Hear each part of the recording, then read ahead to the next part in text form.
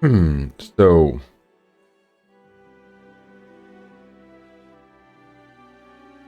Right, we have a quest here. We never went to the Old Oak, but the Temple of the Elk, that's where we're gonna do stuff, eh?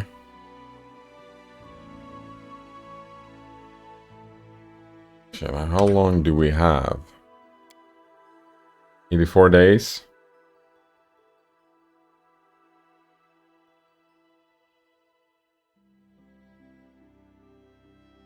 We could go back and give the ring and this stuff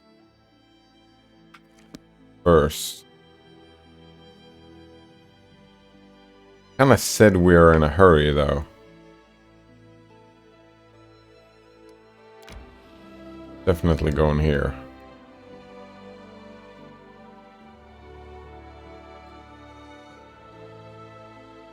And I don't know if this is gonna be the path, or if we're gonna go around.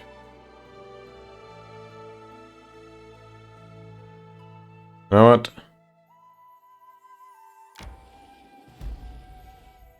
Oak that strayed. Never been to this location. I have not. Resting would be nice, don't you think? Someone says resting.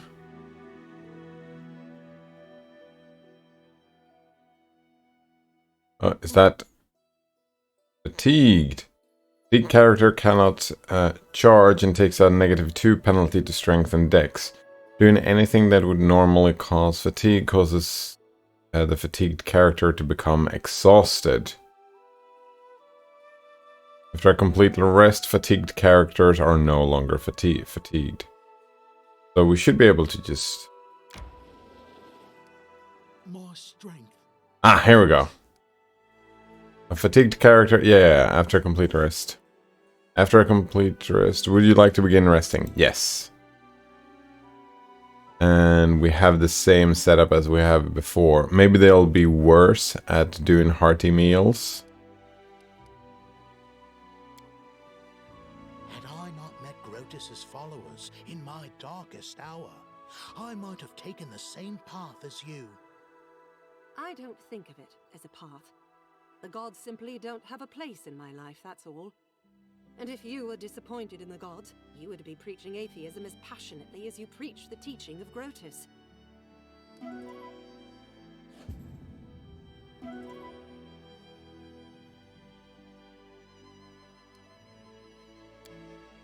Failed with the camouflage, but that didn't necessarily mean that we get attacked. Yeah.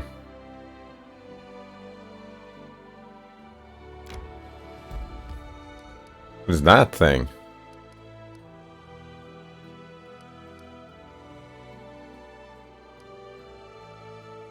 Do I want to check it out? Ah, there you go. Moist basin. Small plants and herbs. Kingdom resource. Medicinal herbs. Oh, sweet.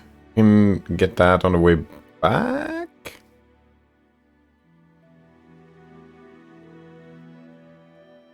Probably respawns, right? Enter. When in doubt, save. Right? Indeed. Always save.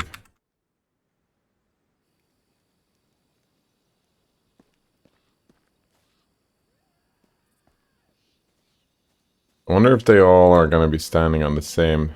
Oh.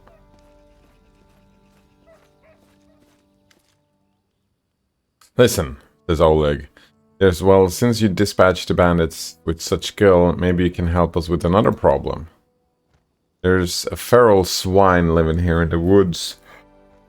Not a normal wild pig, we're talking about a vicious boar, as big as a bear and wicked as a devil. The locals call him Tusk Gutter.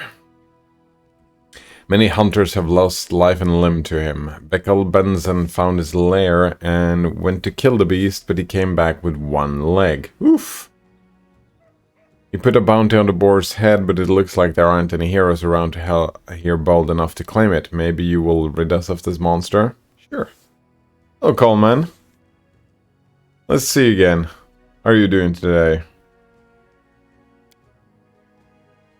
Amiri livens up.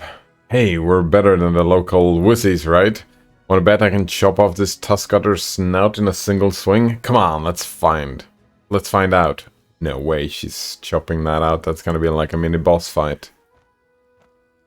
Alright, let's go kill this tusk-gutter. Mary gives you a wide grin and slaps your shoulder. Right. That's the way I like it. Let's do it.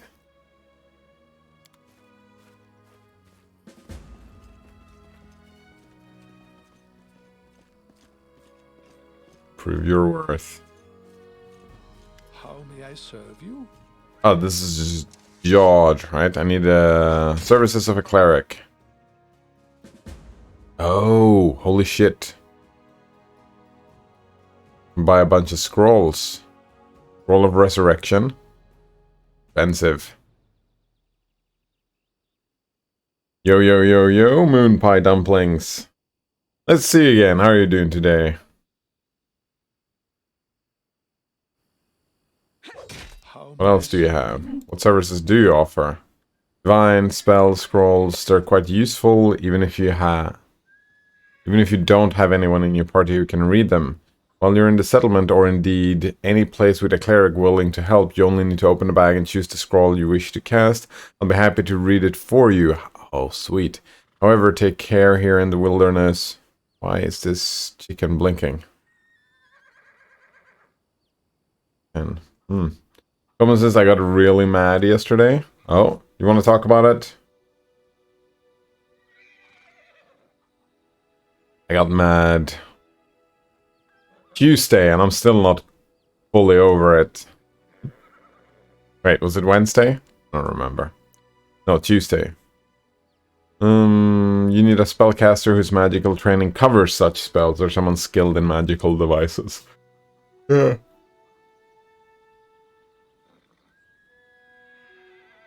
Right, but it can fail, except if we're here.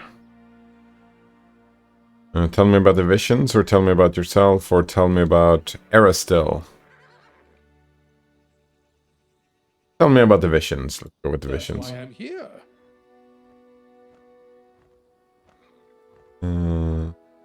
Why do you need to find this temple? What is there to understand? The gods do not send us visions for no reason. We must go to the temple. Then I believe we shall discover the true meaning and wisdom of Arastil's will. Alright, the stag god. I heard of a temple of the elk from a local nymph. He believes a mad druid who served the stag lord once performed his rituals there. Seems that's where the magic mist comes from. To defile the ancient shrine of Arastil, and with such unnatural magic. How could it be that this druid wasn't completely exhausted?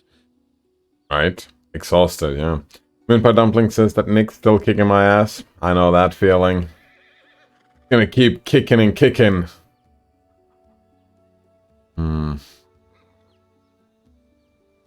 Moonpie Dumpling says I'm trying to understand derivations again. I don't know what the default build commands are. I asked in the Discord. Now I'm just waiting for an answer. That's something that is so annoying as well, right? That you can go in and you have this nix-build. Oh, look at that. We have a nix build command, but we also have the nix build command. Yeah, both of them exist. Oh, not build/build, but help. But that's probably not the one you want. You want the nix-build.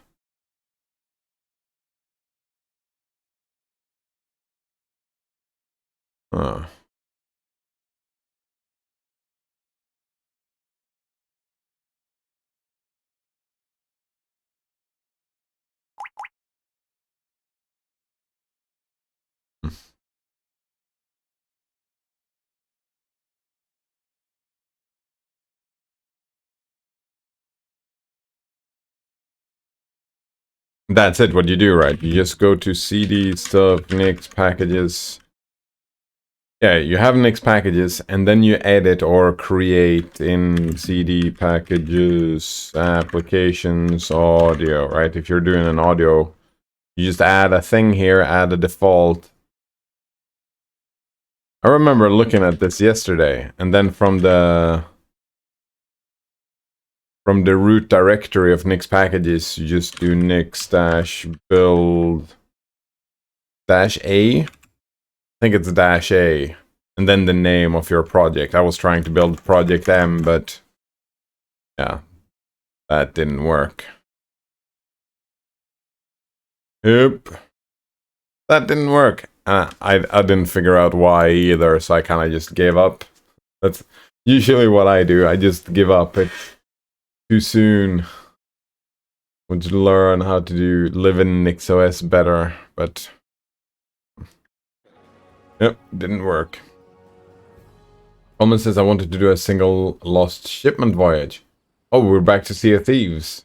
Back and forth? Are you going No Man's Sky Sea of Thieves, or are you done with No Man's Sky? But, says Coleman, I harpooned the barrel with the clue inside, and I didn't want to swim there, and I accidentally unharpooned the barrel with the clue, and it immediately started to sink to the bottom of the sea. Fuck. Accidentally? Damn it. And I swam down as fast as possible, and I couldn't even pick it up. Once I opened its menu. Oh, weird. Isn't that kind of the point that you're...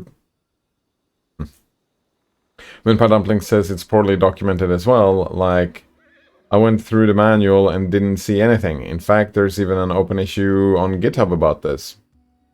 I mean, I found the... where was that? Was that in the wiki? Build... Test now. Next wiki.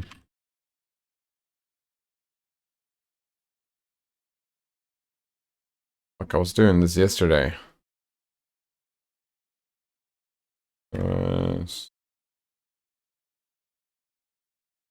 .wiki. Here we go. Create and debug packages.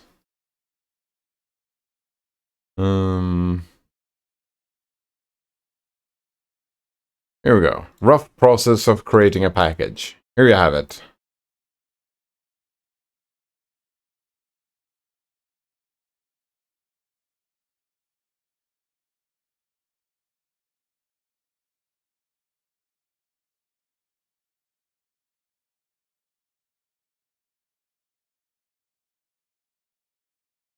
Install from the local repository. Oh yeah, we don't need that.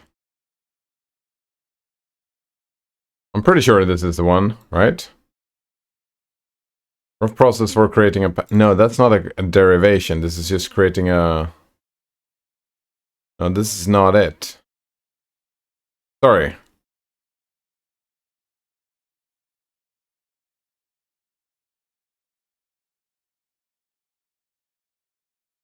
Just...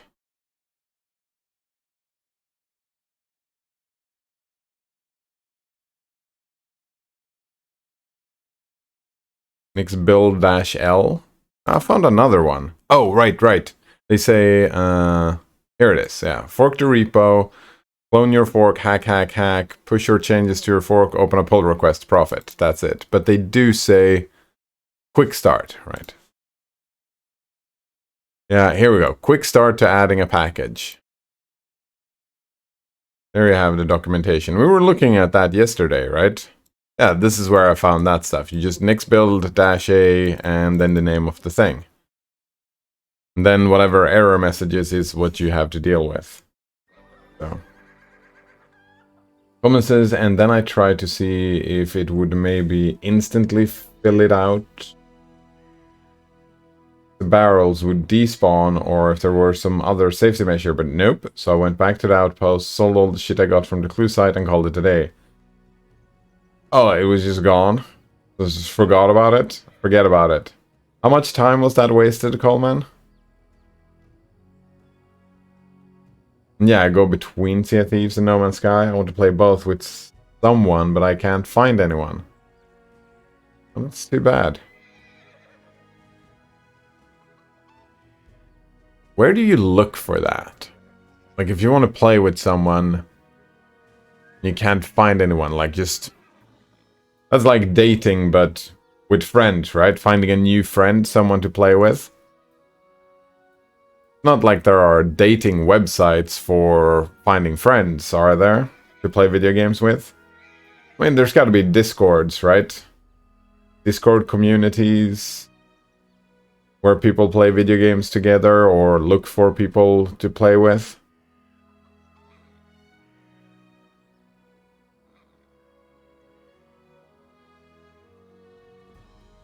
Grandpa Dumpling says, so is the default build command used by standard environment, make derivation? Wait. No. The build command is just this. You clone Nick's package. I feel like that's the easiest way to do it. You just clone Nick's packages. Here we go. Fork the repo. Oh, right. Actually, you fork it on GitHub. Then you git clone your own fork. Then you make the derivation. And I would recommend... That's what I'm doing, right? I'm just grabbing some... I'm just trying to update. I'm not trying to build from scratch, since I don't know functional programming very well, and I don't know the Nix infrastructure very well. That's what I decided on yesterday, right? Just update an old package, see if I can manage. And I couldn't. And if I can't just update the version of a package, then making my own package from scratch, that's like running before you can walk, right? Since I'm not a good programmer or whatever. So I just try to make a simple change to an existing package. Updating the version. And see if I can get that to work. Which I couldn't. Yeah, but baby steps.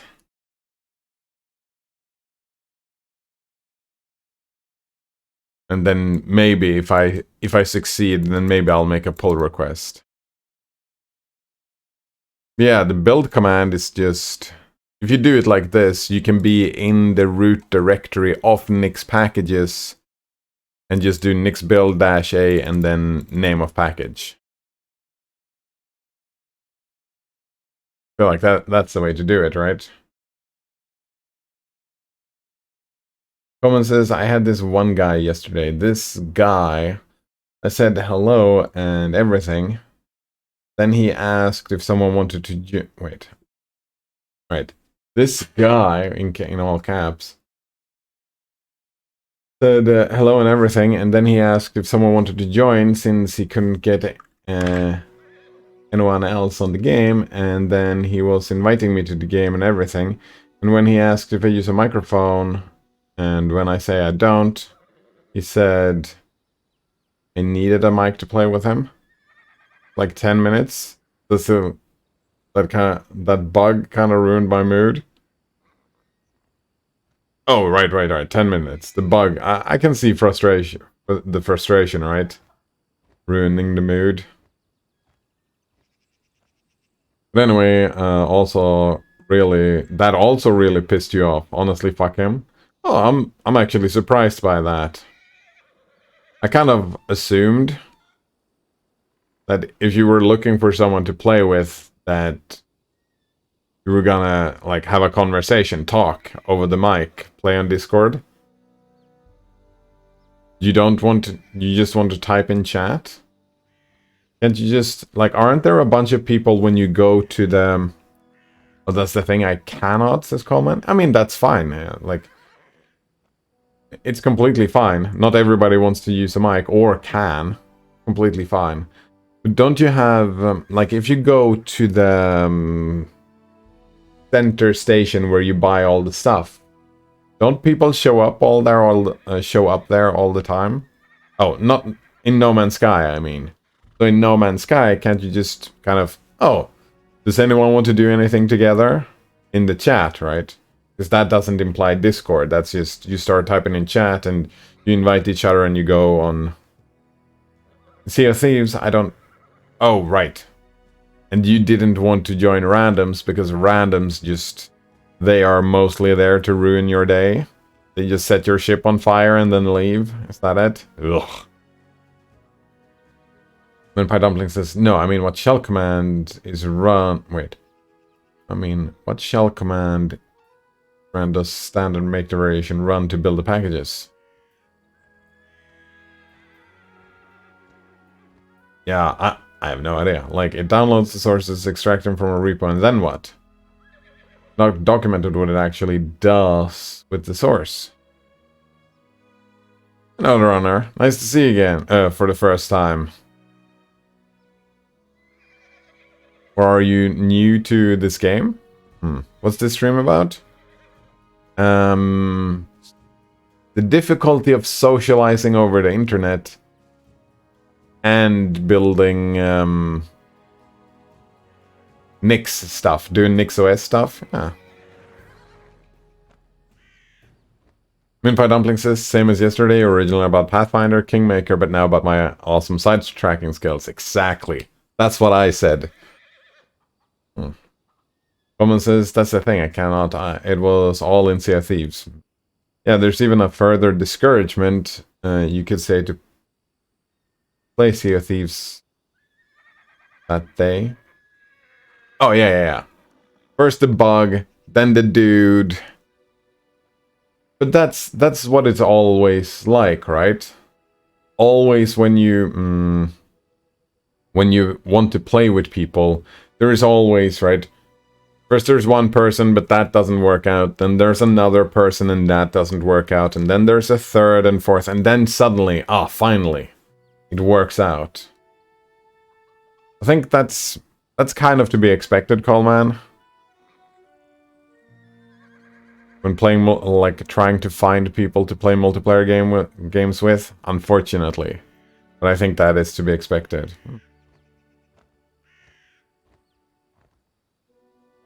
You have to be in a good mood and, like... I don't even know. Open and friendly and whatnot to find someone to play with. I'm a solo player. Oh, I remember when I was playing... I had a friend I was playing Warframe a lot with. And he was always doing the recruiting, right? If we needed to do a full... Radiant Relic or whatever, he was always recruiting because I'm just, no, fuck that. You'll do the recruiting, I'll just watch YouTube or something while you fix that. Because it's not my thing. Yeah. Watching YouTube is good enough. One says, I had a lot of people that actually did play the last month, but they all just stopped playing Sea of Thieves since 2 weeks ago. Or stream from 1 to 4 in the morning? Stream from 1 to 4 in the morning? What do you mean? They stopped... Oh, they stopped playing and... Now they play in the wrong hours. Oh, that's too bad. Everybody left. Right. What were we talking about? This one... What it does. I feel like it depends on the language, right? I would assume that it looks for, right? If you go to...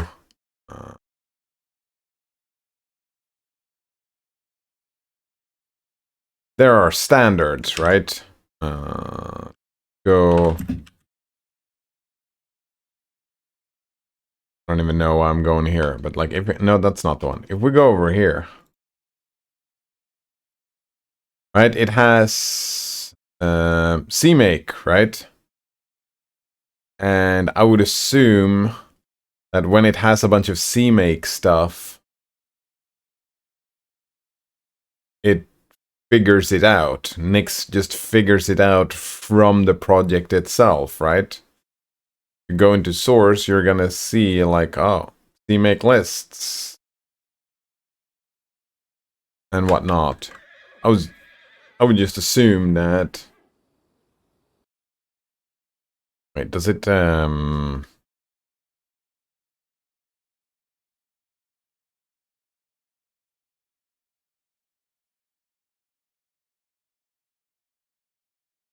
I don't know.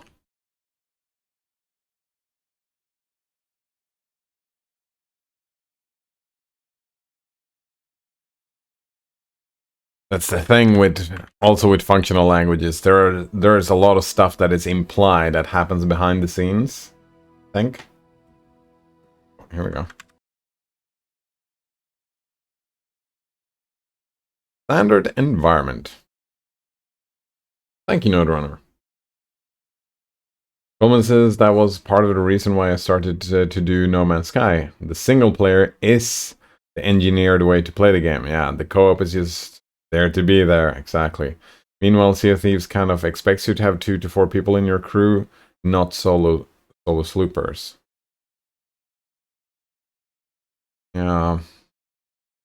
That's the thing that bothers me. I still haven't played Sea of Thieves, but yeah, playing solo, it sounds like it's gonna have...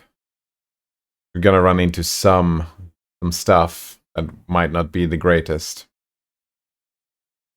What is this? The standard build environment Index Packages collection provides an environment for building Unix packages that does a lot of common build tasks automatically.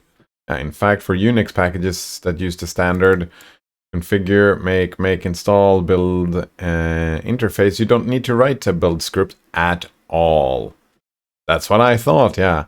The standard environment does everything automatically. If standard environment doesn't do what you need automatically, you can easily customize or override the various build phases. Yeah, that's what I thought. So, like, it's...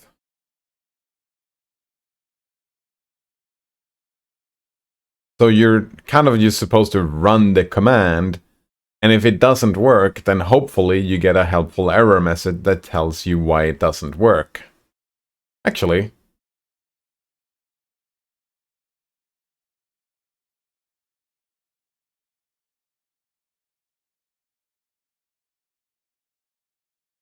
Moonpie Dumpling says, "Oh, that helps. Why is this nowhere on the official wiki?" Nodrunner says, "You're welcome to contribute to the wiki." Yeah, very nice. Actually, Nodrunner, if I if I get to bother you some more. Oh. Do you know if I try to nix build a thing here and I get this? Configure AC is required. I spent like not long, just an hour trying to figure that stuff out in my package here.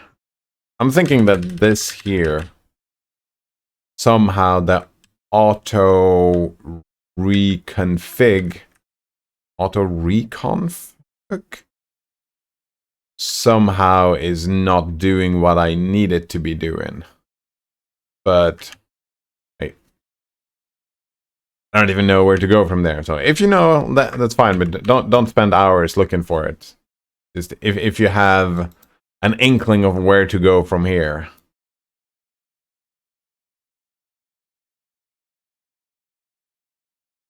Because I was just trying to update version, right? It was from 3.2 to 4.0. Moonpie Dumplings is which one? I mean, the official wiki, right?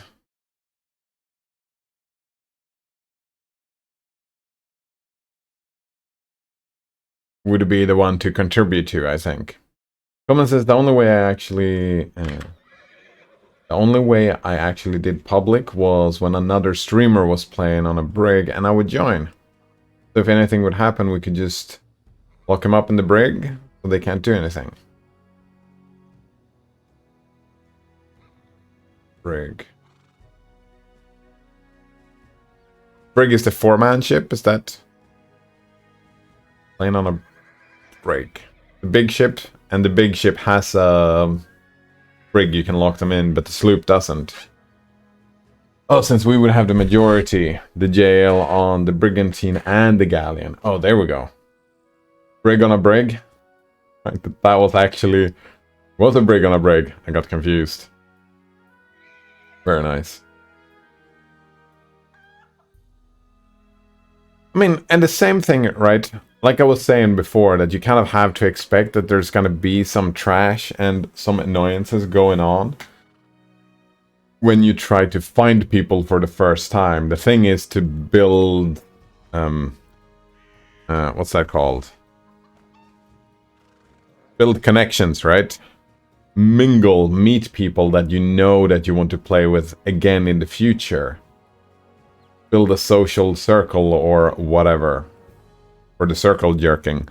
So I think that you could do the same thing if you put your mind for it. This is going to take some... now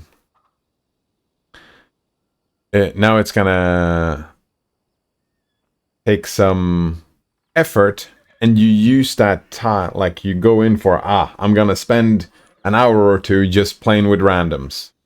And actually socialize with these randoms and just try to find people and be fine that other people are going to show up and burn it down, and then you can block those people so you never have to play with them again, I would hope. Another one says that older Project M releases used to auto-conf, but now it doesn't. Interesting. So...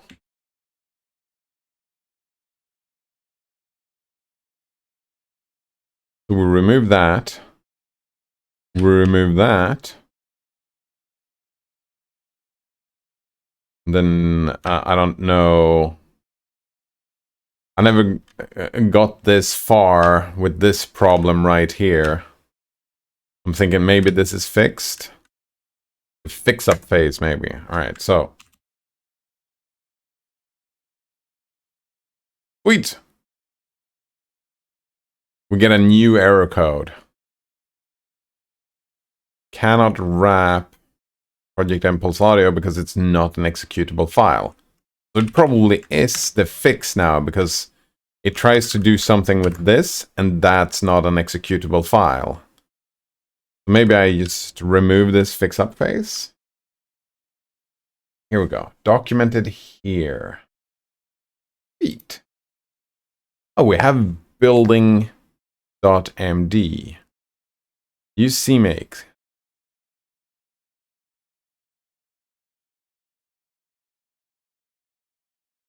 You found that very quick, Node Runner. I feel like I was even inside. Yeah, I think I was looking at this thing. But I got overwhelmed. And just like, ugh. I think that's when I've had enough. So,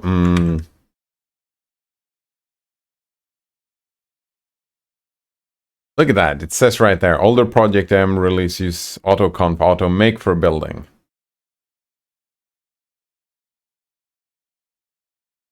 It says right here. Right here.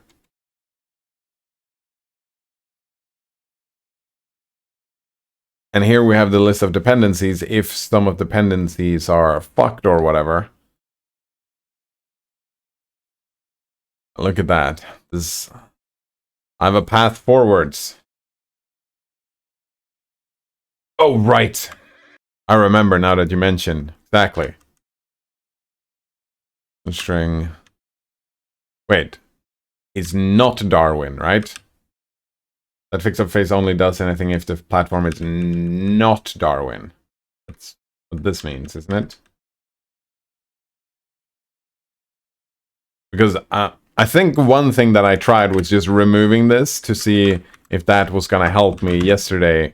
Because I think that's the quickest way to ignore the fix-up phase, is just do that and then try again. But I don't think that's... Yeah, it's still a pulse audio thing, that it doesn't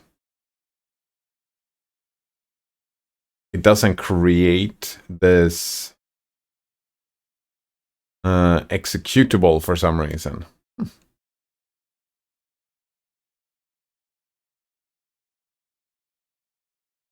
Oh, you cannot block people? Oh, that sucks, dude. Comment says we only had one to two people actually that were problematic during all those streams. Yeah, I would imagine if you have a stream and you invite viewers and whatever, that you would have way less problematic randoms showing up. Everyone else was fine, we would just lock them up and then they would leave like 5 to 15 minutes afterwards. Exactly.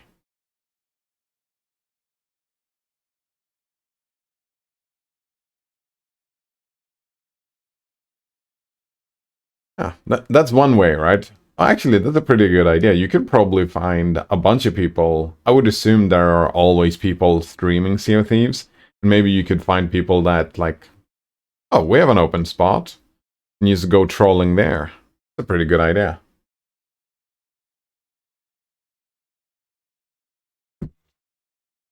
Another one says, I often look at how Arch does something for clues. They have a lot of packages, so it's a good source. But any distro could work. Oh, that's fantastic.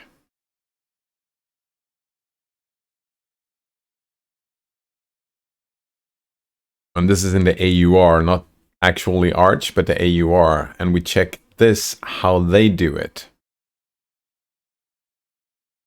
Very nice. And I'm just thinking that we search for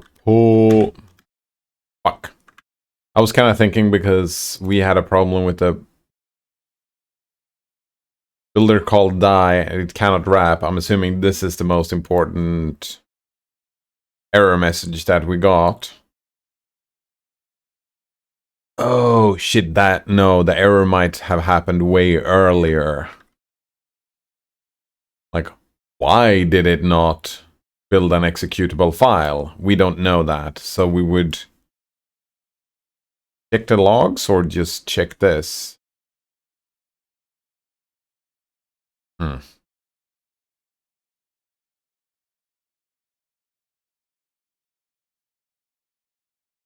We can check depends. GLM lib xx. Oh shit.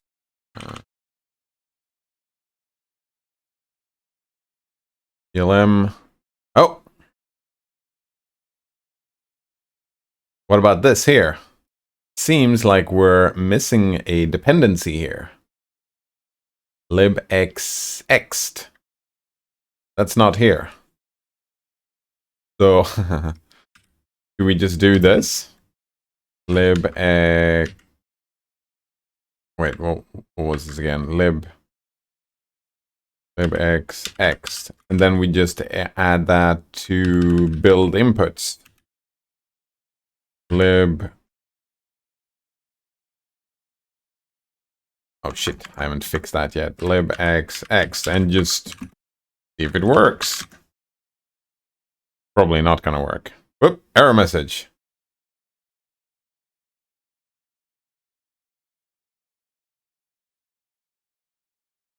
Oh, capital X. Right.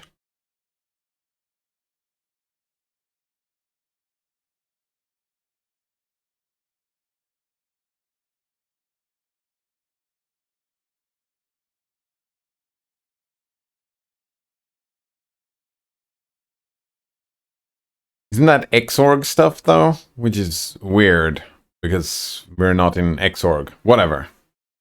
Let's try and... Oh, shit, did I not...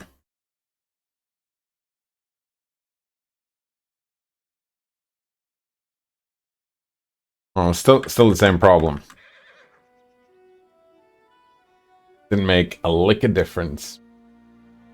Someone said... But from like 8 to 16, the amount of streams is like 2 to 4 times shorter. Which makes no sense because USA. Yeah, well, it is pretty late in USA, isn't it? Well, actually, it's not that late. What time is it? It's gotta be like 10, 11 for you, Node Runner. Something like that.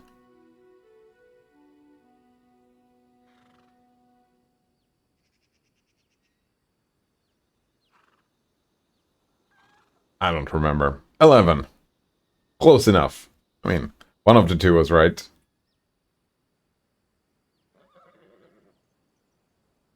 Someone says, I mean, when it is 4 o'clock here, it would have been like 9 to 11 there. Where most people would go to work or something. So why would there be more people in the English category? How many streams are there, Coleman? Have you trolled all of them? Is that what it's called? Trolling? No, there's fishing. What do you want from me?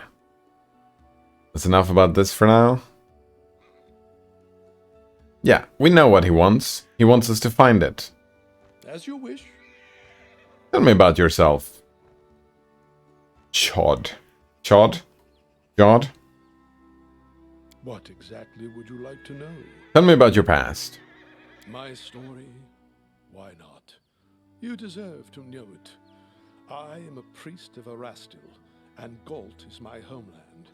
You can imagine what it's like following the teachings of the stag god in a realm torn by discord and strife. Strife. Someone says a check for smaller streams with 5 or less viewers, since there you can find someone to play with. Well, I would imagine that you can probably find someone with 30 or less as well. Maybe even 100 or less. Like, it depends on what they do, right? Because I would imagine that most people that hang out in streams don't necessarily want to play with someone. And also, one thing, right? If you find a stream with 30 or even more people, that's not a lot of people. Maybe you could find someone else to play with. You don't actually have to play with the streamer, right? You could find some other people.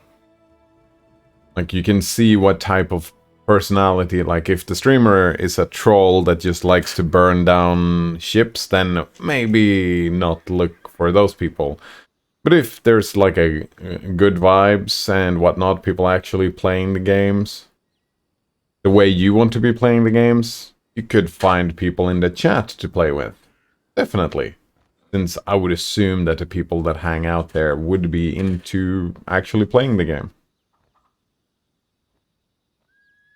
Someone says, since there you can find someone to play with.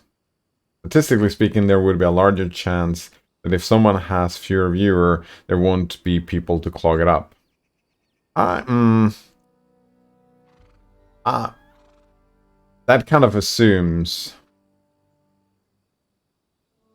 But either way, statistically, there are more chances that you're gonna find someone in chat to play with. Right? The more people in chat, the more people, like, can do an, hey, my name is Coleman, I want to play some games, I want to do this and this. Does anyone want to join me? Right? Like, you know, some guy with 800 viewers already has other streamers to play with, the mods to play with. Yeah, exactly, yeah.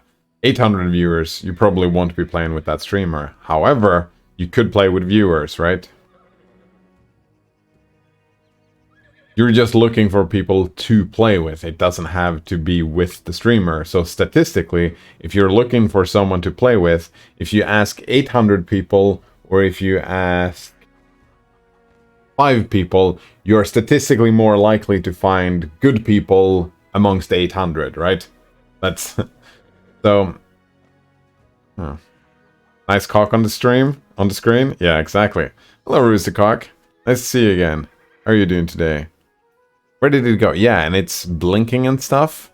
I'm looking forward to talking to... Oh, there's a chicken and a hen. Someone says, I think most people would think that would be like advertising or some other bullshit like that. So fucking what, Coleman? So fucking what? So they ban you. Alright. Now you're gone.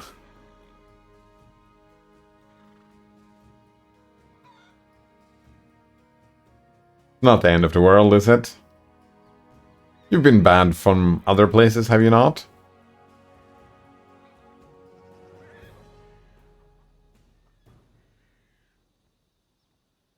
I mean, it kind of is, but it's not like you're not trying to sell anything. You're just advertising, oh, I'm looking for a group. Yeah, I'm just looking for a group. Might not even, you don't even have to create your own group. You can ask, oh, is there a group that needs one more player? Coleman says, I've only been banned from one channel before because the streamer had a stick up their ass. Ah. It's not the end of the day, right? You could frame it, like this. Is it okay if I look for people to play with in chat? You can ask it as a question, and by asking the question, you already are looking for people to play with. So if they're not happy with that, well, they're not gonna ban you, they're just gonna tell you no, and maybe someone will DM you. Or someone will respond in chat. I'll play with you, even though you didn't. If people consider that advertising.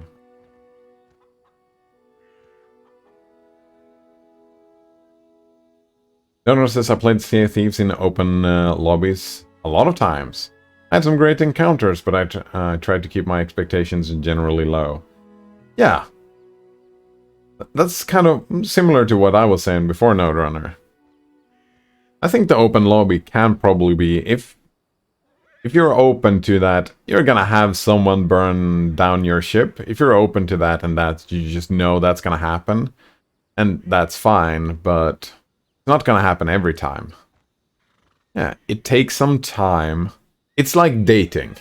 Yeah, that's what I was saying. It's like dating, but for friends. That some people you're just not gonna... It's not gonna work, right? Some people want you to have a mic, some people don't want you to have a mic. Right, Coleman? But sooner or later you are gonna find people that plays the way you want to play. Socialize the way you want to socialize. Just playing the numbers, statistically, right? Statistically, you're not gonna like everybody, and not everybody's gonna like you, and that's completely fine. Coleman says, but another thing that I can only have with streamers is that I want to see the gameplay from their perspective.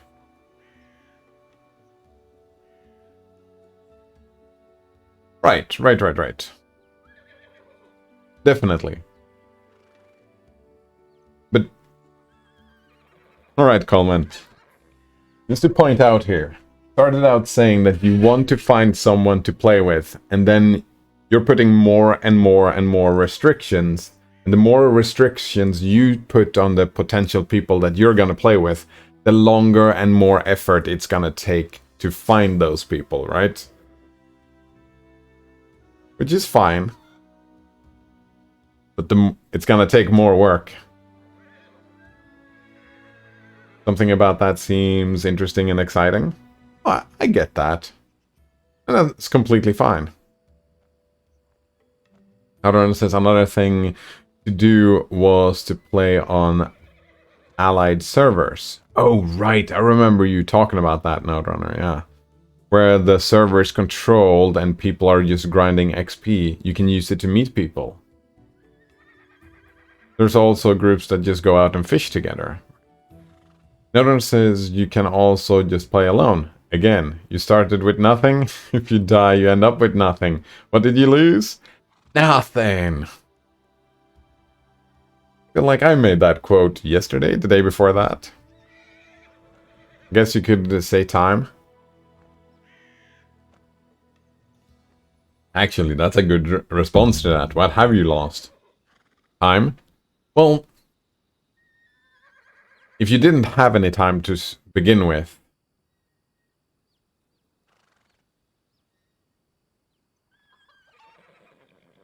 something you can learn from... There are certain games, and especially, right, grinding games, like Sea of Thieves. A lesson we can learn from that is when you spend time and effort doing something, the results feel more sweet when you have spent all this time and then when you finally succeed, because, I mean, enough time and effort put into it, you are guaranteed to find someone to play with that fits your stuff, right? It might take you a year, but still, it might still... Oh, so worthwhile. Maybe, maybe not. Promises, but also the mic guy was especially discouraging because it last happened like half a year ago. Yeah, see that. Roostercock says sometimes open lobbies are great. I remember once playing Half-Life 2 multiplayer, but instead of playing the game normally, I just stood and banged my crowbar against the shaft. At first people would just kill me, but as I kept going at it, I ended up with 3 other joining. Yeah. Exactly. That's what I'm saying. It's like dating. You're gonna find some people that you have a good time with, some people that you don't. Coleman says, but also I do get that there should be some problems. You can't just farm shit endlessly because it would then get boring in a heartbeat. That's, if I remember correctly, that was Node Runner's experience, that these allied servers where people just did the grind XP. That was the experience, that it got boring. Coleman says, which is why I actually like the Devil's Roar. Because almost no one goes there and it has environmental hazards for you and your ship. Don't know what the Devil's Roar is, but... Good times. Yeah, it's like, if it's not dangerous... I mean, that's kind of the appeal with the game, that it is dangerous, isn't it? Oh, and you can extend that to, oh, if a random person is gonna join our team, are they gonna burn the boat down? Exciting! Or bullshit. It's all a matter of perspective, isn't it? Rebellion and suspicion are the pillars of Galt. Led by Erastil, I tried to guide my flock to embrace tranquility and balance, and guard them from hasty judgment, until I fell from grace myself. Foolish, foolish old Jod. Wait, who's Galt? Oh, a nation of free thinkers and radicals renowned for brilliance, poets, artists, and philosophers whose ideas shaped the politics of the whole Avestan. My misdeeds cast a shadow over my life and service. In search of redemption and a balm for my soul, I took to the road. I had come nearly to despair when Erastil sent me a vision of the Temple of the Elk. I knew that very moment that the stag god had shown me the way to redemption. I wonder if this dude is gonna fuck us over and join the stag lord. Because he's liking the stag god. And we are there to kill the stag lord. All very convenient. Isn't it?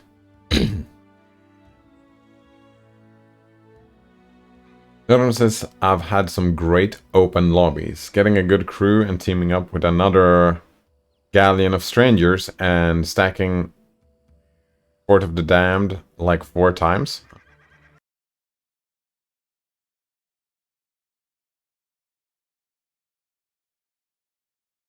I've seen this picture before.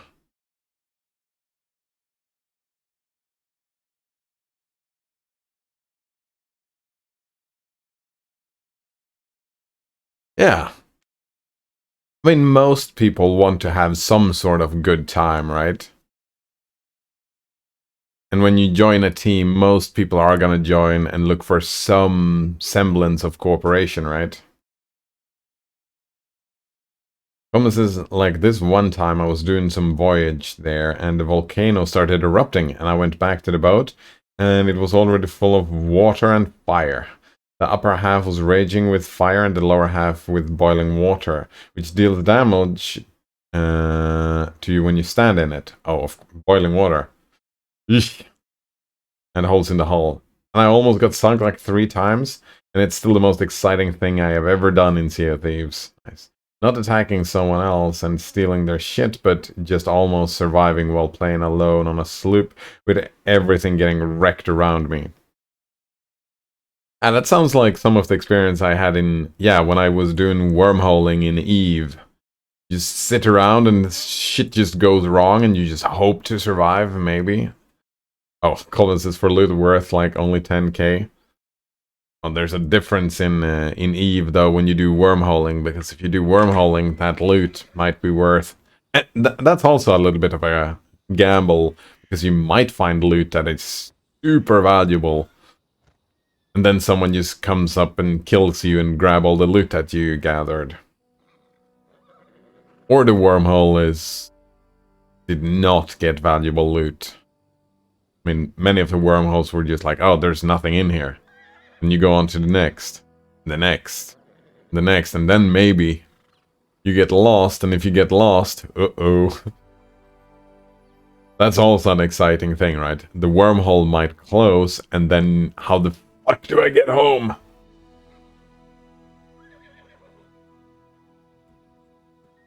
Another one says, like, I got to the point where I was a pirate legend and I had everything I wanted, so I just started collecting every cosmetic in the game because I had nothing else to spend my cash on. There you go.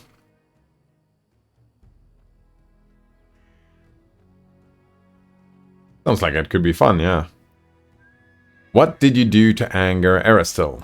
Well, if you truly wish to know, I'll have to start from a long time back. Werewolves preyed upon the lands around my village. They murdered people for fun or sport and left the corpses to rot on the roads.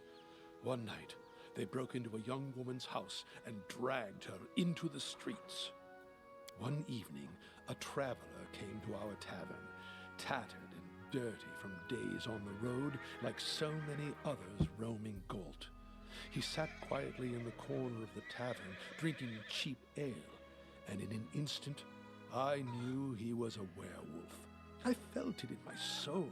It was like Erastil himself had whispered it into my ear.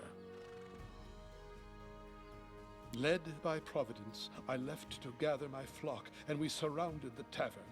The retribution was swift. However, I was tragically mistaken. The young man was no werewolf. He was a bandit, sent to spy on the village by one of the local gangs. We only found out after, when we went through his things.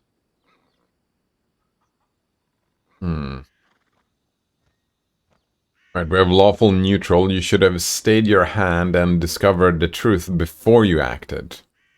Yes. That. Or... Actually, I don't have to judge at all. I can say, I see. Please continue. Yeah, let's go with that. Go chaotic neutral. You still save the from another danger. Not necessarily. Let Jod tell their story, I think. I like that better. One says that the Glitterbeard ritual is also worth doing if you haven't. Oh, right. That's gonna be difficult though, right? A lot of work setting that up. Whatever the case, I knew Erastil was no longer pleased with me. It was terrifying. Jod's voice wavers even now. One can glimpse inside him the remnants of the horror he lived through. So maybe Jod is on a path on betterment. Imagine how my mind raced when here in the stolen lands I heard the voice of the stag god once again. He gave me another chance at service to atone for my guilt. Now I have regained hope, and that very hope is my most precious possession. Are you sure that you heard the voice of the stag god and not the stag lord?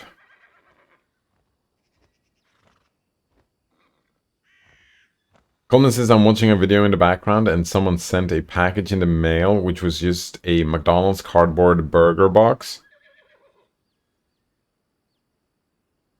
Fucking ads. Fuck McDonald's. For some, it is a land of freedom, where power belongs to the people, not to lords or kings. For others, it's a land of never-ending revolution, a realm surrendered to anarchy. It depends on who you ask. For me, I found Galt a violent place. Crowds eager to lynch a stranger for that accent or appearance, where a single word uttered at the wrong time or place can spark the people to riot and cities to burn. For me, it is a place inhabited by the frightened and the desperate, always suspicious, watchful of trickery. All too often they are deaf to the voice of reason. They cannot grasp that chaos and lawlessness lead only to yet more chaos and lawlessness. All my life I've tried to break through to these poor people, but alas, I don't seem to have made much progress.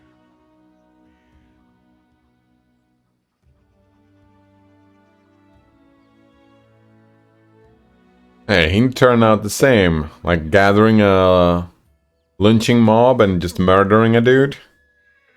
You look at that. That's enough for now. As you wish. Wait, didn't we just say tell me about Aristil? No, tell me about... Oh, that's the... Oh, that's the... Yeah, tell me about Aristil. Of course. It would be my pleasure.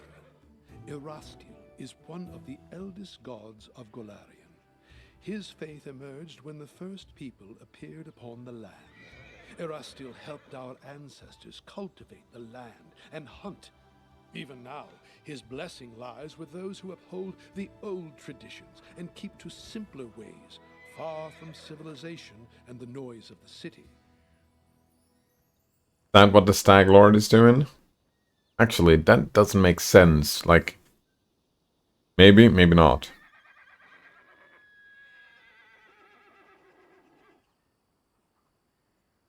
When someone says, wait a moment, the cities have their strengths as well, don't they? Civilization fosters science, trade, and invention. And that often improves life for us all. I mean, Aristil is one god, and like, if someone follows Aristil, that, yeah, fine. Why would you say this? It's a false binary, especially in a, what's that? Polytheistic religion, right? Which, that is what exists here, a polytheistic religion. Why would Aristil then care about cities? Yeah, family, farming, hunting, and trade. I mean, sure, a little bit trade in the cities, but it makes sense that people live out in the bush or whatever. What does Aristil demand of his faithful? The word demand does not befit the stag god. Honesty and friendship, loving families, merry weddings, and newborn children in their mother's arms, they bring a smile to Erastil's face. He loves his people and rewards them with fortunate hunts and plentiful harvests. But he has no temper for sloth and vanity. He never bestows gifts upon his faithful without first measuring their worthiness. We ourselves must win our daily bread, but the stag god comes to our aid in times of need and strife.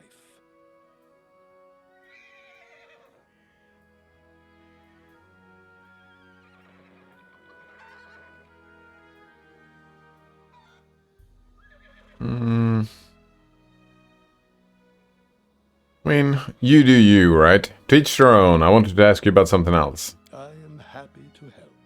Thank you for the story. We may speak more later. Farewell. This is still the same conversation? I think this is...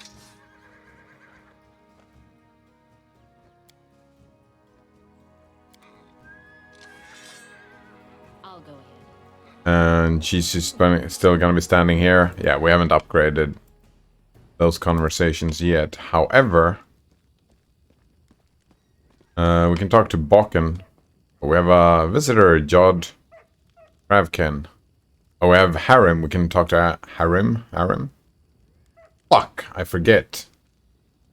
I'm gonna make a note of that. Thanks for the reminder. Is it, maybe it's too late? I hope it's not too late.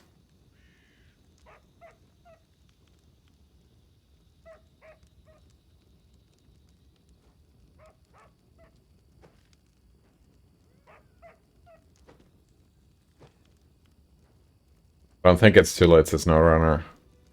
Alright.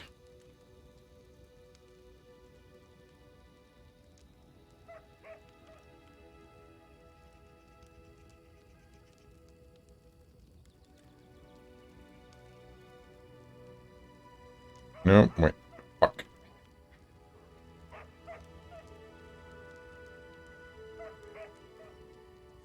Alright. Thanks for the reminder, yeah. Rusagok says ask him to renounce the Stag God and join the Great Church of Chicken God instead. Alright, I was gonna check out... I don't think I can do anything with the chicken. It's just here blinking.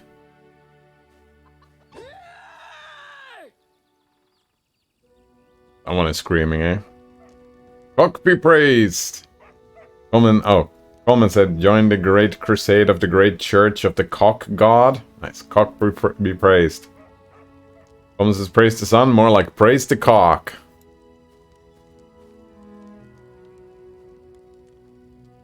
The path is clear. Good times. Good times.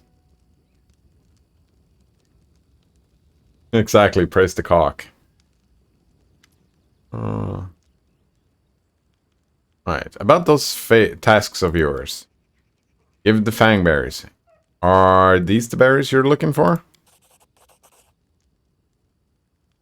Woken impatiently grabs the basket from you, but his face falls after he examines the berries.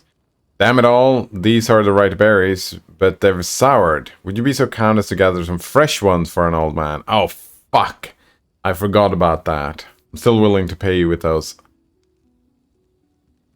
Oh. So it is a timed thing. I need to go pick him up and go straight back. Which he asked me to do, and I just forgot about it.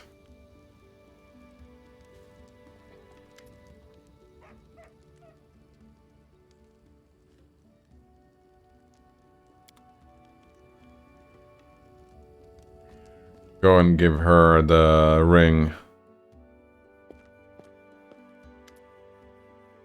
Here's your ring, Svetlana. Kressel gave it to me. I even managed to convince her not to fight me. Svetlana sighs bitterly. I suppose I should tell you the truth about her. Kressel wasn't her real name. Her name was Irena before all this. She was the daughter of my mother. Oh, and her second husband, my half-sister. I can't help but feel like everything that happened to her was my fault. She always had a wildness to her. She'd wander the streets hanging out with a bad crowd until the day she passed.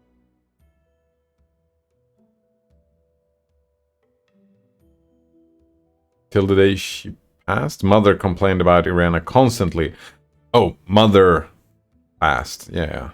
Back then, it was just cruel games and strange escapades. She never really hurt anyone back in Rostov.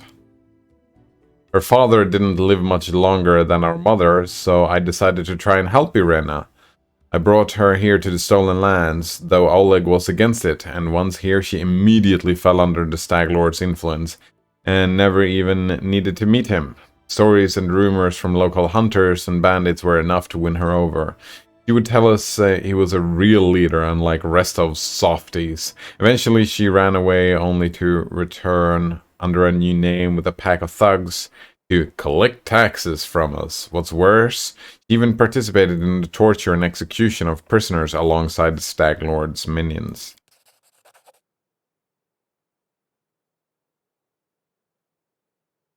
Rusagok asks, where was the Icewind Dale free game? Oh, Twitch Prime. Right. Should have mentioned that straight away, eh? Yeah, Twitch Prime. So it's free-ish.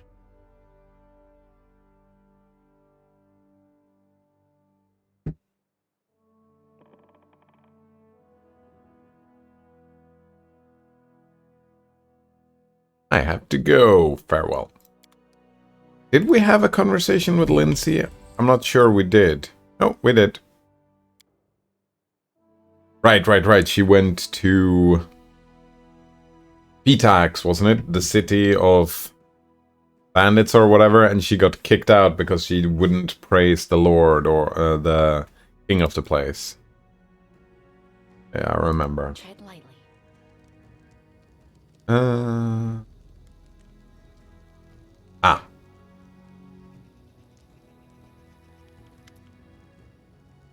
Aaron pulls his beard, muttering something that could be either prayers or curses. Upon noticing you, he winces. Eh? What? Ah, it's you, Madrid. Did I startle you? I'm sorry. Oh no, that doesn't matter. I was just contemplating the futility of existence and the worthlessness of the universe. The ways of Grotus are great. My humble mortal mind cannot fully grasp them, but I do what I can. Interesting that the priest dude over there had voice lines, but the actual companions do not. Tell me about your past. My life is divided into two parts. The first was filled with blind wandering, doubts, and attempts to serve Torag. The second part, I began to accept Grotus into my soul and received a clear vision of the world. What exactly would you like to know? Who was Torag? Father of creation is a stoic and serious dwarven god of the forge. God of the forge, protection and strategy who values honor, planning, and well-made steel. Distant deity. Where are you from? My life story began in Larad, a city of dwarven clerics and acolytes. They served Torag and the other dwarven gods. Torag's brothers, Angrad and Magrim, Torag's wife, Fulgrit, and his daughter Bolka, and his sons... Oh, just a bunch of names. Grundinar, Cols, and Trud, and also Torag's sister, Dragonvit. Arim curves his lip in contempt. I wouldn't be surprised if they've built a temple to Torag's pet dog. Sorry, I let myself get carried away. Harrig sighs and pulls his beard several times. Larad is the second largest dwarven city in the Five Kings Mountains. It is built up around numerous temple caverns, which serve as places of worship for all the dwarven gods. Many pilgrims from every corner of Golarion come to Larad to pray to their gods. Some remain to live there.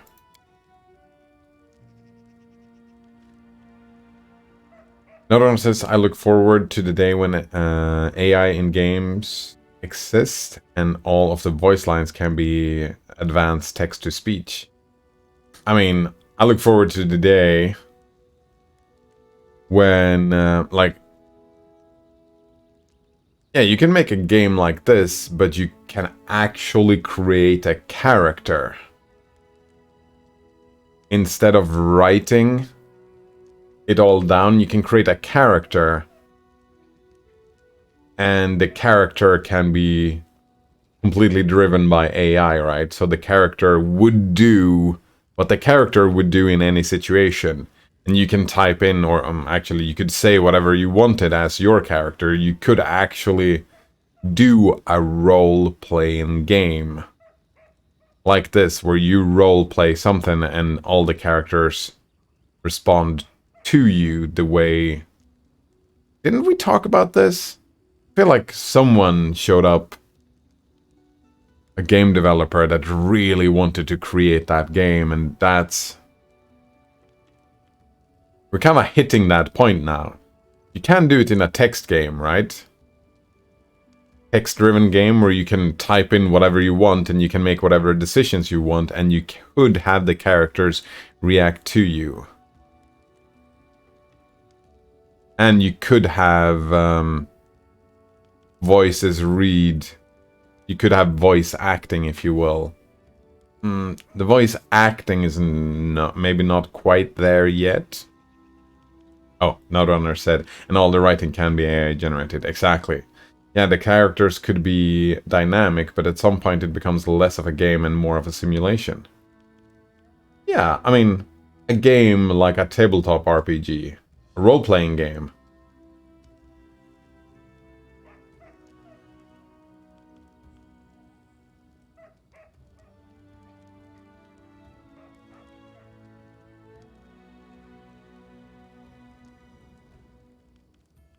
You once tried to serve Torag?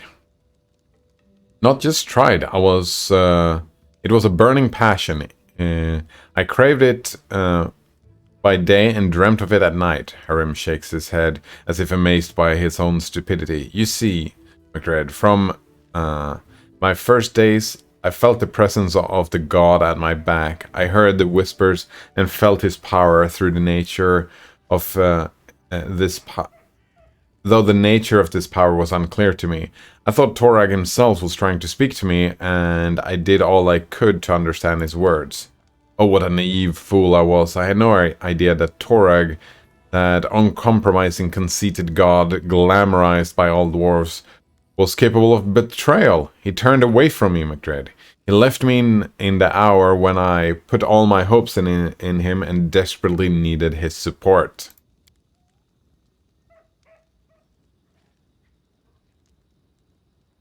Northern says, I think you should try another project besides Project M. It's not a simple change between the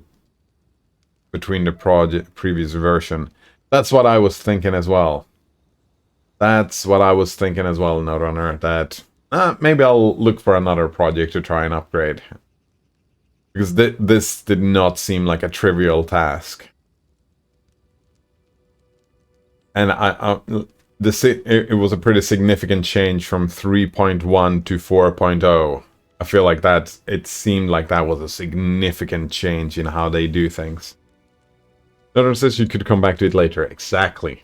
That's what I was thinking as well. Maybe spend another half hour just checking it out a little bit, and then leave it behind and do something else. Roostercock said, I would imagine there has to be an AI-based Dungeons and Dragons at this point.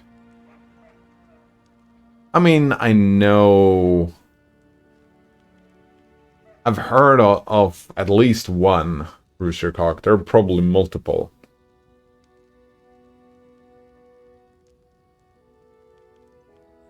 But actually setting it up to work impressively, that's probably gonna be a month or two more.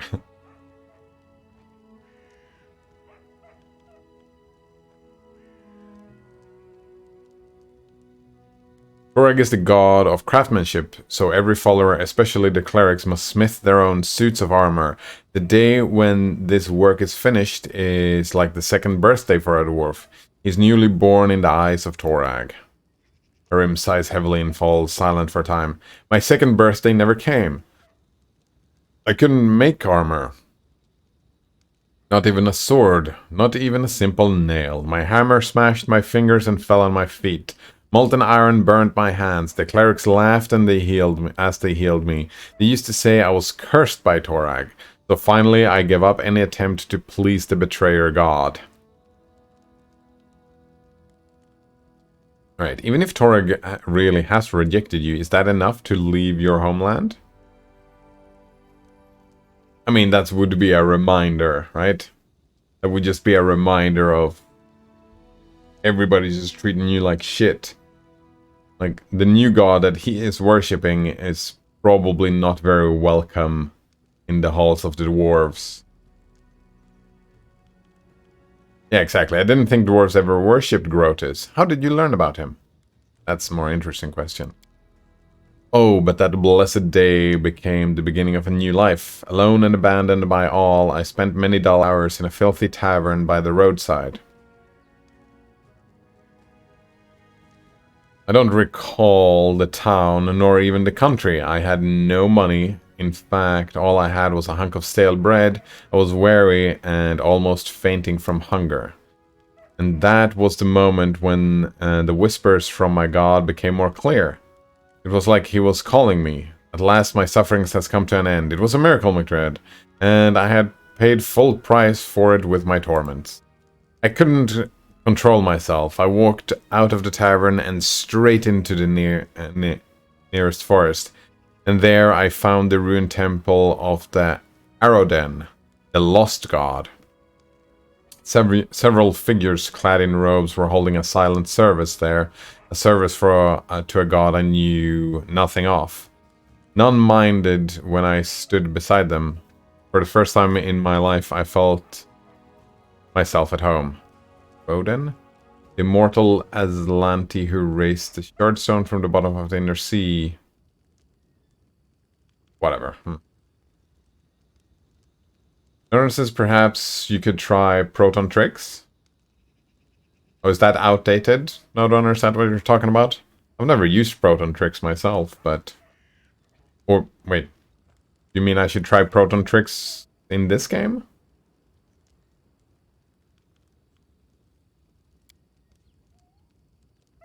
My new brothers told me they were clerics of Grotus, the god of end times. They were traveling around Golarion, spreading the teachings of Grotus, despite all the persecution, contempt, and misjudgment they received from others. I gladly shared this burden with them, for now I knew whose voice had whispered to me through all those years. Yeah, this all makes sense. Very slightly outdated. Oh, nice.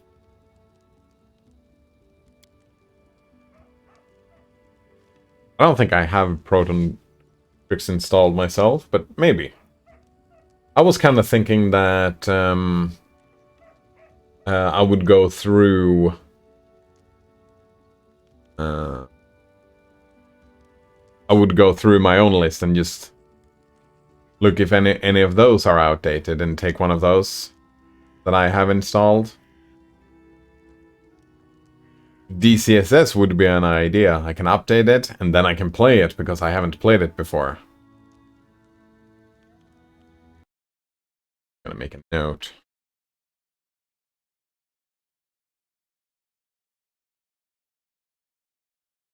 Since these are pretty good tips.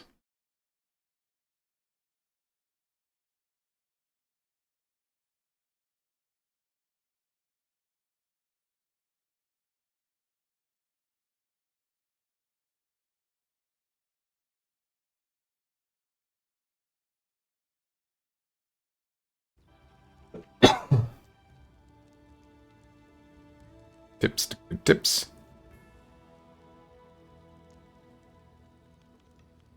I'd like to learn more about dwarves. They are short compared to me. Wait, no, I already knew that. Most dwarves are self-satisfied, stubborn fools serving Torag. They don't deserve my good attitude. Arim winces. But you can ask what you want to know, I'll try to answer. Tell me about the 5 Kings Mountains. The Dwarven Kingdom. Yes. Well, it's to the south from here. It survived many trials, and there will be more yet to come. Arim strokes his beard, contemplating. There is no unity amongst the dwarves, McRed. The 5 kingdoms rule over our people. They sit on the thrones of the 5 greatest cities, and with every passing day it grows harder for them to come to any agreement.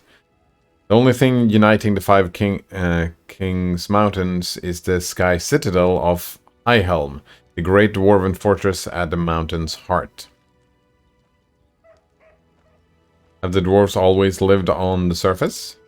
Oh no, eons ago all dwarves lived deep beneath the surface, and they did rather well judging by the historic records. They built fortresses befitting noble dwarves, but our restless god Torag sent us a prophecy, the quest for the sky. He ordered all the dwarves to abandon their fortresses and press upwards to show their beard to the sun, as they say. No dwarf fortresses here, eh? This journey was long and bloody. Many dwarves perished on the way. Others turned back, keeping to their ancient strongholds. Eventually Others turned back, keeping to their ancient strongholds, eventually to turn into evil Duergar, Grey Dwarves. Those who survived reached the surface and founded the Sky Citadels, the most glorious cities in dwarven history. Why would they turn into evil Duergar? Oh, right. If you have a god that is binary and it's like, oh, do this or else. if you reject that god, they are evil. They turn evil then. Just like Harim here would be, well, he's chaotic, but on the path to evilness.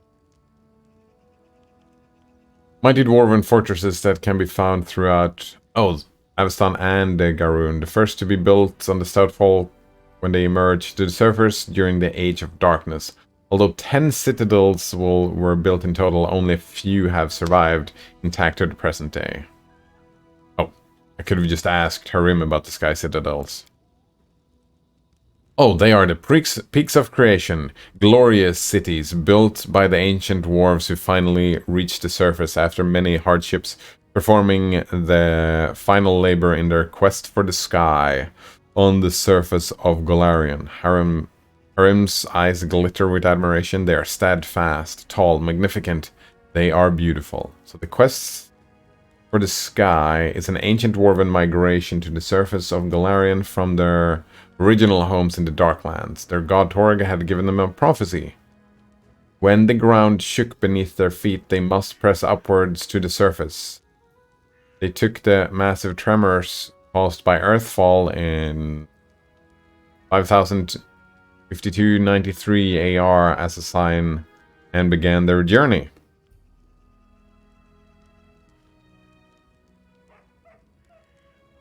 Wait, it took 300 years? 300 years, oof. Donor says that today I got a new AI tool. Oh? What tool is that? Any exciting tools, eh? The 10 citadels were built by dwarves, but we've managed to keep only a few. The citadels crumbled, and the orcs, sworn enemies of our people, trampled their blessed streets and ruined the gorgeous palaces of the ancient kings. Harim's eyes grow misty with tears. These were heavy losses and a disgrace to our people. Called Code Whisper, recently released by Amazon. Code Whisper. That like the GitHub one. Copilot, Code Whisper, someone who makes code for you. Copilot, yeah.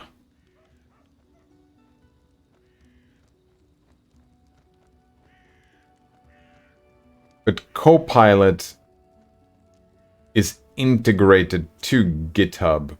Code Whisper is a new AI tool that you can put on your own computer. As you said, I got a new AI tool. That kind of implies that you got it running locally. Is that? Seems pretty neat. My helm is the jewel of the citadels that remain. It is located in the heart of the mountains and at the heart of every dwarf. Yes, yes, my heart too. There's a dwarven saying that if an enemy reaches High Helm, every dwarf from all the corners of the world will come to defend it. Harim casts a sad glance at you. I'd be there too, but not to help the Citadel's defenders. I'd be there to witness the fall of our people with my own eyes, and mourn it.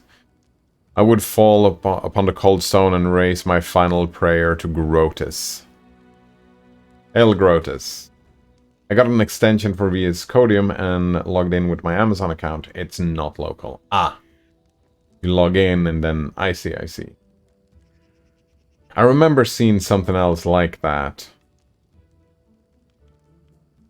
Someone were doing ads some time ago. I think that was specifically only for Python though, but seems neat. Google.com. Stable Horde.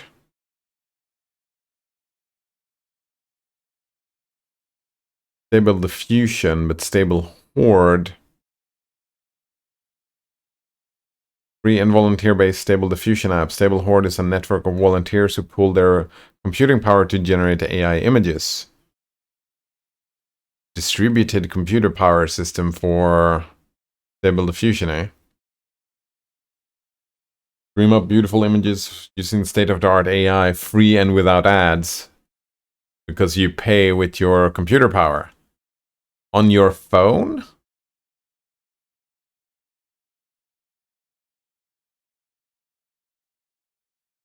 Totally free, no catch. I mean, some people would call that contributing. They might call a catch. Stable for the horde. Oh man, I love that. There we go. Stable horde. Install.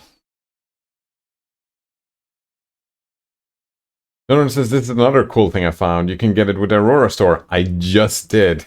Just did. No, you don't pay with your computer power? Wait, why not? But I can, right? Hey, listen. It was installed. Wasn't that what it said?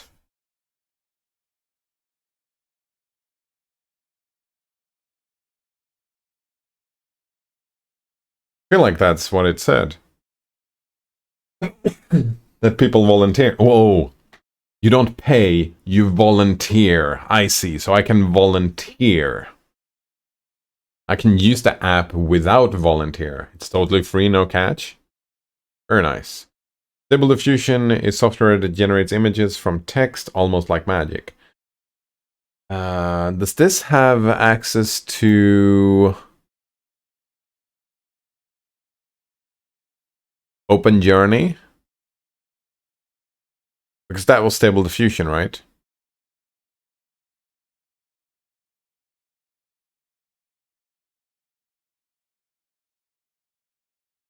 It does. Very nice. Notice says you can create an optional account and contribute and get kudos that let you generate images faster, but I'm using it without an account, no problem. Nice. Might create an account and contribute a little bit just because, right? That is something. I'm not the greatest at contributing with good stuff, but something I can contribute with. It's just, well, I'm not using. So I can help a bit. I can help a bit. It's an easy way to help. Sweet. That, I feel like this is a great find for me. I might even use it to create wallpapers or whatever. It does. It's called Mid-Journey Diffusion. I think it might be what OpenJourney used to be called, but they had to change their name. I see.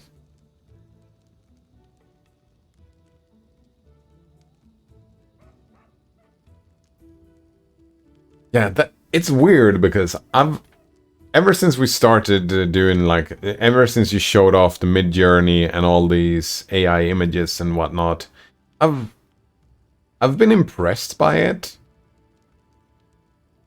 but I haven't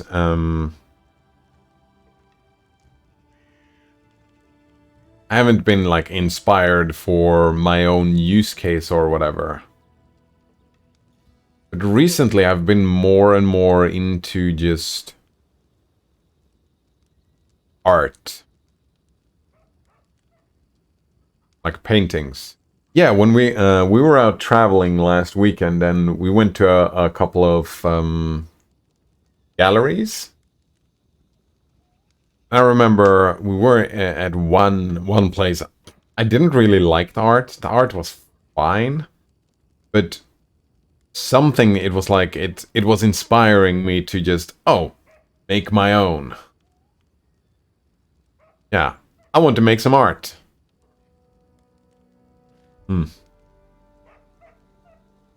Or well, with the help of AI then. Actually, that's not what I thought then, because those were oil paintings, and I was just like, oh, I feel like I want to do oil paintings, but of course I might do with this thing instead.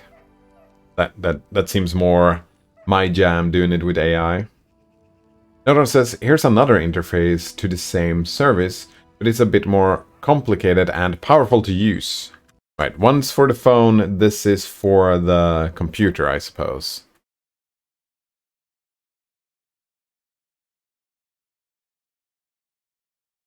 Oh, Oh. Oh, it's right here. It's not even, you don't even download it. You just do it from the browser.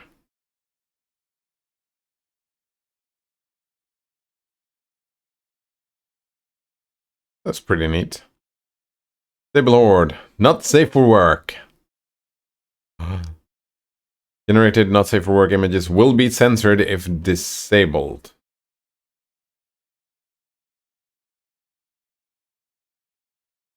Oh.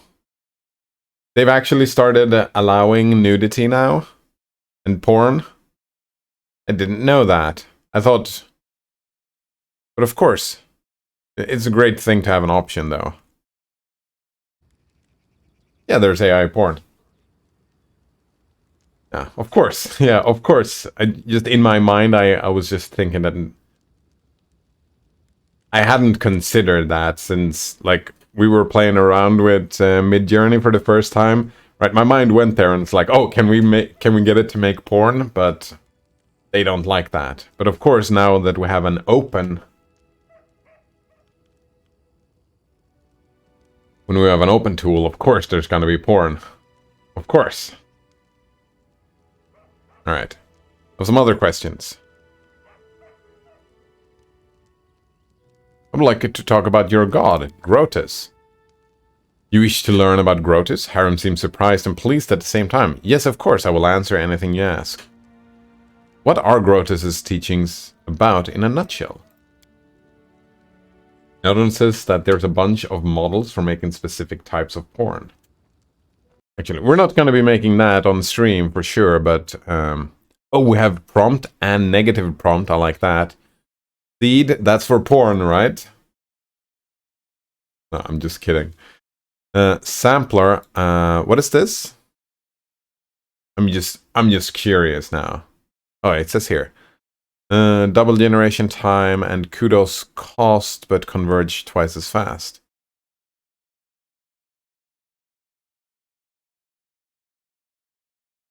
Oh, you can pay for it. I'm not going to be paying for it, though, but... Oh, batch size. How many images do you want? Sweet. Steps. Keep step count between 30 and 50 for optimal generation times. Coherence typically peaks between 60 and 90 steps with a trade-off in speed. I mean... 42 steps is the only choice, isn't it? Width and height, or size. Guidance. Higher values will make the AI respect your prompts more. Lower values will allow the AI to be more creative. Oh, sweet! Well, I like that. Do we have clip skip? Last layers of the clip to ignore. For most situations, this can be left alone. This may produce better results. For example, anything diffusion and clip skip to pairs. Don't know what that is. Let's not talk about pain. I don't even know what a sampler is. It just says, oh.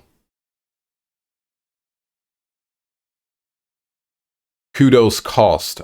Oh. Wait. No. Kudos cost. You said that you get kudos if you get an account and share your computer. You get kudos.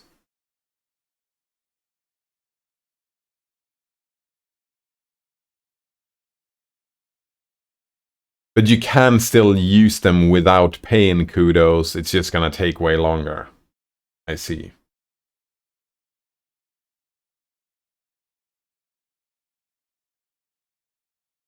Samplers, a comprehensive guide. All right, what do we have? Many sampling methods are available in some Euler, Euler A, DDIM. What are samplers? How do they work?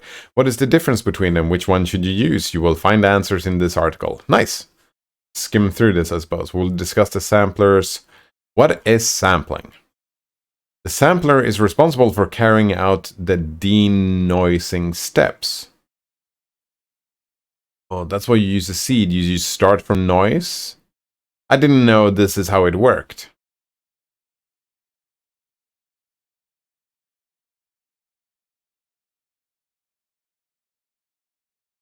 To produce an image, Stable Diffusion first generates a completely random image in the latent space. That's why we have access to the seed, yeah.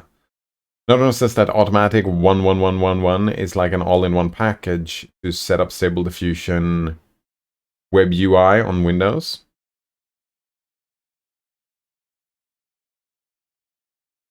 Right. The noise predictor then estimates the noise of the image. The predicted noise is subtracted from the image. This process is repeated a dozen times. In the end, you get a clean image. We took 42 steps, right?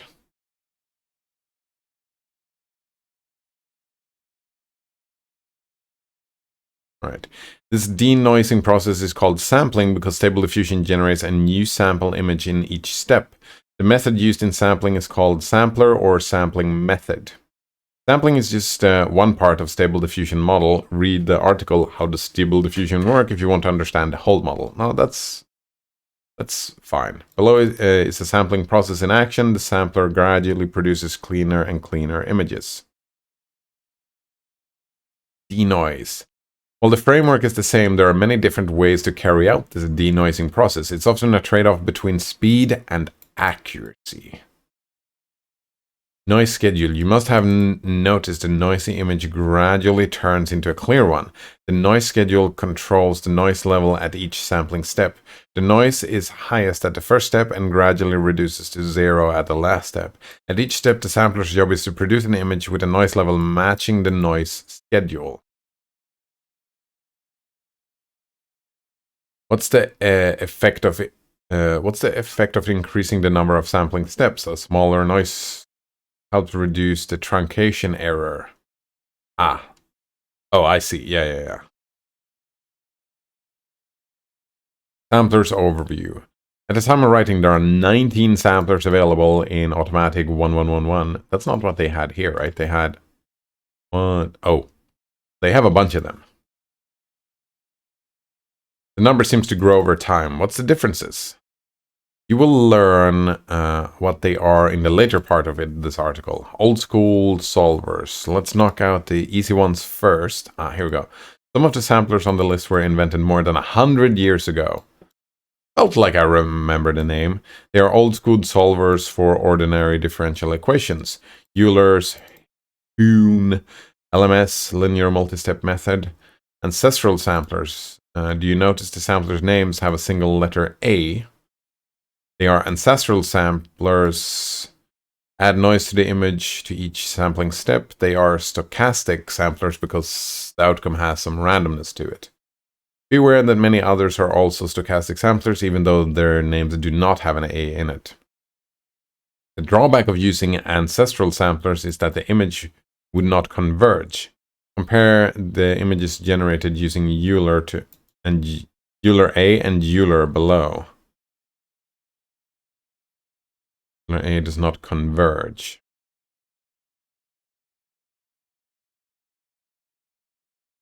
And Euler converges. Alright, so maybe you don't want the ancestral unless you do.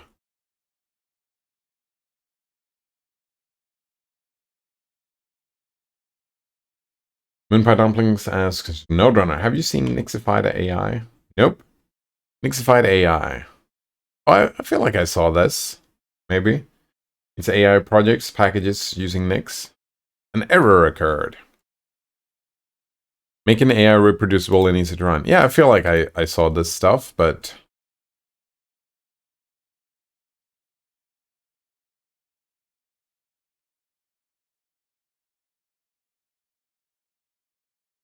I don't know. It didn't grab me as something that I would use, maybe.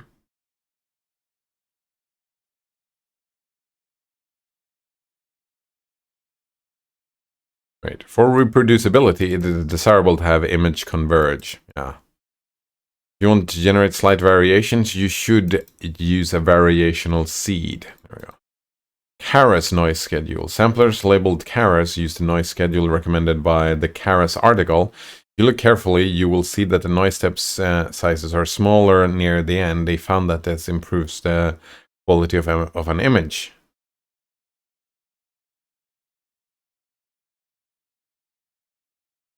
PDIM and PLMS, denoting diffusion implicit model pseudo-linear step. They're generally seen as outdated and not widely used anymore. Right. I kinda get the feeling that you just have to try them out, right? How to pick a sampler. Here we go. Image convergence. Oh, do you get to know that beforehand?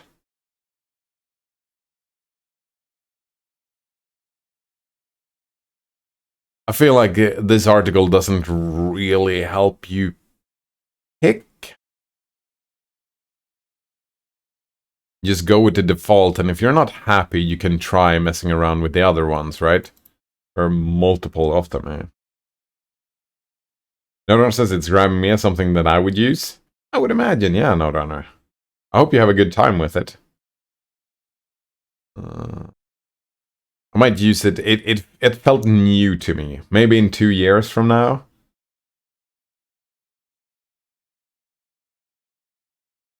Oh, right. Here we have convergence. Actually, this is actually helpful, isn't it? Convergence. Like, Heun looks pretty good at convergence, doesn't it? So does Euler. Euler might even be better. You probably want a balance. Doesn't matter. Ancestral samplers.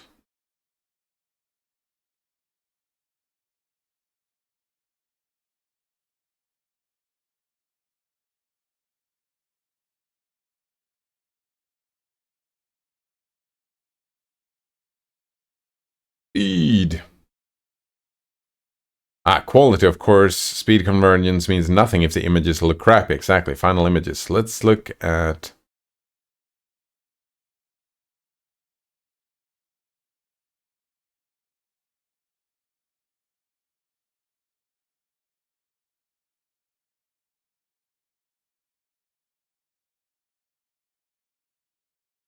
Derp. I feel like, yeah, you just get to... Trial and error seems to be the best way to use these, right?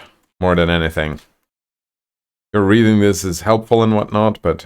Oh, here we go. Which one is the best? Here's my recommendation. If you want to... Actually, this is what you want to see. If you want to use something fast, converging, new, and with decent quality, DPM Keras with 20 to 30 steps, UniPC with 20 to 30 if you want good quality images and don't care about convergence. These are. Avoid using any ancestral samples if you prefer stable, reproducible images. I think I do, right? Because if you have stable, reproducible images, then you learn how to write prompts, right? If you don't have stable images, then it's going to be more difficult to learn or get used to writing prompts. You learn Heun is fine if you prefer something simple. Reduce the number of steps for Heun to save time.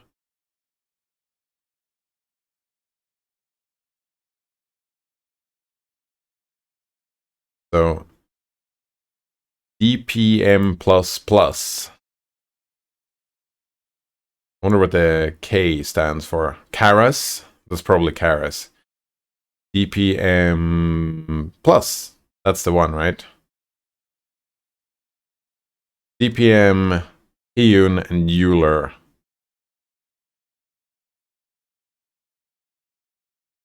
Oh, right, and DPM, like all of these are DPM. It's just different versions of DPM.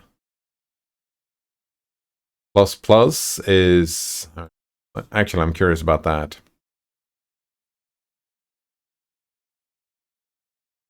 Why don't they want 42 steps? Because 42 steps is gonna take a long time, isn't it? Moonpie Dumplings asks, what browser and window manager is this? It's not a window manager. What are they called again? The Wayland things? It's a compositor. It's Sway. So i3, yeah, i3 is if you use a window manager and Sway if you use Wayland. And this is Qt Browser.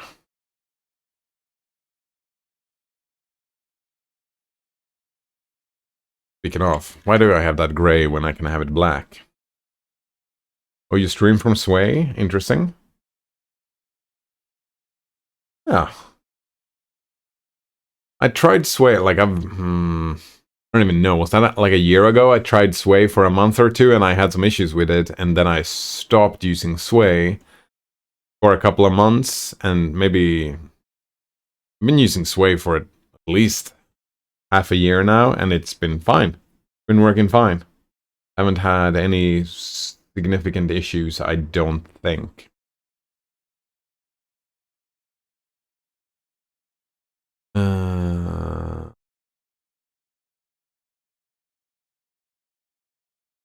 DPM++ SDE.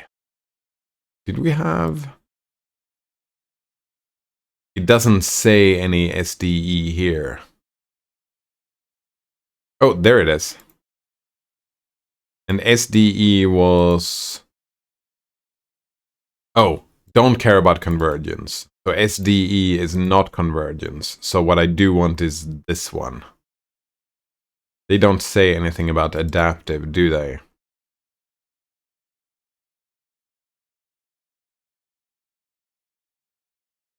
I guess you could use Euler and Hune if you prefer something simple.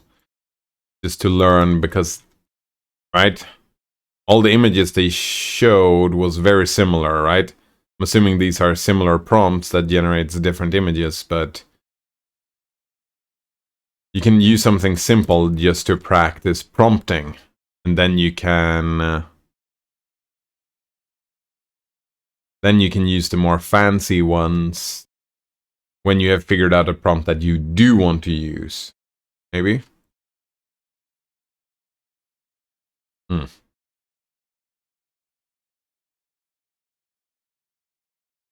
Just gonna close a couple of... I have a bunch of...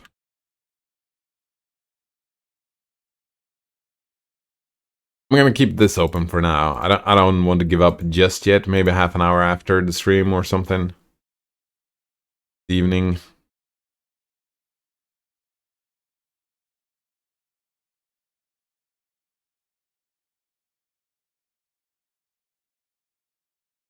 So many things.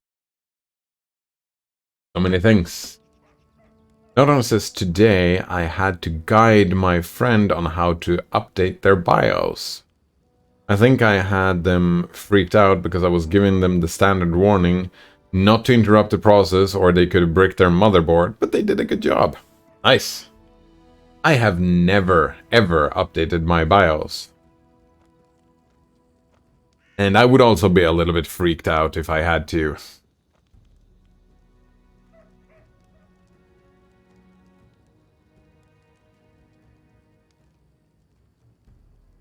Good job, Noderunner. Yeah, good job. When Pie Dumpling says from Windows or a live USB? From Windows.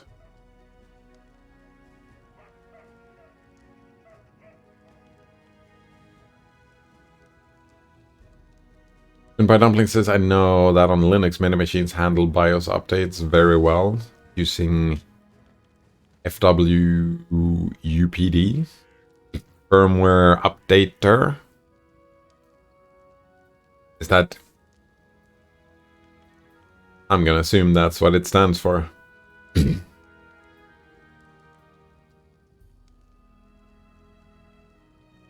What is argument 2? Oh, Damon. Checks and updates.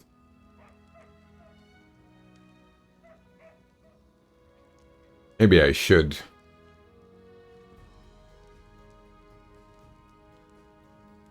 I don't know. If it works, don't fix it. Maybe it doesn't work, though. That's the thing.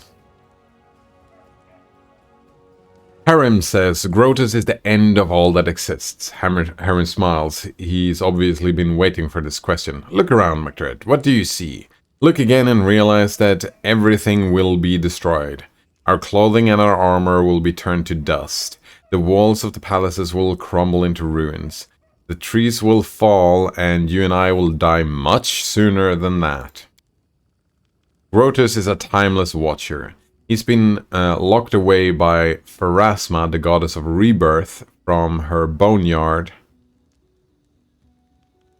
From her boneyard, he watches over the world. I see, yeah. Knowing the time for the final reaping shall come. He's the bloated moon hanging in the sky. He's the harbinger of the last days. He's the one who will stay when all others are gone. Why would you stay? Oh, he's a timeless watcher, though. That's why he stays.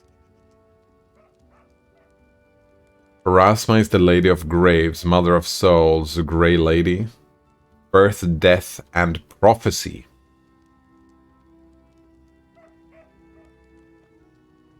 Nodon says, I've probably updated various motherboard firmwares 50 times and I've never had a problem. Pretty sweet.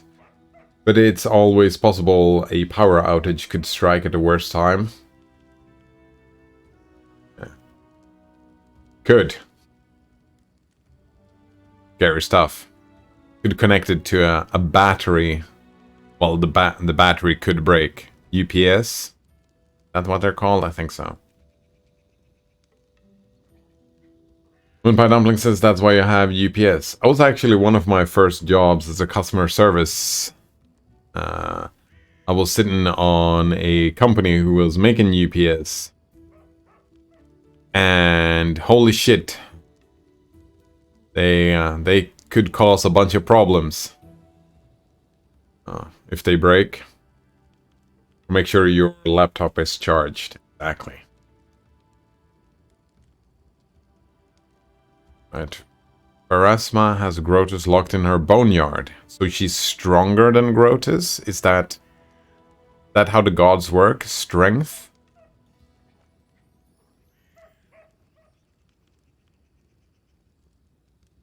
Moonpie Dumpling says, but to be honest, there's always a chance an earthquake could happen and it could knock off your coffee into your machine, exactly. And your machine off the table, wrecking everything. Where I live, there has never been an earthquake as long as I've lived here. Moonpie Dumpling says, like, you could always be just unlucky. More likely is that I would topple something. I would be the earthquake. That's way more likely.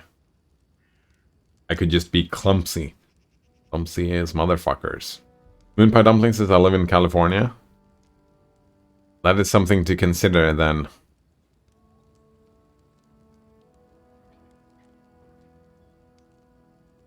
Nodon says, yeah, there's always a chance a nuclear weapon could be launched before you even start it up. That detonated overhead precisely as you're in the middle of the process, and there's like an EMP that happens with a nuke. Or are you talking close enough that both me and the computer dies?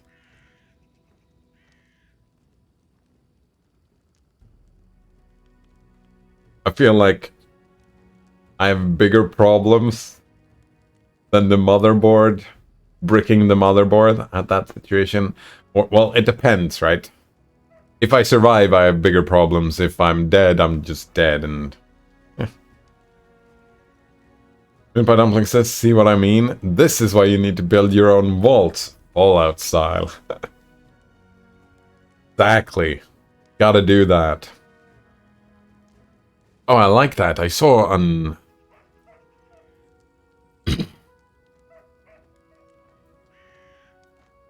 saw someone throwing shade at preppers the other day.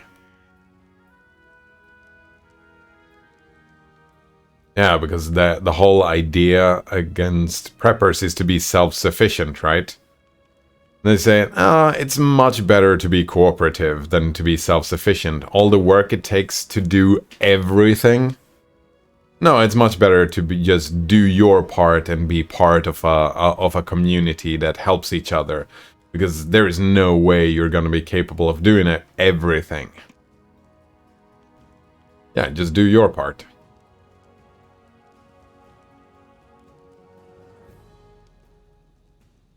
Nodon says, yeah, I need to build an earthquake-proof, volcano-proof, Ryzen ocean-proof, and UPS-powered bulletproof shelter underground.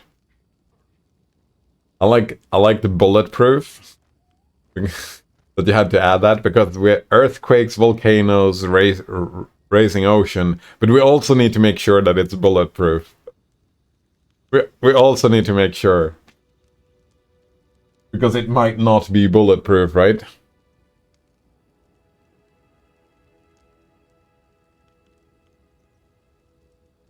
I feel like if it's earthquake-proof, volcano-proof, and rising ocean-proof, and bulletproof, why does it have to be underground? It doesn't matter where you put it anymore, does it? Moonpie Dumpling says, I saw someone throw in shade at people archiving stuff as prepping. I mean, don't get me wrong, I like a little bit of prepping. I keep my own stock at home with muesli. Yeah, I keep a stock for that would last me a couple of months. And, right, being self-sufficient is good stuff. I mean, it's fun, and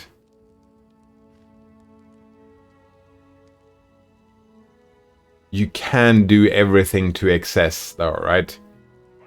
You can go and get too extreme. At the end of the day, the best way to be a prepper is to prep something, right? Don't prep everything. Prep something. And then you can cooperate with the other people who are prepared, right? Moonpie Dumpling says they were like, these people can't even change their own tires. How they're gonna survive the apocalypse? Wait. Yeah, exactly. Some people are good at changing tires. Some people are good at archiving. That's good. That's just good prepping. Moonpie Dumpling says that's why they're archiving guides on how to change their... Yeah, exactly. That is why they are archiving guides on how to change their tires. Exactly. No one says, or I could just buy another motherboard if this one breaks. Alright. And if you're homeless, Node Runner, buy a house.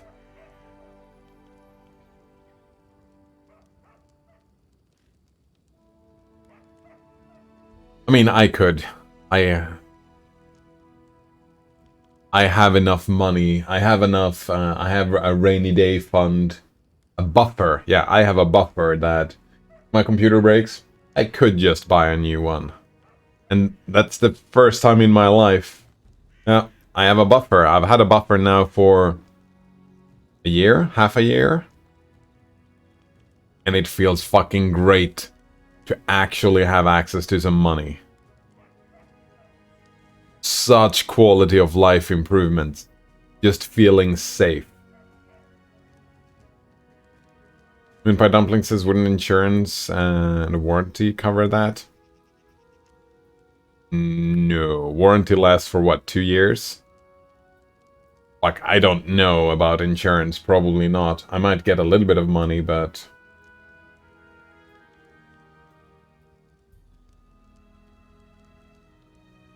I suppose a new motherboard is not that expensive. In my mind, if the motherboard is fucked, the whole computer is fucked.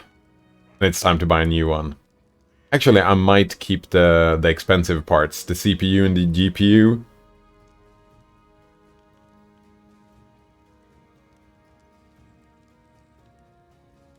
Rasma's growth is locked in her boneyard, so she's stronger?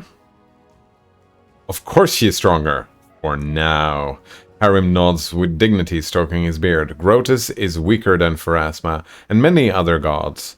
I would be a fool if I tried to claim otherwise. If Grotus were stronger, the end times would have already come, wouldn't they? But the powers of the other gods fade away, they dissolve slowly. A grain in a century. Grotus collects those grains and waits. He doesn't need to hurry. He knows that his time shall come. Inevitability, eh? Usually clerics can speak with their gods. What does Grotus say to you? What is his will? Aram shakes his head in resignation. Grotus doesn't speak to his clerics. Actually, Grotus doesn't need any clerics. The dwarf raises his sad eyes to you. He only allows his whispers to be heard, and only by those who are dying to hear them. Dying to hear them? Nice. His words are unclear, but they call to you. His voice becomes, his voice comes with the soft rustle of falling leaves, with the woeful wailing wind at the mountain pass, with the roar of the raging blizzard, and it calls you to strike out on the road. Onwards, always onwards. Over the pass, over the bridge, and further along. Up ahead, where the edge of a grey robe flashed, and a candle sputtered for the last time before dying. Onwards, always onwards, until your feet can no longer carry you. Aaron falls silent, submerged with his own thoughts.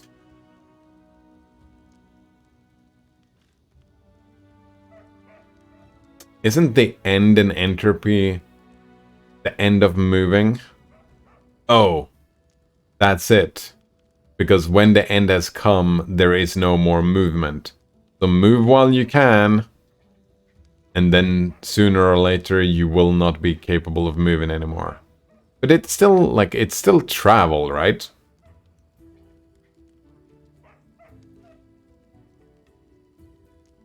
I suppose travel is movement.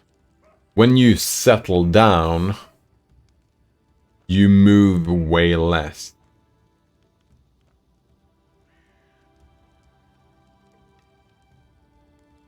And you are becoming more still. Which is weird, because that would have been my guess, that is what... Oh, maybe Grotus is just sending out that warning. You are gonna end. So move while you can. It's YOLO, is that it? YOLO? Which seems counterintuitive, because I would assume that the god of the end times would be a god telling you to actually be still. Time to stop moving. That wouldn't... but if you did that, then all the clerics would just kill themselves, right? So if that is what the god told their followers, that would just be... there would be no followers, and the god wouldn't really work. That's why the Grotus doesn't need any clerics, but if people wants to follow, then the recommendation is, well, move while you can, I guess. Thanks for telling me about Grotus. I've learned enough for now. Then let me ask you, what do you think about Grotus? I like your tales. There's an inner truth to them, or it was interesting to learn about them, no more nor less, or to be honest, I don't want to have anything to do with him. I mean, there is an inner truth. Everything will end. As far as we know. As far as I know. Maybe not, though. Ancestor simulation we were talking about the other day. Alright, I like your tales. I like you, Harem. A broad smile spreads across Harem's face. I'm glad you think like that. Well, bring this truth to the whole world and tell everyone that the end is inevitable. Thanks for the conversation. We'll talk later. Harem nods with dignity. I'll be happy to continue our conversation later.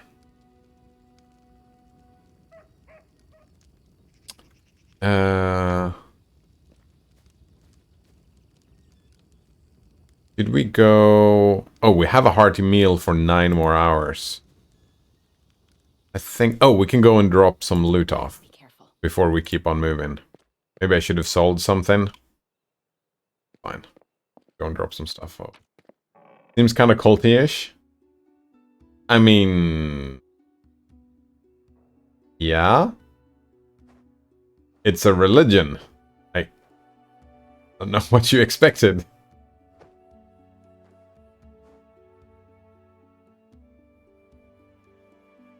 If you take that view, any religion looks kind of culty-ish. If you take that perspective.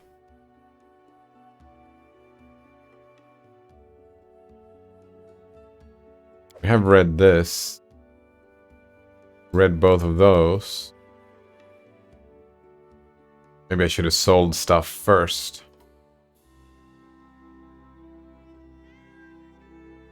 Sure, put the scale mill in. Put the thing in. Oh, wait. Is this... there we go. I don't think we need two studded leather armor. We can keep one shield. Masterwork Earthbreaker. Why does no one have this equipped? Look at it, it's glorious. Oh, because it's a two-hander. Maybe though.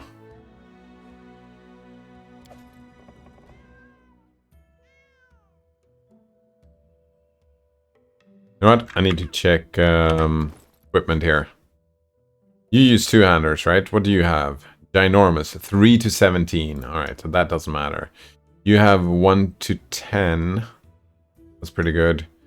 Oh, you actually have a shield, and you're supposed to have a shield. We could tell Valerie to... Actually, I think I...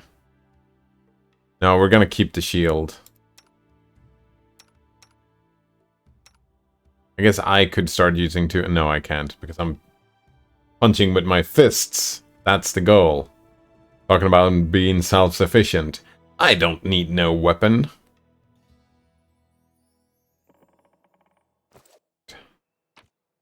So let us drop off... Dude. No duplicates. No spears. Oh, don't need a duplicate heavy mace. Hides are just... Craftsmen's will pay for it, eh? Oh, the longsword here, 2. Let's keep that. Decided not to equip it, but still. Don't need that. This. Oh, we have a 2 to 7 short sword. No, definitely not. I did read this. Transmutation of bodily poisons. We read that. Drop off all the food, not the poisons. We're gonna keep the rope. Rope is gonna be useful one of these days. Wonder if I should keep the recipes with me? No, let's... Remove blindness, a bunch of potions, nut, egg, edible moss, chocolate, tenderloin, tasty, scorched fragment of a necklace. An artisan with enough skill could restore it for you? Alright. Oh, I've got 2 of them. Fine. Onions, herbs, fruits. I think all of these can be just... No, wait, not all of them. Antiques. Yeah, we need to drop off the antiques.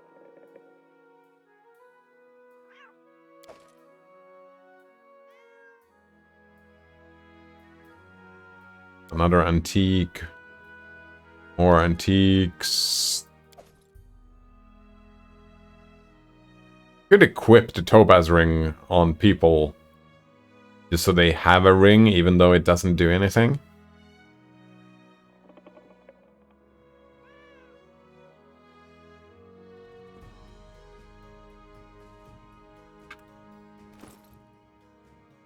Right?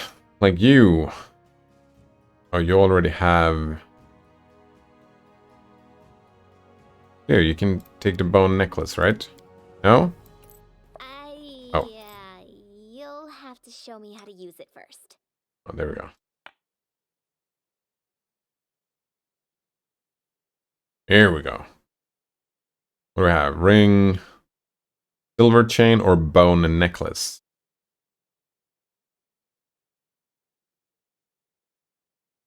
Topaz ring. Very nice. You already have a ring, but no necklace. So here you go, get a necklace.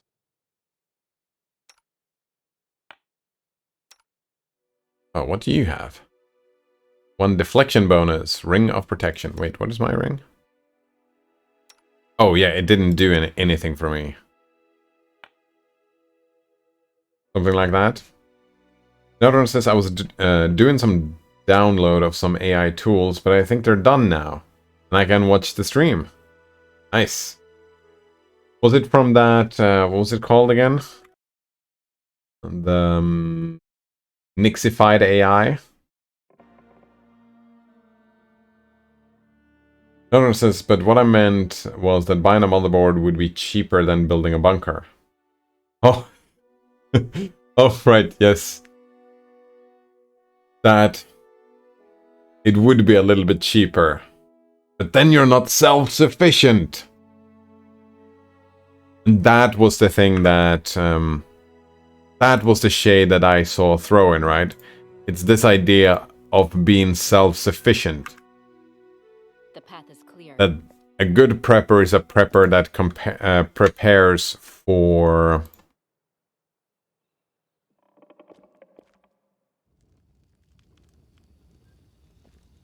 prepares for cooperation, not being self-sufficient, because being self-sufficient would be so much work.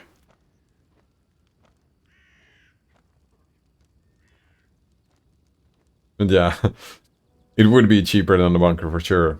Windpie Dumpling says, I'm currently shopping for used/refurbished mini PCs. Found some really good deals, but I'm probably just gonna take the cool Mac Minis. Oh, that's...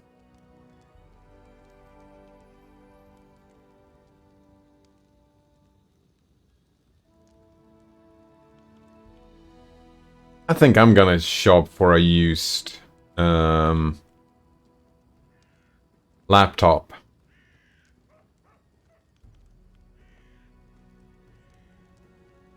I only need to connect it to a TV, connect it to a stereo, play videos, play music. Yeah, you can probably find a really good deal for a used laptop, right? I probably can. And I don't, like, if you only need it for that, you don't really need an expensive laptop, do you?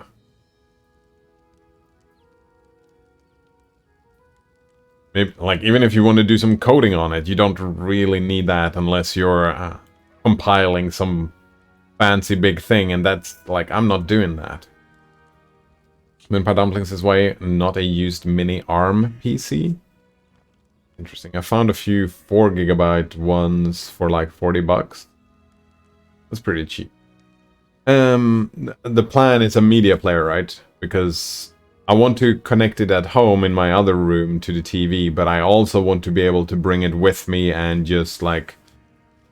Let's say I go on vacation for 2 months. I want to be able to bring just a media player that I can connect to Wi-Fi and watch YouTube, or yeah, bring my own library of TV shows and whatnot. Oh.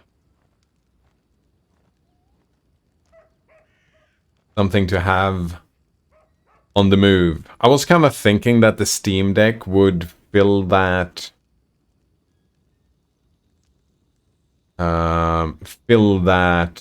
kind of area, that need, but it really doesn't. Which made me a little bit sad. The screen is not too big, and it doesn't have a keyboard in it. You have to, like, everything has to be loose, and it's... If you try to use the Steam Deck as a computer, it's not very mobile, unfortunately. Only if you play games on it, it becomes mobile. I suppose you could just watch YouTube on it, but then again, the screen is pretty tiny for watching YouTube. Or whatever.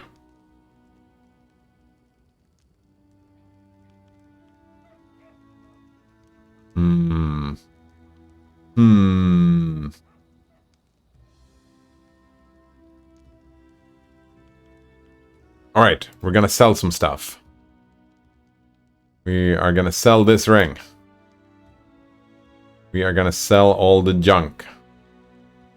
Oh, look at that, we've got 14 camping supplies. How the fuck did that happen? I don't even know where we got them. I'm gonna put some of them in storage because these fuckers are heavy, aren't they?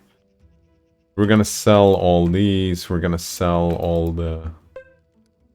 Move all of those.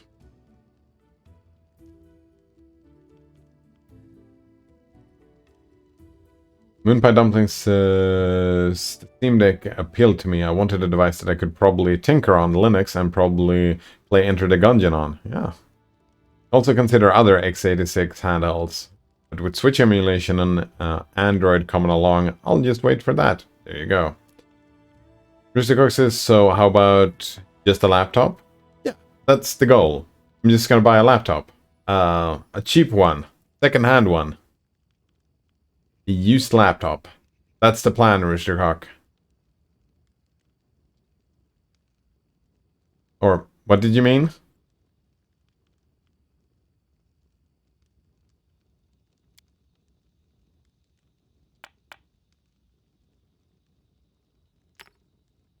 Monies, monies, monies. Did I keep a spoon so we can eat food? Probably not.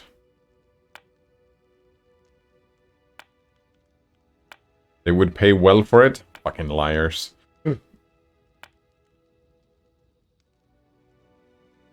Deal! Right, I need to drop some of the camping supplies off. I'll go ahead. Luckily, we've gotten a bunch of camping supplies. Through magic. Another one says more downloading begins. Good luck, have fun. Wait, do you need luck for downloading? Yeah, hopefully there won't be a nuke ruining your download. That would suck. Right, so we're gonna move 9 over. Yeah, we're gonna keep 5, and that's probably gonna be fine.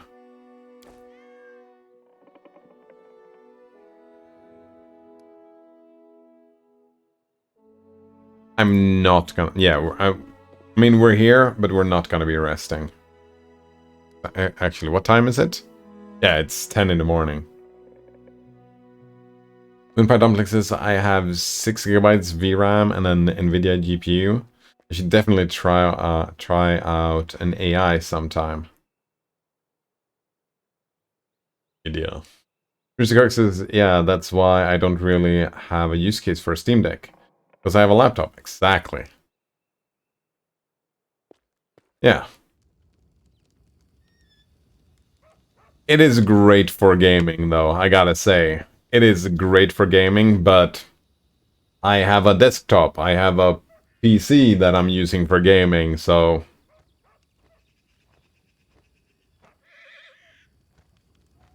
Yeah, I feel like I decided yesterday that I'm probably gonna try and sell the Steam Deck.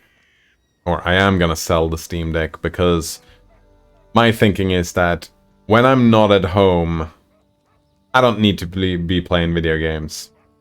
I don't need to be playing games on the move. If I go away over a weekend or for a couple of weeks or a month on vacation or whatever, I don't have to play video games. I can take a break from the video games and do other stuff, like take the opportunity to, I don't know, read books or whatever.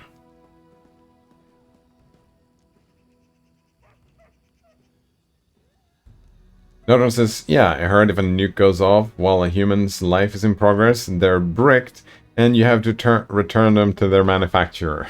Exactly. Exactly, Notrunner. Moonpie Dumpling says I originally wanted a Steam Deck. The plan was to have a Steam Deck for...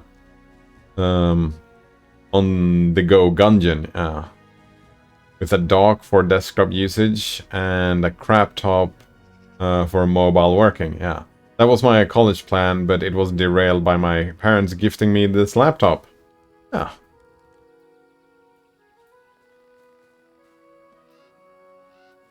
I think the Steam Deck is a great, but what it is great for is as a that's a gaming device. That's what it's great for. Gaming device that you could have on the move. If you don't have your own PC, then it's a great gaming device. It's like a console, right? It's a great, like... if you're considering buying the Switch, don't buy the Switch. Buy the Steam Deck, but... And you could set it up as a... with a dock for desktop usage, but then... You could use it like that, but then a laptop is probably better.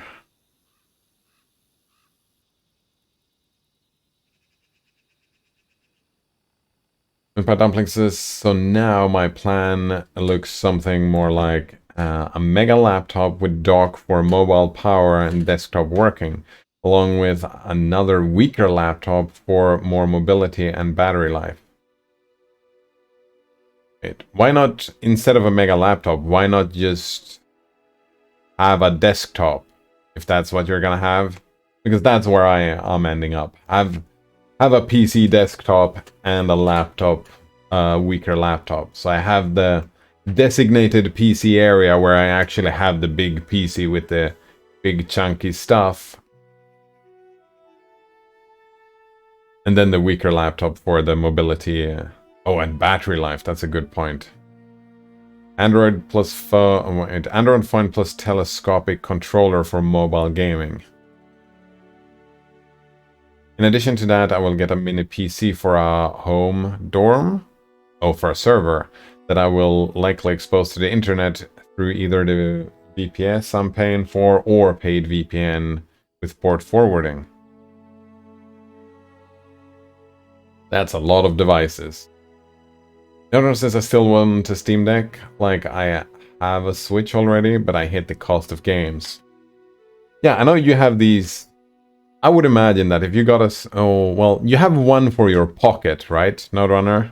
You have your pocket thing, but a bigger thing that could do a bunch of stuff. Hate the cost of games? Indeed. I mean, the Steam Deck is twice the cost of a Switch. Also, you can play way more games on a Steam Deck. Moonpie Dumpling says, I have a Switch. Joy-Con Drift killed it for me. I haven't used it since. Nodon says, I already have thousands of games. Why am I paying 60 plus per game? Exactly. Oof. Moonpie Dumpling says, I work with what I have. That makes a lot of sense. My parents gave me... Oh! That's the mega laptop, I see. And my sister gifted me her old laptop. Sweet! She works on a Mac M1 now and games on the desktop that used to be mine. Another one says, what's a telescopic controller for? So you can play on the moon? Yes. That's how it works. Moonpie Dumpling says, it makes my phone a Switch. This is the one I have. I was actually considering getting that. Yeah.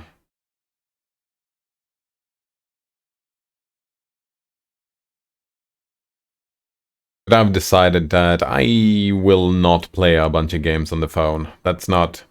Yeah. I think that's where I've arrived now since buying the Switch, is that I will not be playing games on the move. That's just gonna be my life. Take the opportunity to read a book or whatever. Rizikok says I have a really crappy laptop, but because there are so many great pixel art games, it's not a problem. Sweet! That is sweet, Rizikok. Moonpie Dumpling says, with many optimizations, I could have 20 plus Firefox tabs and Binding of Isaac at the same time on my previous device, a 4GB laptop. That. Moonpie Dumpling says, Rizikok, are you on Linux?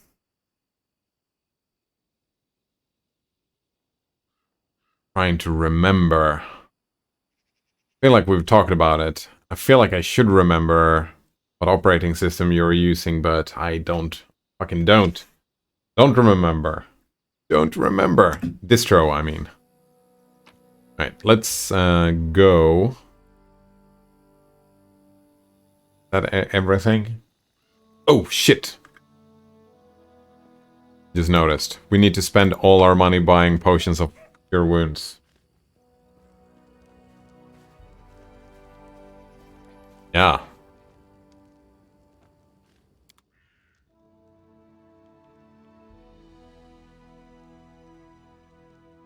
Expensive fucking shit. Alright. 1d8 plus 1 per point of caster level. Maximum 5. So the potion of cure light wounds is... It is...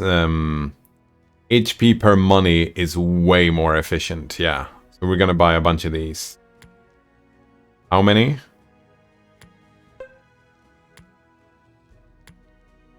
Use Arch, by the way, says Roostercock. Nice. Very nice. I kind of felt like I wanted to guess, but I didn't want to assume, you know? Did not want to assume. Yeah, I switched away from Arch just like, was that a month ago? 2 months ago? I don't remember. I switched back to NixOS. Arch is fine, but I feel like I've,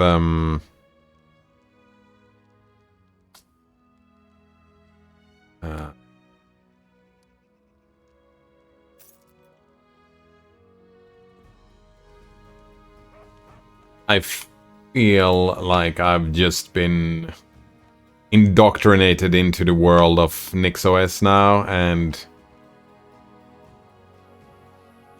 there is no way out. Minpie Dumpling says, Roostercock, what's your current specs? Desktop or laptop? Nodron says, is GameSir a reputable brand? Never heard of it, so I wouldn't know, Nodrunner. Minpie Dumpling says, kinda. I originally got it because the thing. I originally got it because the first Switch emulator, a sketchy app that stole code from Yuzu, was locked to that controller. Can you steal code? I object to that word usage. Stealing code? It's not like, oh, where did my code go? No, it's still here. Is it really stolen then? Moonpie Dumpling says, so sketchy behavior, although the controller itself is good and the company is good otherwise. Criticog says, and Debian on my laptop. There we go. Another one says, Egg NS. Yep, says Moonpie Dumplings. Egg NS. Newer versions won't even boot without internet access. Criticog says, operating system, Debian, GNU Linux, KDE Plasma, Qt version, KDE framework, kernels, like all the stuff, eh? That's all the stuff. A3 CPU, yeah. Moonpie Dumpling says 4 gigs of RAM is tight, yeah. Have you seen the RAM and UK SMD? Don't know what that is. Moonpie Dumpling says you've probably seen the RAM, but UK SMD is a bit newer. It's RAM deduplication, and I've found it to be very effective. Another one says, no. This is all the stuff. Is this all the stuff? Oh, there we go. Oh, this is all the stuff? I wanted to create a page where I detail my system setup in case it's useful for bug reporting. Oh, that's pretty sweet. Table of contents, Neofetch, LSPCI, LSPCU. This is all the stuff, indeed. Oh, I like this. Oh, is this? How often is this updated? Do you have like an automated setup that updates this from time to time? This is all the stuff. There's probably more stuff to be found, but holy shit. Look at all the stuff.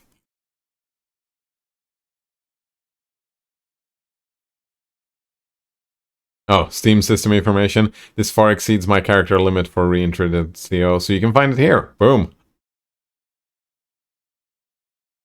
Another one says I have a script that updates most of it for me. That's neat, I like that. Moonpie Dumpling says right now, with just Firefox and 7 or so tabs open, Yuki SMD is saving me 0.6 gigs of RAM. Oh, that's pretty neat. But with many browser tabs, it adds up. It's time to start using links, isn't it, Moonpie Dumplings? If you want to be efficient, you go and use links. There we go. That's what we do. Hello, world.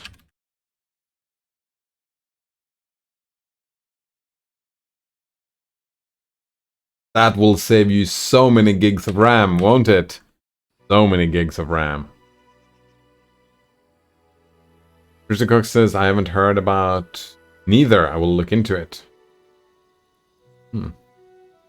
Moonpie Dumpling says that ZRAM made my 4 gigabit RAM system much more responsive. It was the only way I could get OSU working smoothly. Nice. This was before I knew about UK SMD though. I used KDE on 4 gigs of RAM.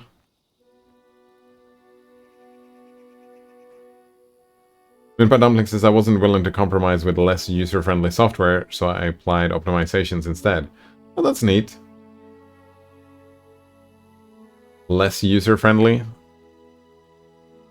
Oh man, I've had so many conversations about user-friendliness. What is user-friendliness and such? This will be the party, yeah, accept.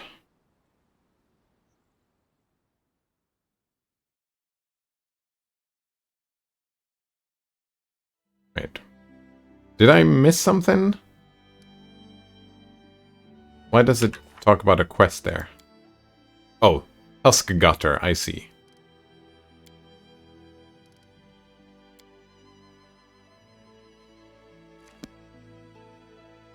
Alright, where is Tusk Gutter?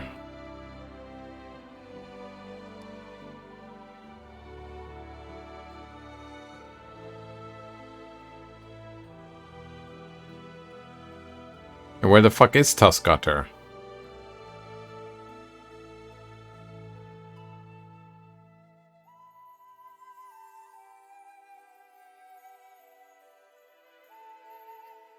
Said it was going to show up on the map, but it just doesn't.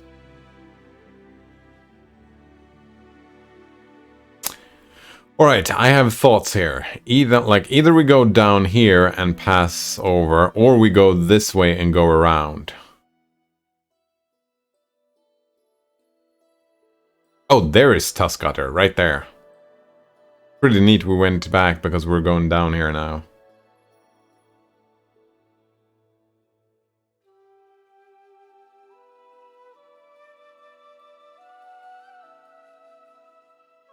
Cool thing is that we can go and pick up these medicinal herbs if we go this way. Boring thing is that we don't.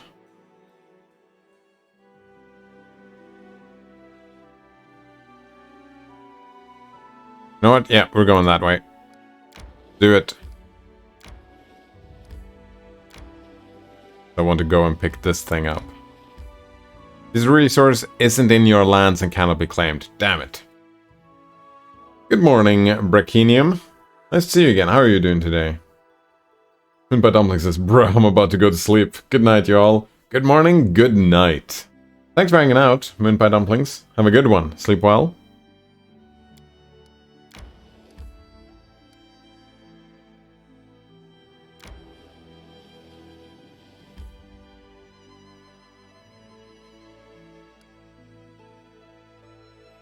Oh, we can go. Yeah, let's go this way.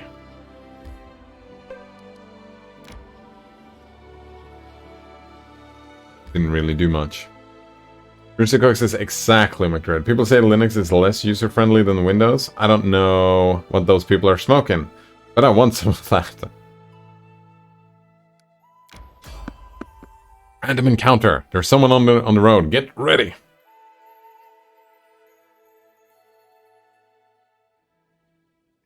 I feel like the only person who gets to decide what is user-friendly is the user, right?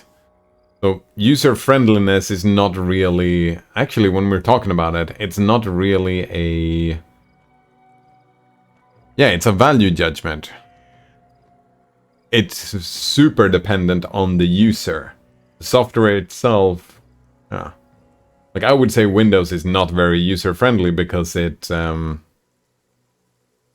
spies on the user, and that's kind of a dick move. That's not very friendly at all. But that's just me. It's just my opinion, right? That's my value judgment. So it's a statement about me, isn't it?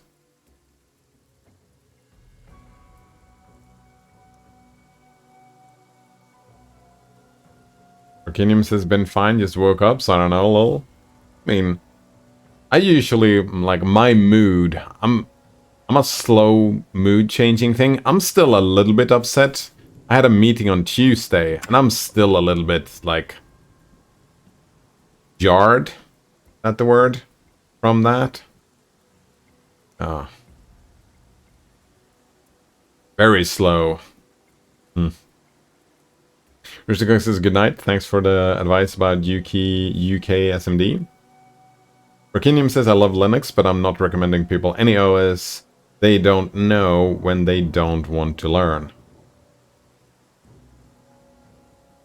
Yeah. Like, if you've never used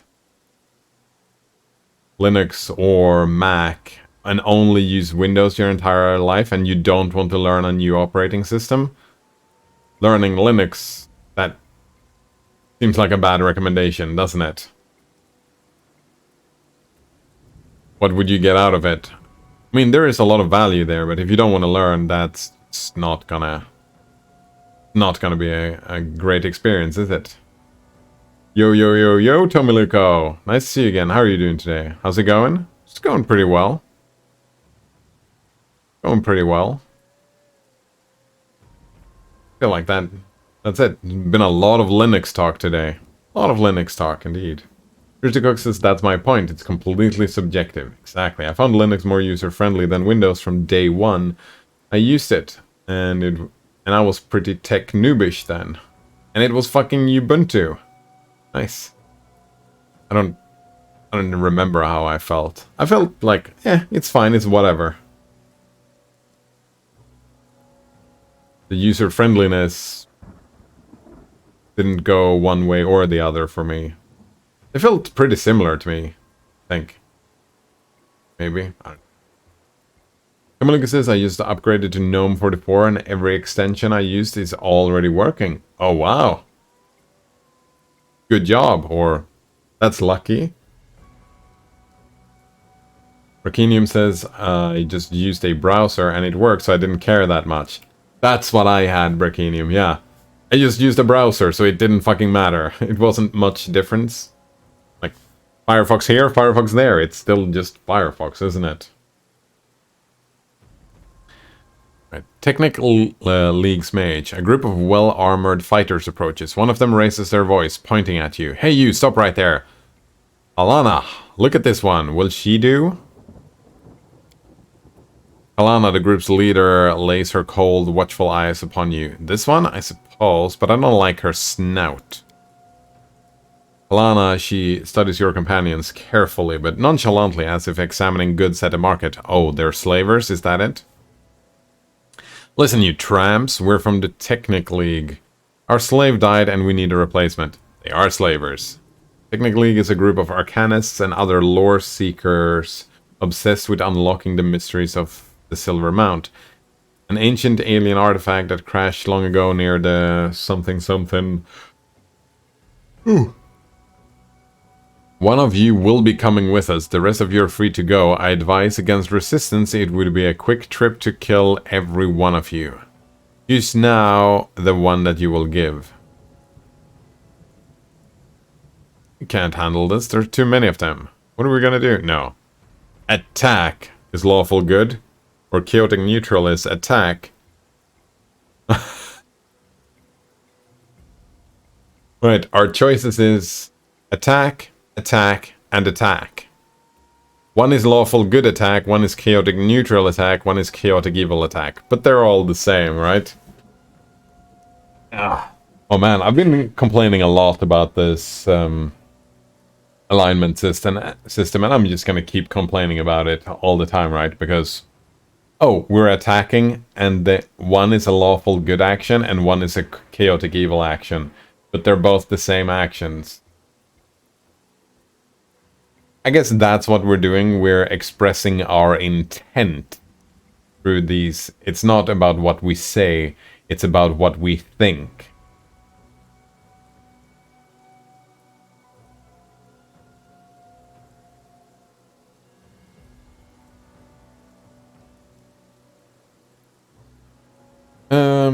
I don't really care about the Technic League because they're fucking slavers, right?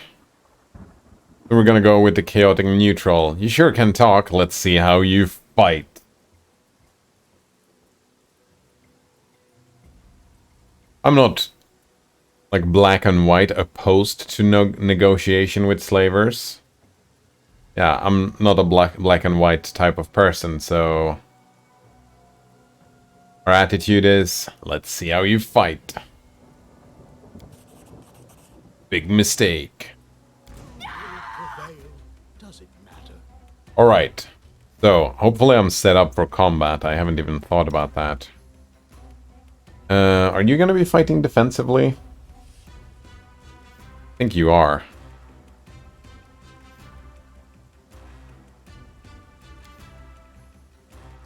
What is that? -4 on penalty. No, you're just gonna be fighting. Oh, what is all this? Gross, demoralize, persuasion. You don't have a good persuasion. Free deflection, fight defensively, or acrobatics. No, it's fine. Just. Oh, we could throw Alchemist's Fire here. No, I'm not going to be doing that. We tell everybody to attack first. You're gonna fucking rage. What about you?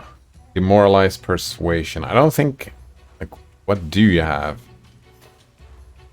Maybe. Everybody seemed to have demoralize.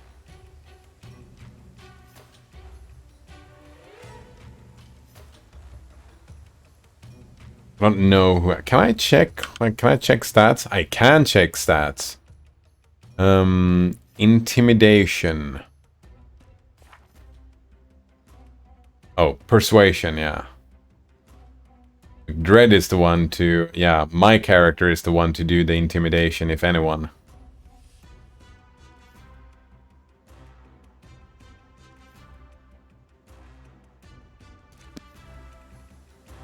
Which I assume you have access to. Demoralize, I mean.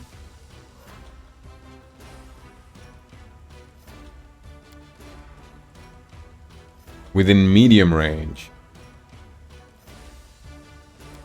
Let's try and demoralize this person. And you try to... Well, you're gonna start singing. Maybe hideous laughter on someone. Something like that? Lucas says, yeah, I just adjusted the... to get the pop shell, the System 76 auto-tiling extension working too. So now I have the best of both worlds. Full-on desktop environment and auto-tiling on GNOME 44. Yeah, I don't need... I feel like I don't need a full-on desktop environment. I'm happy with just Sway. Also, what the fuck happened with Hyperland, Tomiluko?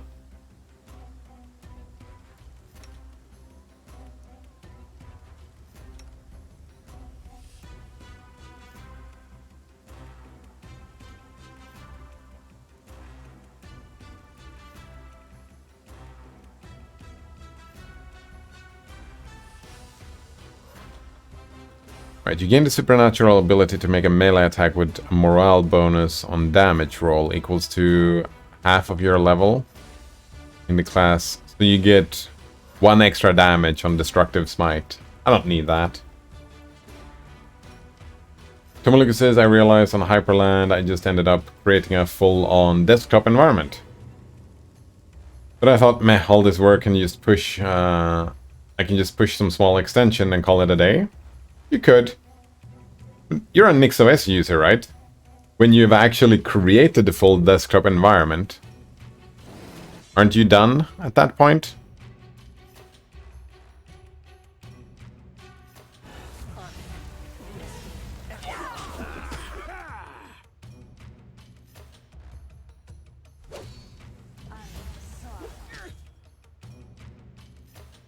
A solid plan. Oh, that's fine. It is laughter, do it. Did we fail? Fuck. They did summon the monster. I should have done hideous laughter on this person first. Fucking knew it.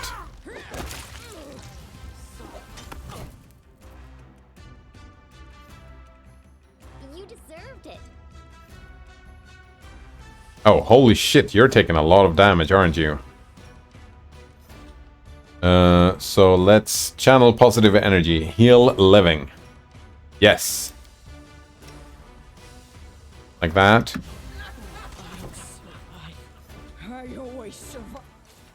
Wait, what just happened? What happened? Alana casts a scornful eye on your fallen companion.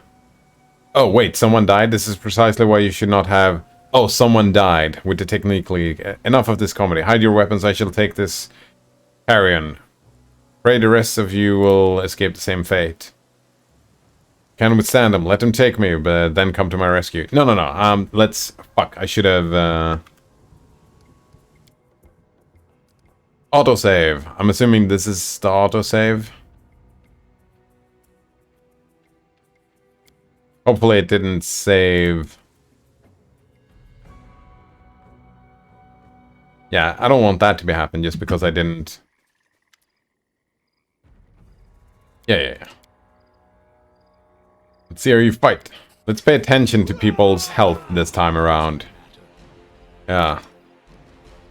You're gonna rage, and...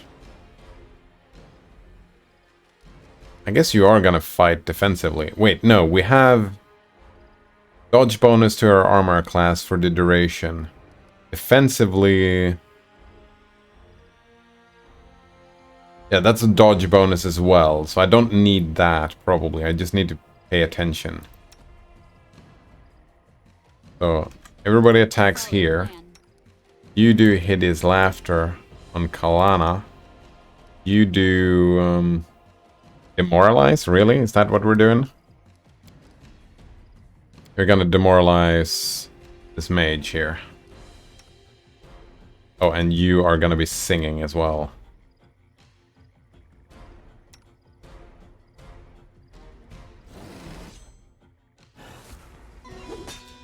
Miss. Alright. Wait, what happened with hideous laughter? Do it. And you are gonna do another demoralize. No, actually, no. You're gonna be, where's that? Acrobatics, mobility. No, you're gonna be moving over here. And then you're gonna be moving over here. Like that. Hey, Odysseus. Nice to see you again. How are you doing today?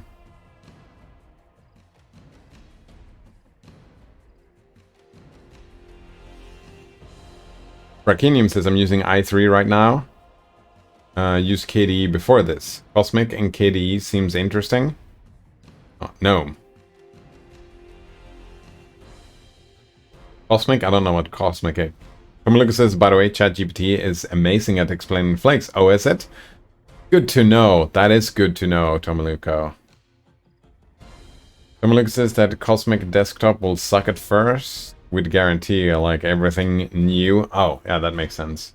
Tomaluka says, ask Cybermark how much he hated on Hyperland. Not even that long ago, and now I'd say it's probably the best tiling window manager out there, as I think it's better than Sway already.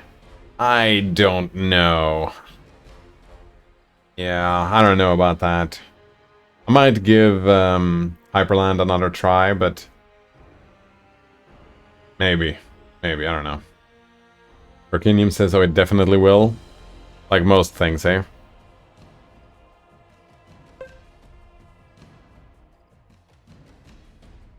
Tomaluka says it has lower CPU usage, lower RAM usage, it has more features. Oh, damn it. Maybe it is better. The more features seems like bloat, though, doesn't it? Did you fail? No, we're trying here.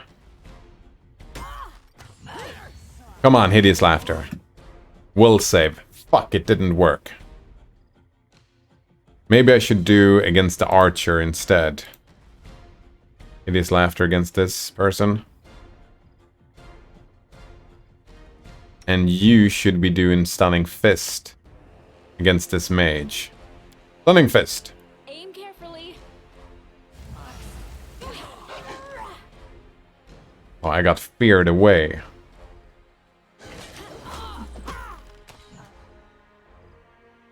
Guess that's fine. Oh, you need a heal now, so channel positive energy. Yes. What is that? 1d6 point of damage plus 1d6 points of damage for every 2 cleric levels. Alright, so you're gonna heal her. That... wait. That. Oh, you're gonna summon another monster, eh? Only bloat if it actually causes bloat? Yeah, that's good point, good point. If resources except for possibly storage, but that's not even the case. Yeah. Or not used despite features being available, can you really call it bloat? I can, but I agree with you, I wouldn't. This says, what have you been pondering about philosophically?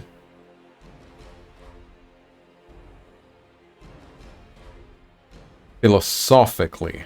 Have I even been pondering anything philosophically?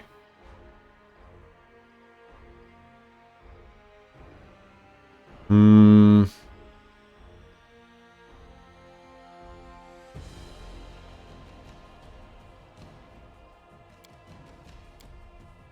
don't think I've had any specific ponderings going on, really. It's more been like attitude. Something that has been on my mind, that has been more a political thing, that, especially here where I live, there is this idea about... there is this conflict between left and right. And just how people are bad at talking about politics between the left and right. But I feel more and more that the more important political question is the one between authoritarianism and what is the other side of that? Democracy? Yeah. Because I hear when I talk to people, it's way more common for people to have an authoritarian kind of attitude. It doesn't matter if they're left or right, it's still very authoritarian. And I don't like it. I think authoritarianism is dangerous and should not be done, and I think it's pretty stupid. I think we should be doing democracy instead. And I feel like that conversation is kind of not even happening. It's kind of... people just assume an authoritarian attitude. Or something. I don't even know. Someone says, anyways, I'm gonna hop off. My 4-year-old going to the GAA club today for the 3rd time. I guess she'll end up doing sports. Nice. I have no idea what GAA is, but good luck, have fun. She's probably going to play Camogi. Camogi? I don't know what that is. This says pretty bad communication on both sides. I mean, I've seen good communication and bad communication. I'm just thinking that it's less important, and there has been no communication about authoritarianism. Someone looks at that, she's totally into it. Second way you said it. It's hurling for girls/women. Why isn't it called hurling?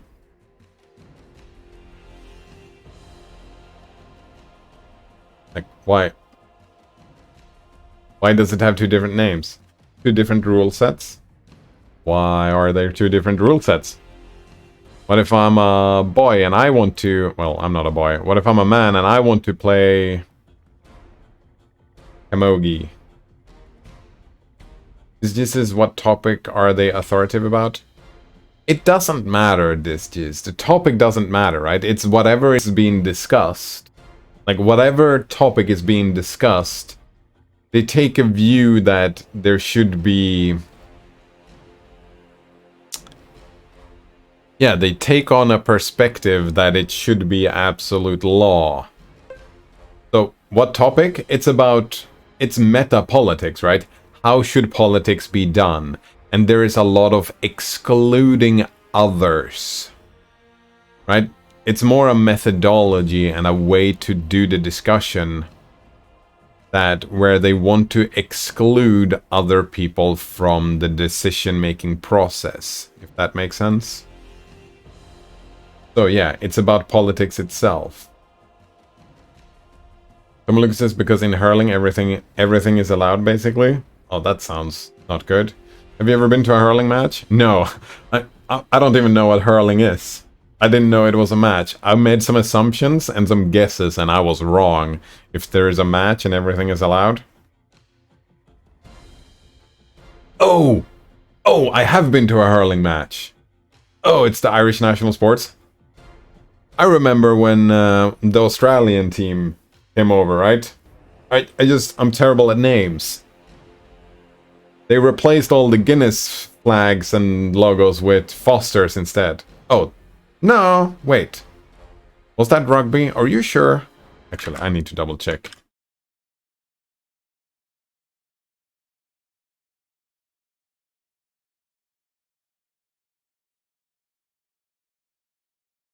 Was that rugby? The Australians? I thought it was hurling. It was sports ball. I never went to the match, but there was... Well, I'm gonna take your word for it. I'm definitely wrong. Australians don't play hurling, so it was rugby. There you go. But I have been to rugby, but I've never been to hurling either. So maybe camogie should be replaced, right? Maybe they all should start playing camogie instead for the sake of safety or whatever. Come on, do the healing thing.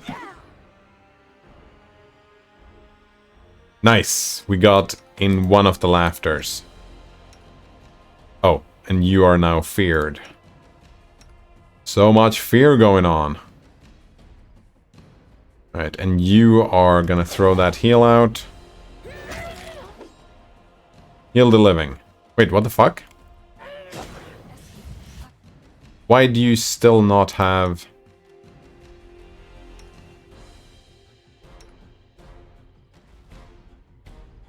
I did heal the living, but you still don't... What happened? Let's check out. I wish we had a search function here.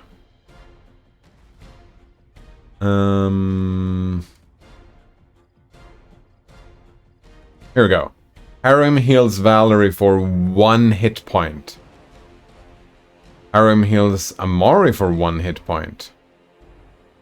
Harem heals the League Swordsman for 1 hit point. Oh! Oh, it's an AoE that then heals all creatures. Idiot. I'm such an idiot. I was healing everybody. Tell that to the Irish, right?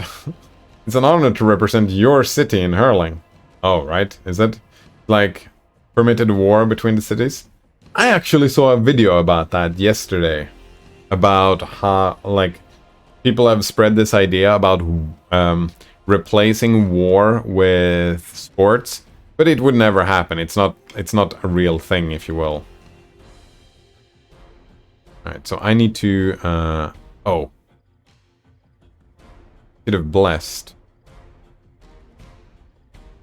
No, but I can do this and I can decide cure light wounds like this. That's what I should have done. And I didn't, like an idiot.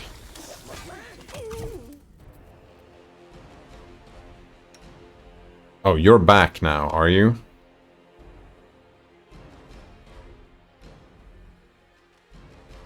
I think you need to go over here. Actually, you need to do hideous laughter against this archer again. Are you back as well? You fight the wolf? Don't fucking fight the wolf. You're gonna take an attack of opportunity and go for the mage.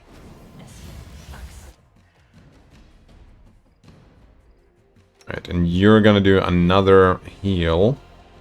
Wait, you have heals as well, don't you? Actually, maybe you should heal instead of hideous laughter.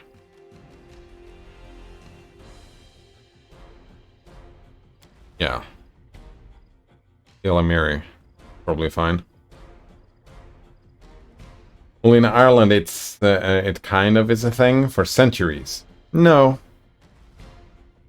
Sports are there to foster cooperation, and it's rules that everybody follows.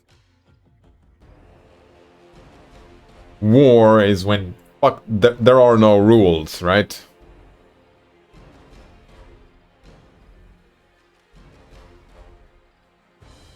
Yeah, it's fostering diplomacy, really. That's the sports big, because they were talking about the Olympics, and the Olympics are there to foster diplomacy, one of the reasons. Lucas is 150 years, but still, it's like the Westerners versus the Vikings versus the Gaelics, etc. That's how they see it here. Yeah, that's what makes it civilized, though, with the rules. Exactly. But right, if, how to put that?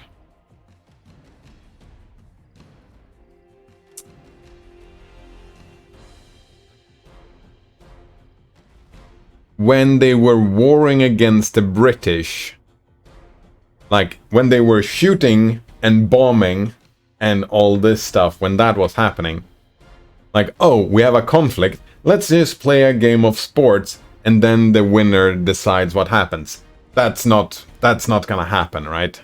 It's never ever gonna happen, it wouldn't. I'm taking a proper beating here, alright.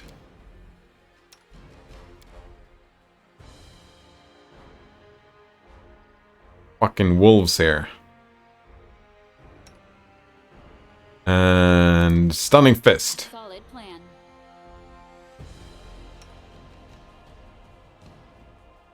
Actually, I think you're gonna have destructive smite. All allies within 30 foot. Yeah, I should have used bless immediately.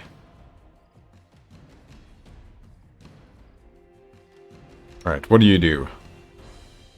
Or you're curing light wounds, that's fine. And then you're gonna do there's that one. Miss? Wait, did I miss? Stunning fist, come on.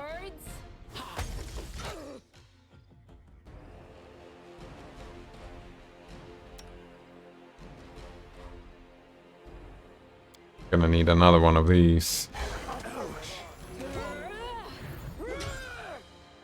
Oh! Oh!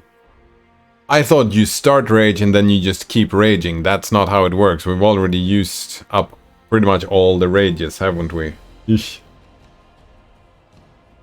Tomoluk says, although question is, how civilized is it if you hit someone over the head with the bat by accident?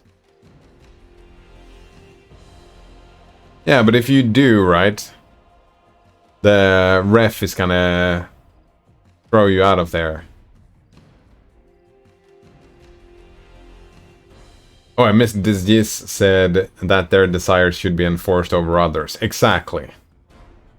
And I think that's a discussion that needs to be had, because everybody who has this authoritative view, right? They have their desires and they want it to be enforced on others. However, what they fail to imagine is that politics are shifting, right?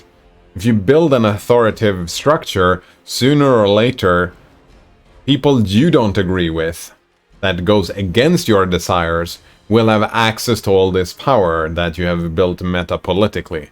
That's why I think it's... part of it is why it's so stupid, and why people really shouldn't. You really shouldn't. Right, what are you doing? You're just attacking. Well, let's demoralize this person. Is it demoralize? No, daze. Could be worse. Wait, we got the daze. You can get the daze on this person. Oh, you're fucking stunned. Serves you right. Right, time to attack this person. Holy shit. Health. More health.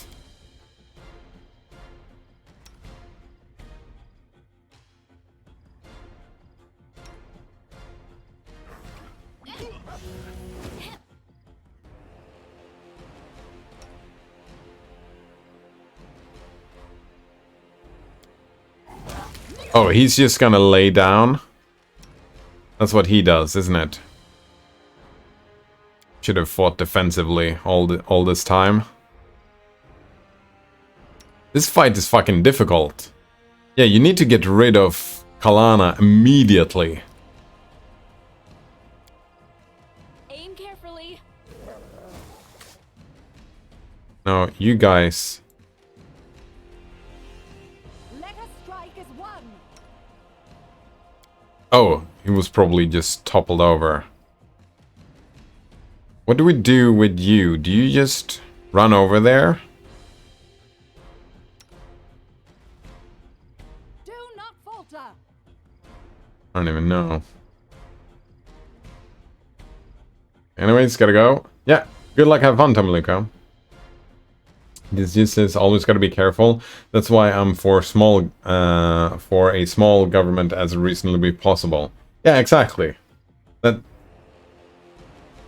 I don't consider myself an anarchist, but that's like the main idea behind anarchism is like, well, let's just distribute. I like that because I've been using the word decentralized very much. I've been starting to use the word distributed instead. That you try to distribute power as much as you can. And that's the way to do things.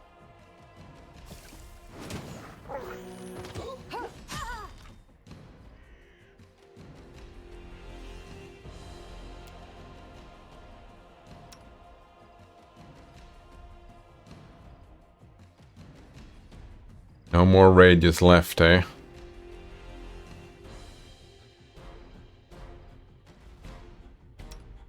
That was both the stunning strikes. I don't need to hold a person here. Don't need to inspire courage either. Because we already have courage. Wait. That fucker ran away. Yeah, I knew it. We were supposed to go for that person ASAP. Hopefully, we're gonna have survivors here. Alright. You deserve Fucking got it. This is kind of socialist, which is ironic when small governments come from the right. No, that's what I'm talking about. I'm talking about, no, it's not a left and right question. That is what frustrates me, because there is a lot of conversation between the left and right. But, like, I can talk to a person from the left party, and that person can be super authoritarian. Or I can talk to a person that votes left, on the left party, the Communist Party, let's call it what it is. And they are gonna say that they are very democratic and not authoritarian at all. And it's the same on the right side. Some people on the right side are super authoritarian and some are not. That's why I'm talking about it's kind of hidden. People don't talk about it. They just kind of assume this thing and there is no real conversation going on.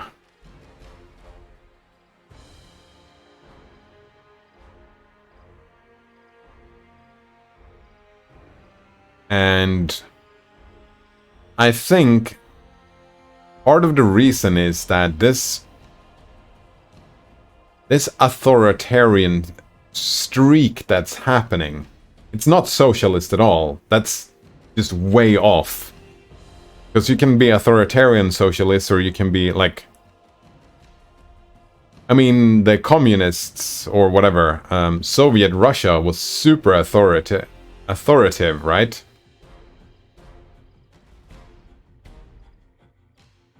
Doesn't matter. The Nazis were ultra-right, and they were authoritative. The fascists were ultra-right, and they were authoritative.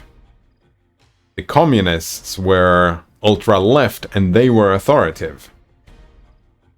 So it doesn't fall on the left-right spectrum at all. And it bothers me that it's not part of the conversation, since authoritarianism is so heavily on the rise. I don't like it. I think people should stop.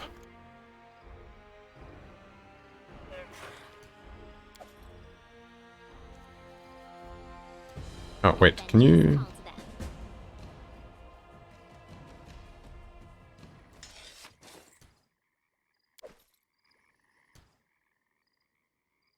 Follow the trail? Wait, really? We have to follow the trail? I don't even know. This uses they're authoritative in different ways, which come off as hypocritical a lot.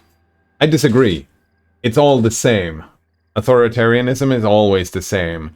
We have an idea of how society should look, and then we enforce it on the people. It's always the same. And in worst case scenarios, what happens? In the worst case scenarios, we have the Soviets. What did they do? They started imprisoning a bunch of people and just murdering them systematically. And then the worst case on the other side are the Nazis. What did they do? They started imprisoning people and murder them systematically. It all comes off the same, so it's not different ways. It's just different people who get murdered and pushed onto the side, or... Yeah, it's just different people who get fucked over. Can you stop singing? I think you have stopped singing now. What time is it? Let's check that quest. Stolen lands are full of dangers, not just the usual ones like bandits and monsters. Our neighboring countries are happy to make trouble for us too. This time we got some guests from Numeria, a group of Technique League mages. This sinister, powerful organization dabbles in various shady business, not the least which is slave trade. But why did they come here? Kalana attacked us and tried to take us as slaves. We fought them off, but of course Kalana managed to escape. We can't let such dangerous people wander freely out there. We'll find their camp and kick their tails in the way back to Numeria. Numeria? I don't even remember. I'm assuming we can just make camp here. Yep.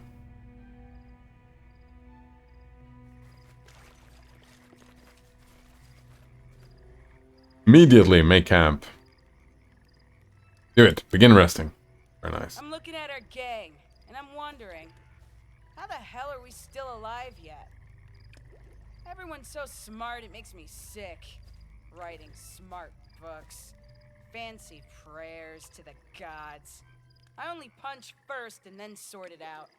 I guess that's why we're still alive.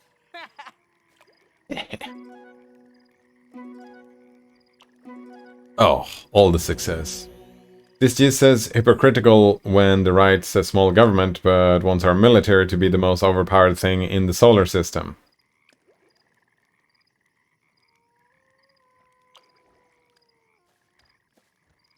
That's actually a good example for why I don't like the word hypocritical. I think that the word... Using the word, oh wow, we did not heal to full. We did not heal to full. I'm yours to command. Rotus awaits us. What troubles you? We should prepare. Interesting.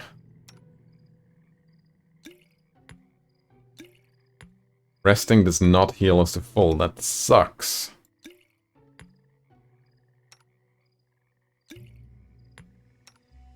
A lot of inventory management. But let's remove the mage armor. Here. It's that,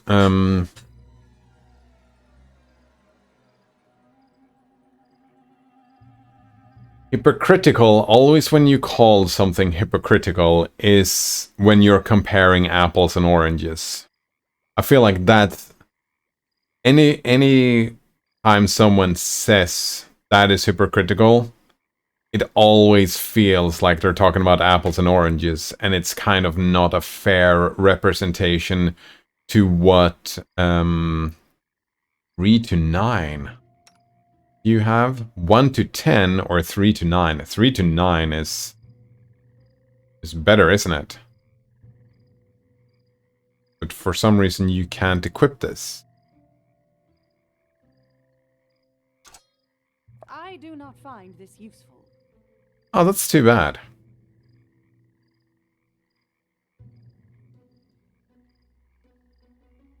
Because of course the right disges, in your example, the right would say small government, it's about ruling inside of the country, right? Inside of the country they want as little oversight as possible, but military is not about the inside, it's about the outside. It's about protecting everybody getting to do whatever they want, right? So therefore they would, like, it's not a fair representation of their opinion. So it, like, calling it hypocritical, it's kind of, it doesn't work for me. You don't yeah, I feel like that's always the way with the word hypocritical, so Nodon says, is this any of you guys?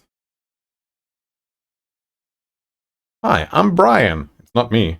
You just started following me. Definitely not me. It might be. Yes. Hello, Melanol. Nice to see you again. How are you doing today? This just says I've seen our military do plenty of inside operations. Yeah, but that, I mean, the right, or actually the people who do not want government inside, they also don't want inside operations, right?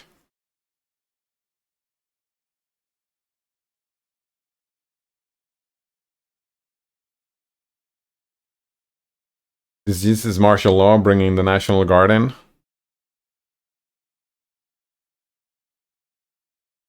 Someone is forking Nick's packages. Some my Dick's dev overlay. Got bot. Terraform. Recon. DreamEnv.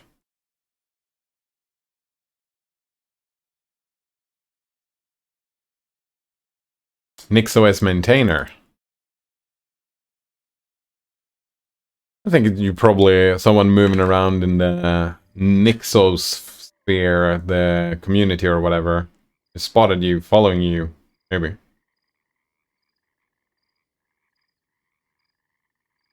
This just says, well, if they're authoritarian, they want it on the inside as well. And that's what I'm saying. No, that's apples and oranges. You're comparing inside and outside, and I say, calling someone hypocritical, I disagree, because that is not hypocritical, because you can have different opinions on different things. Right?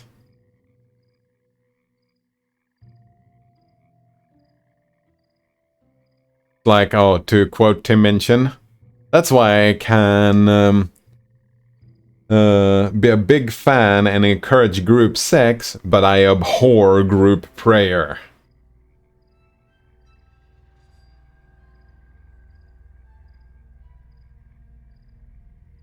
People can have different opinions about different things. And that's what I'm talking about, authoritarianism. I'm noticing an authoritarian trend. That in many situations, people tend towards an authoritarian rhetorics and build more authoritarianism. Which is... both the left and the right in Sweden wants to have more police. Which is more authoritarian, right?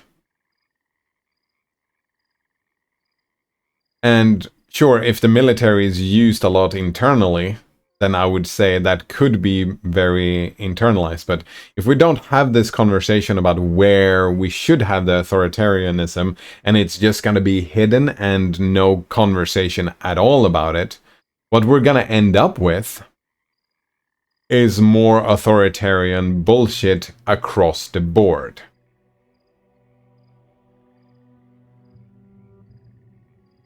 If that conversation is how much authority should the government have on this specific question, if that conversation is not properly engaged with, that means that it is only the politicians, right? It's not the people in a democracy, right? If we're supposed to have a democracy, then the people have to be involved in the conversation. And if the people are not involved in the conversation, of course the politicians are going to go more towards authoritarianism because they are the ones that are going to have the power. And of course all the politician wants to have all of the power. That makes a lot of sense. So it has to be a conversation about how much power should the politicians be allowed to grab for themselves within these certain situations. And yeah, I feel like, from my point of view, I feel like the people are not taking their responsibility, democratic responsibility, because democracy has to be a responsibility of the people. We can't just, it's fine, they will deal with that stuff. That's not a democracy. And since I have a very strong opinions about that we should live in a democratic society. Here I am. See. Oh, right. Wait. What the fuck? Oh, I'm paused.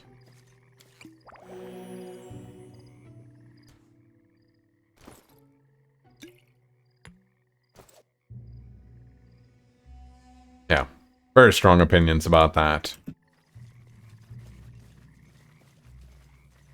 I'll go ahead. Wait. Go that way around? Still no loot here. The path is clear. This says the left over here wants less police.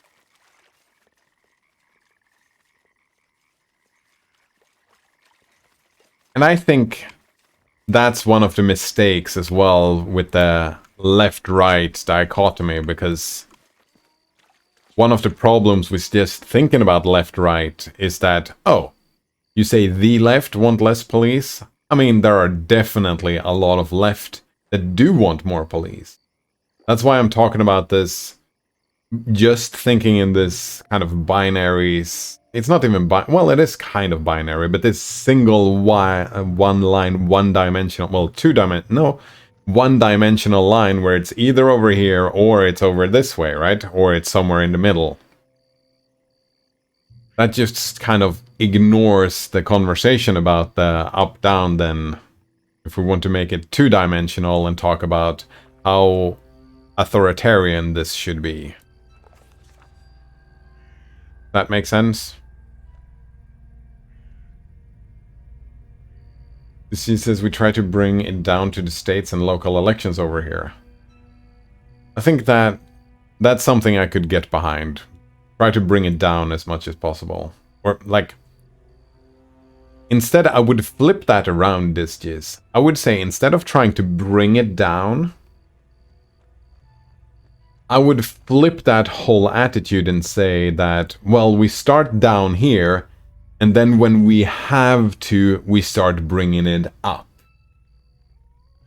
See, it's a subtle, maybe a subtle difference, but I think it's a significant one. And I think that's the attitude that should be had. That we start from the bottom. This is where we go. Like, I have a conversation about how I want my life to look with the people around me, right? That's how I manipulate my own life. I tell people, this is what I want, and if they can accept and not accept that. But then suddenly, some of these things that I want to see in my life, it's not just about my family. It's when I go to the store, for example, and there are a bunch of other people at the store, right? then we need to lift the conversation up on a higher level, right? On a higher tier. We have to talk about it in the local town where I live. We have to talk about what rules or guidelines are we going to have here. And then when we have to, we start lifting it up.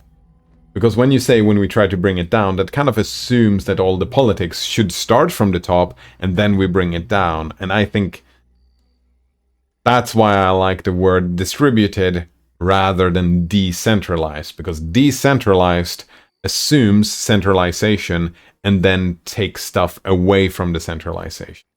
While distributed kind of hints at the attitude that, oh, we start at the person. Me, I am the person. And then we build from there. And that's, if we're going to have a democracy, which I want to have, right? That's where it has to start. Me, the person. We, the people, right? That's democracy. And when you have the centralized position, that's an authoritarian on the other side of that spectrum, right? And that is what has been bothering me, that there is so many conversations that goes in with the authoritarian idea. The centralized idea. Don't like it. This just says some people lives are so comfortable right now that they don't feel the need to be in politics. Exactly. That's why I use the word responsibility. Because I can understand that. Like, it's fully understandable that people is just like, life is fine, whatever, right? This just continues, but their comfort can be taken away if they aren't wary of it. Exactly. And the thing is that even as the comforts are taken away, we've got them... Oh, what's that example? The crab in the boiling water, right? The water gets hotter and hotter and hotter and hotter. So the comforts are taken away. So I would say it's a responsibility towards yourself as well to evaluate. Am I really comfortable enough? Could I be more comfortable? Is there stuff that should be done to make me more comfortable? Because maybe you're not as comfortable as you have told yourself to be if you do some introspection. Exactly. Be wary. This just says, I hate the two-party system, but they've drawn little imaginary lines to go by. Yeah. Three-layer democracy from bottom to top. I really liked, we have had a person show up here a couple of times talking about open structure. We've been talking about distributed structures. And you don't even have to, well... Oh, right, layers. I would say there are more than 3 layers. Yeah, you can just add on more and more layers, right? It's me as a person, us as a family, us as the bigger family, us as a village. No, actually, us as a neighborhood, us as a village, us as a geographical area like, no, not zip codes. Like you split them up into local state government. Thank you. Let's call them that. Local state government, right? And then you have, like if we take US, you have the states. And then you have the federal. And then you have stuff like UN, right? Here it becomes more abstract, right? And you can have different... You don't have one system for all the federal stuff, but you have multiple different systems depending on what you need to build on top, right? You don't have to have the same when you build towards higher tiers. You don't have to have the same governmental organization that builds and maintains bridges as the same people that builds and maintains police or firemen or whatever. Those don't really have to be connected at all, those organizations. Why should they be? I mean, some cooperation between them makes sense, right? The firemen might say, oh, we need to build a bridge here that if a fire happens, we need to be able to get over there fast. But that's as far as that organization has to go, right? Make a request, but it doesn't have to be built from the same structure. Those two structures can be their own distributed systems, right? So the layers themselves is, if we build layer from the bottom, we have on a specific question, we build layers on top of that type of politics, right? Police layers, we have fireman layers, we have road infrastructure layers, so on and so forth. How is that supposed to be inspirational, Colgate in on tap? Moms are not cute?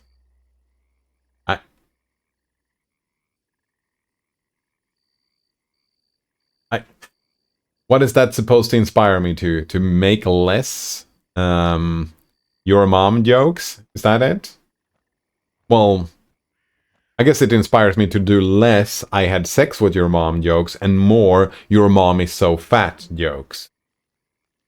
I don't know why we would that feels like a weird thing to inspire people to do, though. I feel like the I had sex with your mom jokes are more friendlier and kind of like they are... you're giving compliment, right? You have a great mom.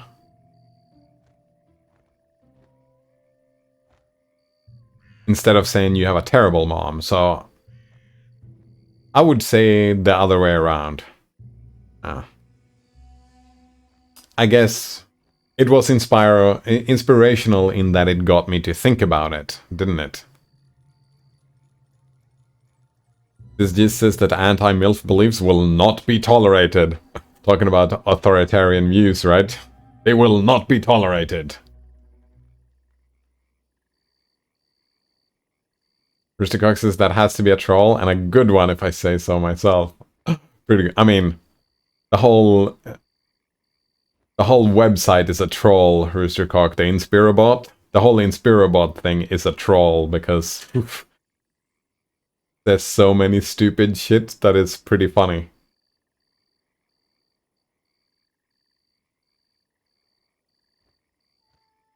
Right, the insidious henchmen of the omniscious Technic League have disappeared into the thick wilderness of the mysterious stolen lands, but not for long.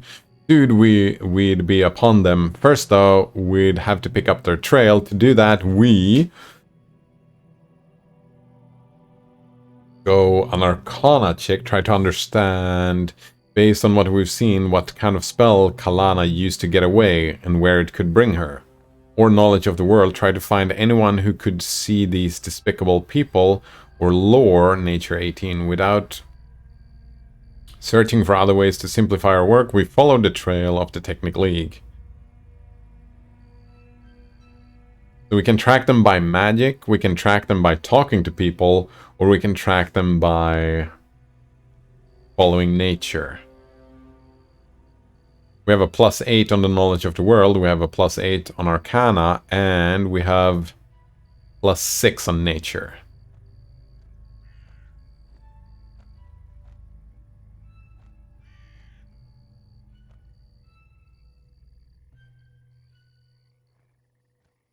I wonder. Something that is a little bit obtuse, right? Part of me says, oh, if we have a DC of 15 and we have +8, then of course we're gonna do the DC 15 because that's easier to get. But maybe they both have different results as well, so a more difficult DC might lead you to a better result.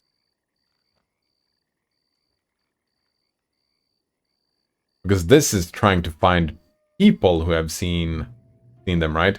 That's gonna take more time to find people. While this here we can just follow immediately. If we succeed though, but DC 20?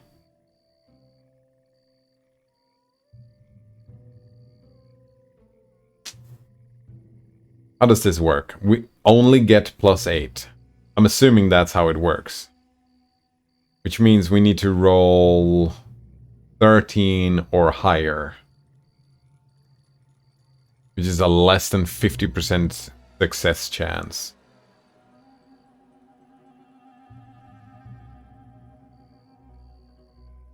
Right? And less than 50% success chance.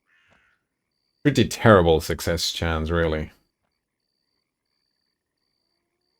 And that's why you save before you make these choices. Or you just live with them. I have a problem.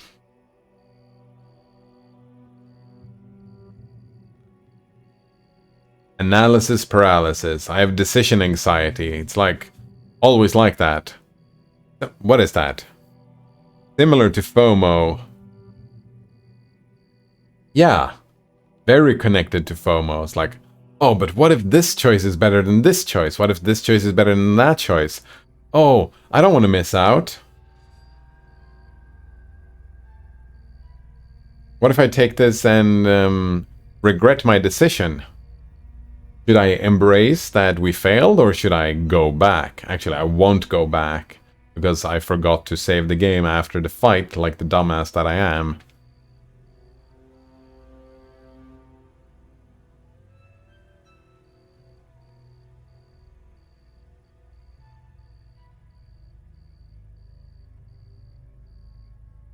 You know what? We're gonna do the Arcana roll. We're gonna succeed. Success! Sweet. We easily realized that the spell Kalana used to flee had a small range, no further than 600 feet.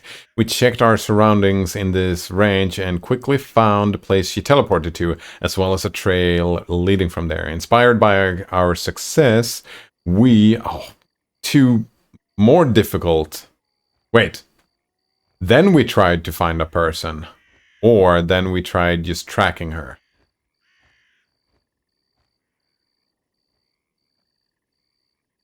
Here, tracking her would be... Oh, that's another difficult roll. This one is way easier.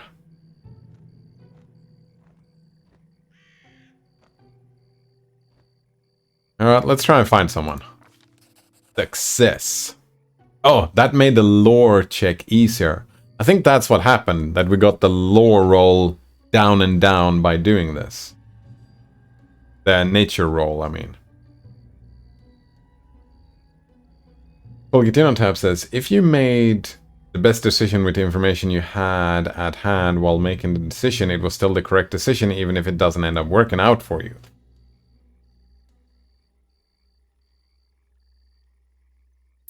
Hindsight is 2020.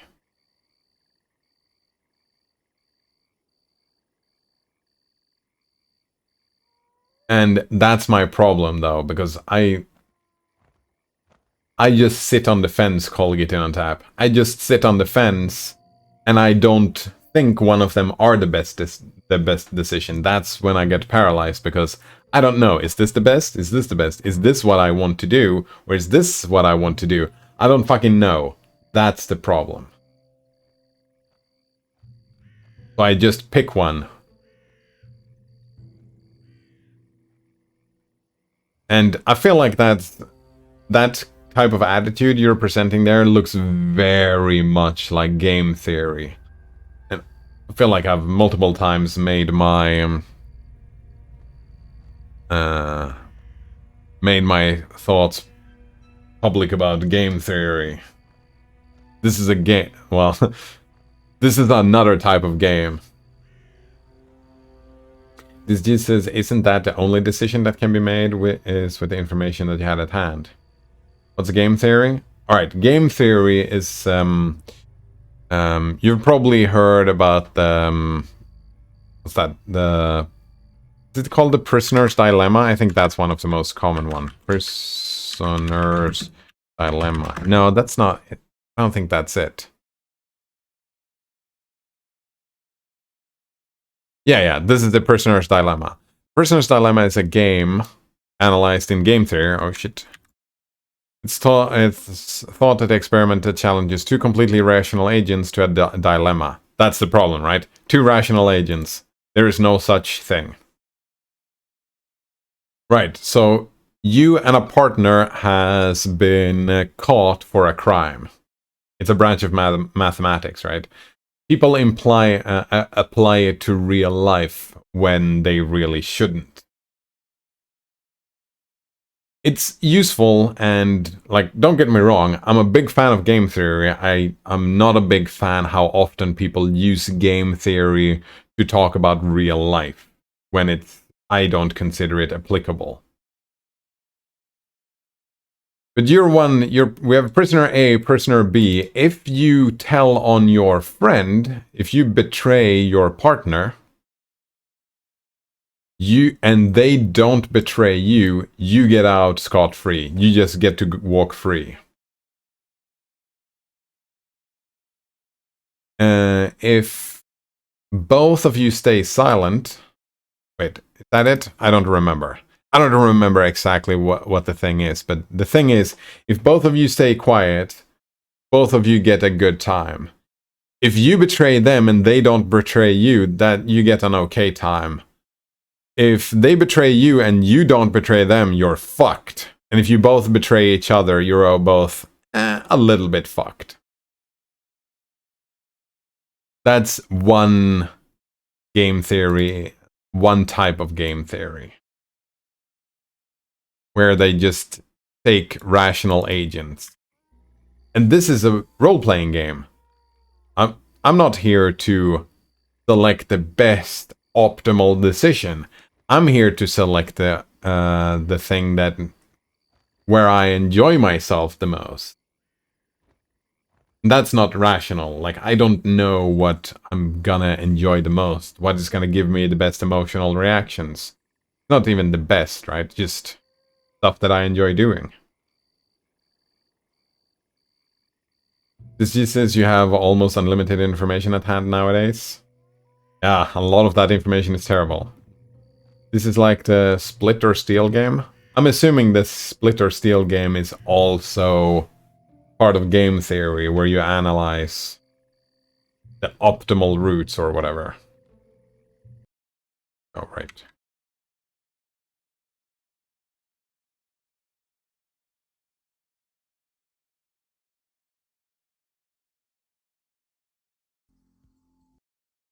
Split or Steal? Wait, oh, this is a game show?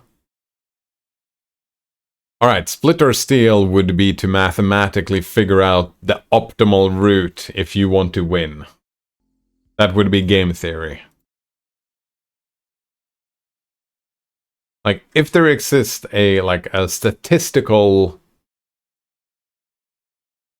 highest probability of winning, that would be under game theory, I'm pretty sure, right? Figuring out what choice you always should make. This just says this is more like the psychological route to convince your opponent. Oh, there you go. And but I think this is kind of a highlighting then, because you have an opponent. This kind of highlights to me why game theory doesn't work in real life. Because we have two actual people fighting each other, not two rational agents. Like you said, more like the psychological route to convince your opponent. It's about fucking the other person over, and you do that through emotional manipulation, not rational decision making. But it wouldn't surprise me if there is mathematicians who have analyzed this and say, this is the best way to do the thing with the game theory. It wouldn't work, though. Right, this wilderness only seems deserted at first glance. Wandering around the area, we met a few mushroom gatherers and hunters who told us they'd seen our quarry. We hadn't discovered the exact position of their camp, but we were closing in. After this, Alright. Without searching for other ways to simplify our work, we followed the trail. On here, we're gonna fail this roll. Wait, how much do we need to get here? We have +6, that's what, 8? 9. So it's still 60%. No. Fuck. Percent chance. It's 55. And we fucking failed it. We fucking failed the roll. No. As I've written before, the Stolen Lands are a mysterious mystery covered in thicket. Not just any thicket, but especially a dense one. The henchmen of the ominous Technic League, who, as we recall, are insidious, used this peculiarity for the landscape to cover their trail. We wandered in the forest for a long time, soaked our feet in swamp, and got scratched all over by wild raspberry. But at last we did find their camp. Oh, so we failed, but it was a combination by all the rolls. So we did find it, but it took a long time.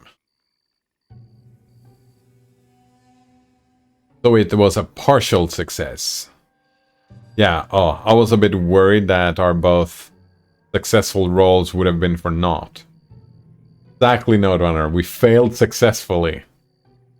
I like that. That it probably takes all 3 rolls to account. Hopefully.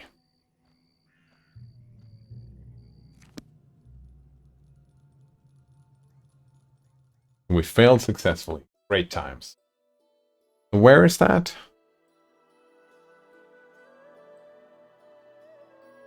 Oh, everything is down here. Yep. And we did rest already, so we can just keep on going.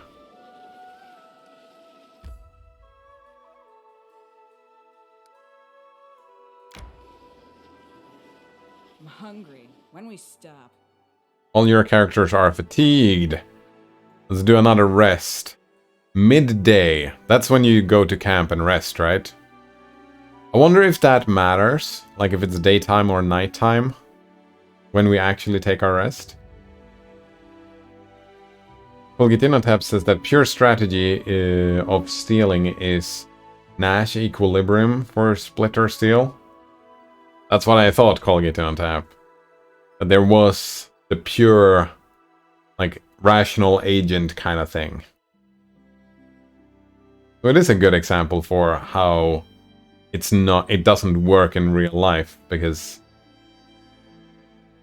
sure, you would probably have some great success as a mathematician, right?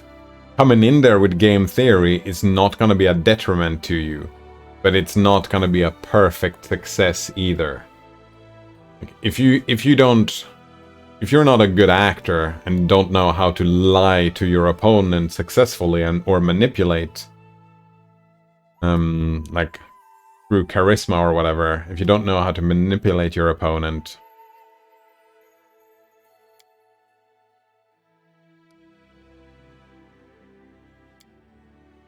And I like Bogan.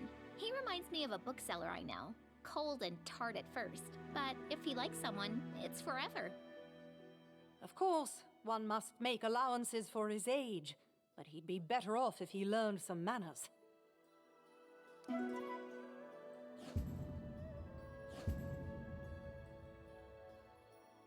smell of burnt food might reveal your camp. Oh, luckily we didn't get attacked. That would have sucked. Would have sucked. Alright, I'm learning that I want to use less and less potions as well. Bothers me also sometimes that these arrows don't... I haven't pressed the wrong arrow once yet, and I probably won't, but... still bothers me a bit. Wait, what is this? Oh! The Gnarl Marches. Great name. Gnarl Marches? Great name for a march. The Gnarl Marches spread across the lowlands of the region and feature craggy hills, lazy streams, deep ravines, and a great variety of trees, including oak, beech, rush leaf. The region hosts a rich variety of wildlife as well, with elk, river cats, black bears, and many large rodents, boars, and brush thylacines. Strangers still are the giant owls, will-o-wisps, owlbears, and aggressive vegetation. Gangs of trolls. Nice. Range the southern edge of the forest, closer to the Candlemere. And the ruins of many bandit hideouts dots the landscape as well, leading to rumors of long lost riches and fantastic treasures. Oh, a bunch of loot. Because the bandits, like pirates, hide their loot all over the place. And since it's so violent, they hide it and then they die and no one knows where it is. Good times.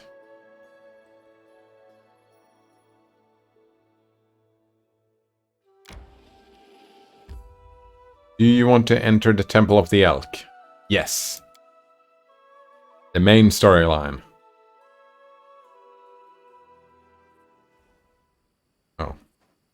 Oh, we can just leave if we want to. I don't know if it takes time to go in here.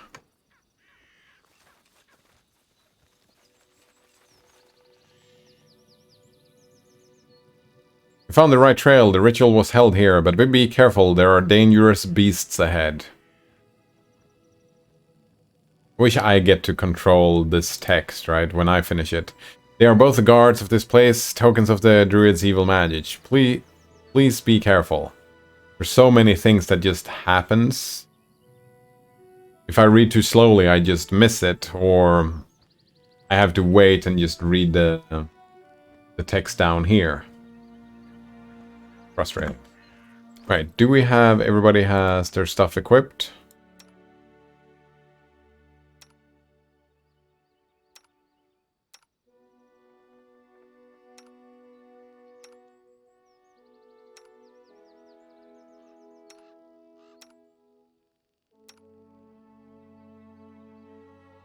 What about us? Can we get any armor? No.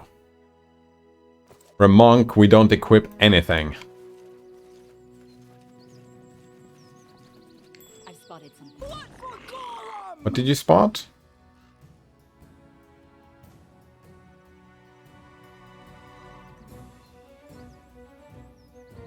Ah. Spotted some herbs or something over there. What is that? Oh, I can't... well, something tells me I don't want to go into that.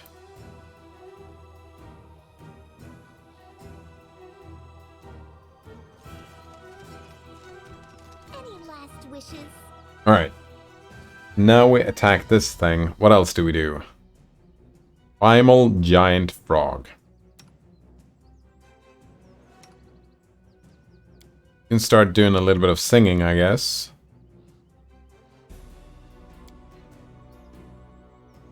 May I suggest another way to use this spell? Oh, right.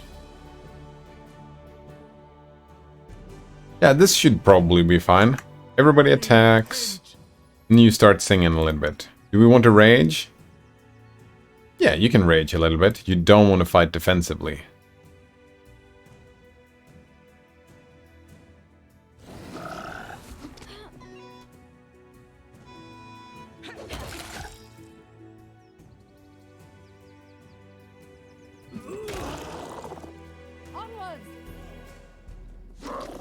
Yeah, that didn't seem too difficult. This is where I step in.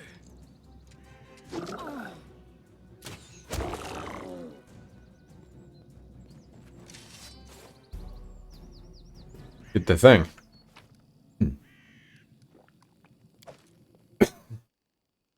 Polygon tab says, of course, for Split or Steal, there is also the game beyond the game.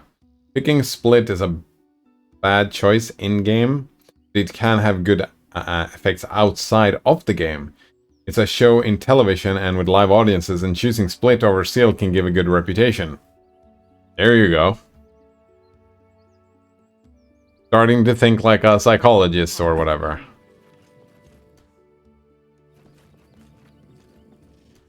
The muddy water gives off a strange nauseating smell and emits the tattered fog.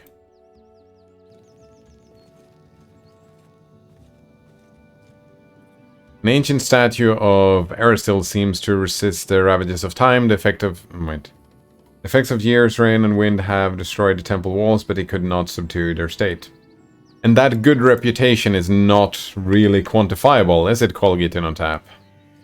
Not quantifiable. To victory! Stay behind me!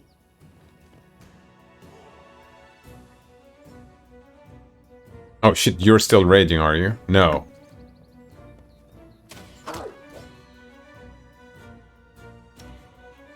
Right, who's this? Valerie, you had to attack this thing. You can attack this thing as well. Attack! Look at this wolf. Oh wow. You took a beating, didn't you? Your light wounds.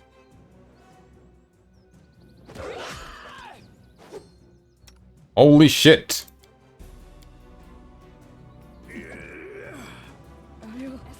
Are you fucking kidding me? I always survive.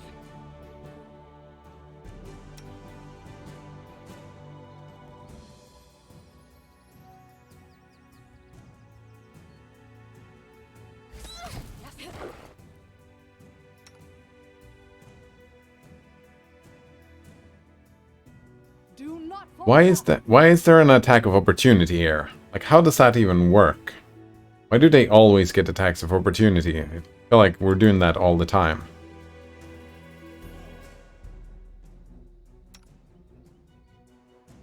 Maybe I should inspire more courage here.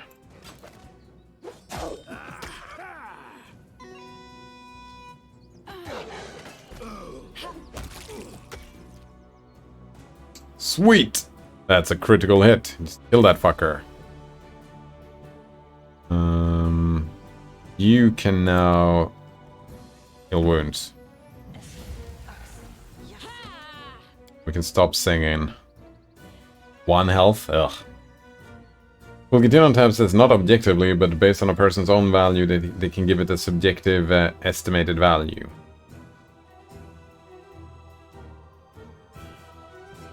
Oh, actually, you could do that. Interestingly, though, Colgate on tap,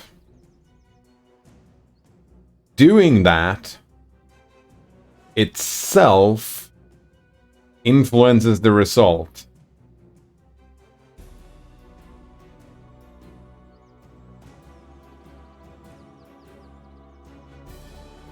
Right? Because people could tend to find that off-putting if you quantify all your relationships. That's gonna lead you to a transactional kind of social engager, right?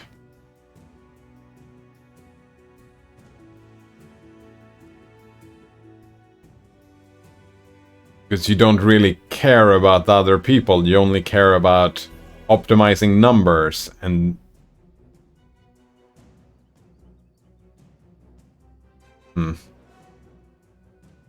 Rooster Cox says, Amiri, you have my sword. Harim says, and my axe. Lindsay says, and my Vuvuzela. Exactly. That's how it works.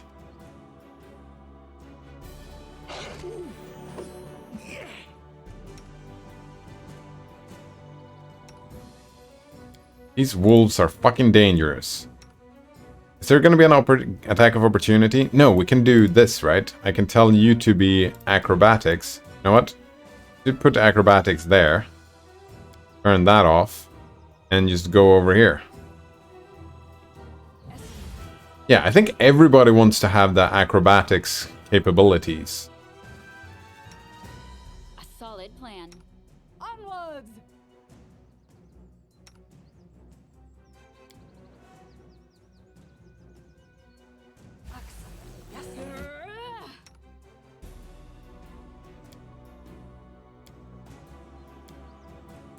Should start with blessing. Well,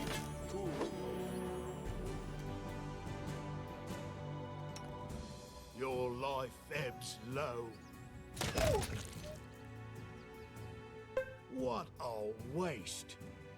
Kill him, kill him.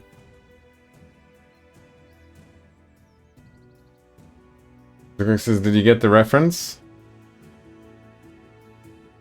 Probably not. My mind is going to Lord of the Rings reference, but...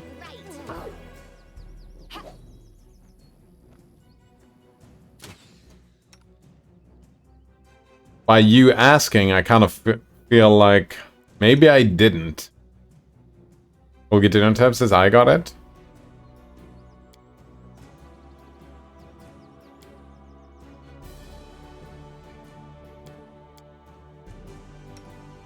Oh shit, that's...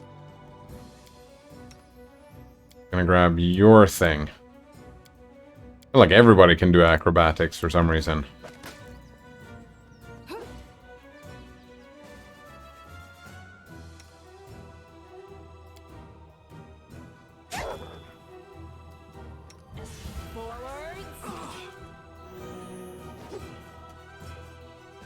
You deserved it.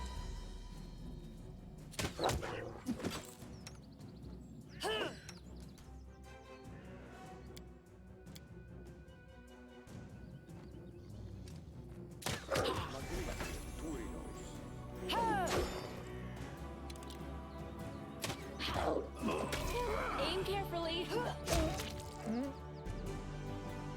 We can't even loot them. Holy shit, that fight was difficult. I already have one YouTube thing here.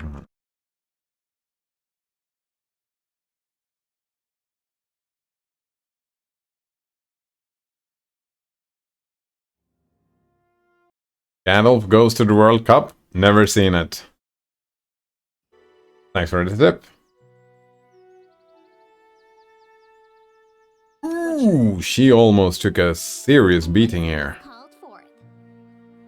And we've used all our heals. Let's keep the bless for now. Done with And I guess just use our potions.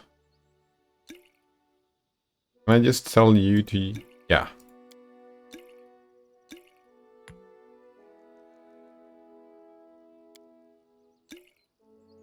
This is a fucking difficult game. Very difficult game. I'm listening. And Amiri is just taking a beating all the time. Even with the guarded stance. This is a video from when the Football World Cup was played in Africa and lots of people were complaining about how annoying the vuvuzelas are.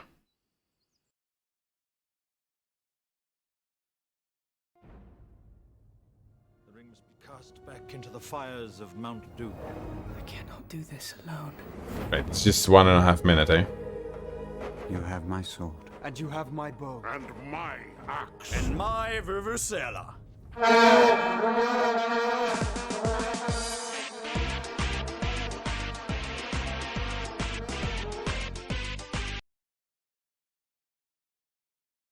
Well, I didn't even know. I don't follow sports ball. It's not my thing. Well, Do we have better gear for you? Is that it? Like, you have a medium armor here. What about just giving you... no. All of these are worse.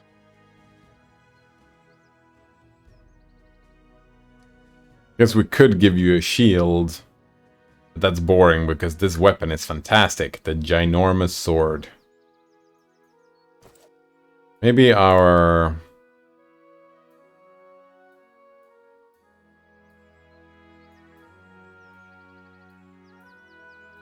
maybe we should change the stance around a little bit. How do we do custom?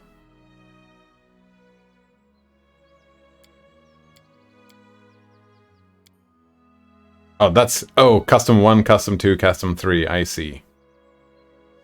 But if we do like this...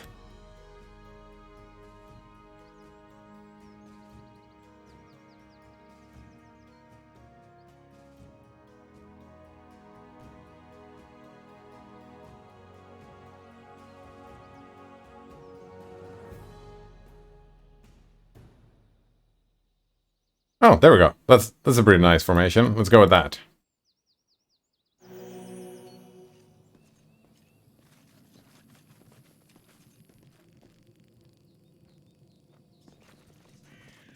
I'll go ahead. Did I give everybody potions now? I kind of want to rest again, but maybe one more fight is fine. Oh, speaking of, that's when we do the quick save. If we get a fight and we lose that fight, Enemy near. Attack.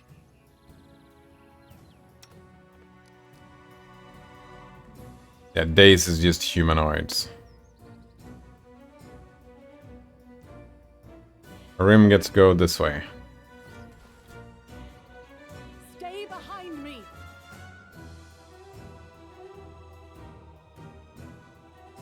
A solid plan.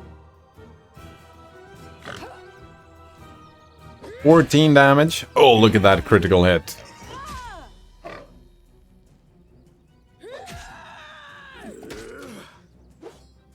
Miss concealment. Get fucked. Can't get that one either. I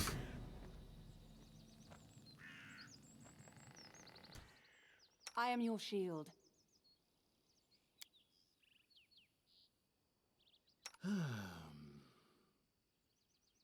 Actually, we can channel positive energy. All creatures gain like 1 health or something. Alright, let's everybody go over here. Let's head out.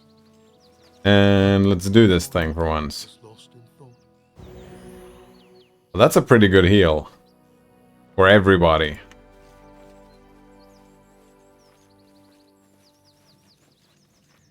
Valerie's still quite low on health, but let's not waste our healing stuff. What did this say again? Ancient statue of Era still seems to rest. They should not subdue the statue. Alright, so we're going this way. Oh, hello. Bear-like tree ant. Watch each other. Right, damage reduction. Some creatures suffers less damage from weapons, as reflected by their damage reduction. A creature with damage reduction still suffers normal damage from energy attacks, even non-magical ones, spell-like abilities, and supernatural abilities. The monsters takes reduced damage only from certain type of weapons, but not others. For example, skeletons takes reduced damage from piercing weapons, but full damage from bludgeoning weapons. Others suffer damage from certain materials. For example, damage reduction of Fae and their magical allies can be overcome with forged iron. Some take full damage from weapons of a certain alignment, such as a spear or evil sword. Some take full damage from magic weapons. Other type of damage reduction simply cannot be overcome. If an enemy is ignoring part of the damage from your attacks, try using magic or attacking with a different weapon. Right. I think that I should already have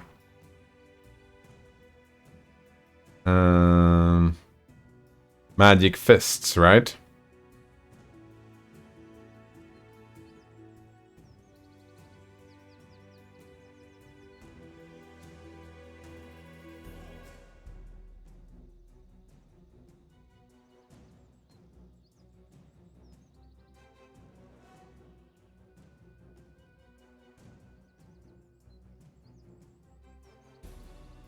Unarmed strike.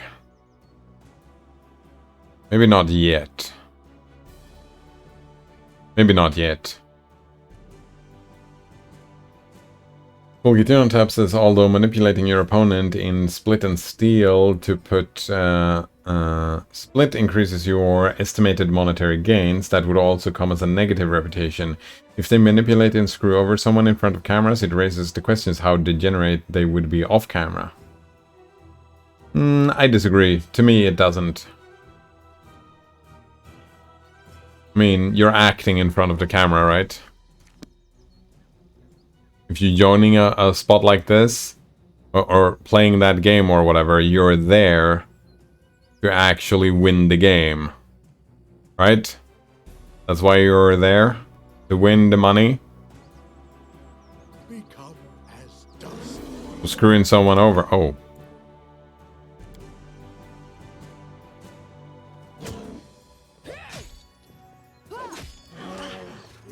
you as well are moving too slow. Forwards. Ray, I see your light. Aim carefully. Defense! Everybody needs to have this thing. Where do we put it? Over here for now?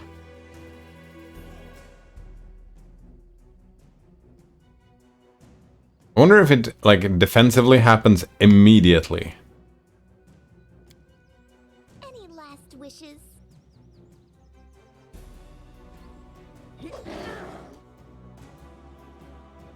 That was just 10 damage. That's fine.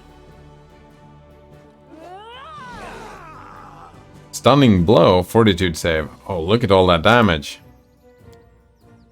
On their way! Lost. Oh shit, acrobatics. We can move through a threatened square without provoking an attack of opportunity from an enemy by using acrobatics. But we still... There was still an attack of opportunity that beat the shit out of Harem.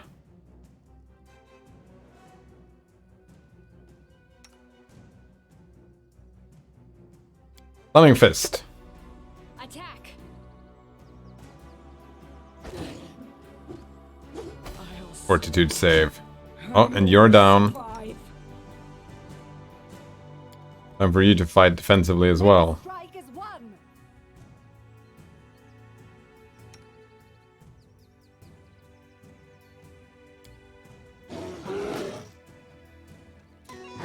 Can't keep this up much longer. Yeah, what the fuck? It's like... We're just getting super fucking wrecked. It's not like... Oh... Too bad I didn't have any magic, right? I should have tossed my fire stuff on this dude.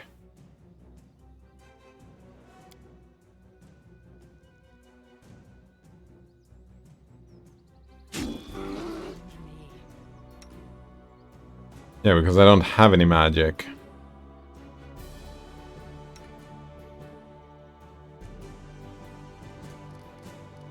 Wonder what the quick load is.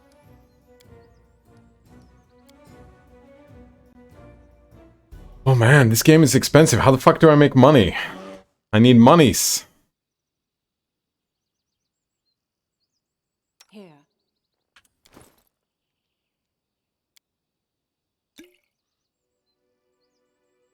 And everybody needs to fight defensively, is that it?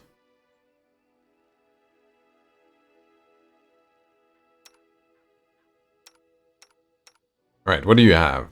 Oh, we have a scroll of cure wounds and whatnot. Oh, we have blessed. We gotta do that.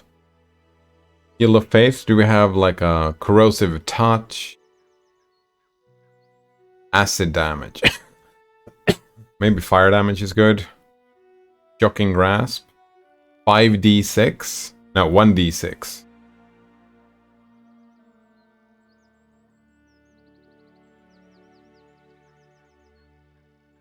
Touch attack. Don't want to do that. Scroll of sickening. Fortitude effect. Don't want to do fortitude. Ray of enfeeblement. Protection from good. Protection from chaos. Scroll of doom.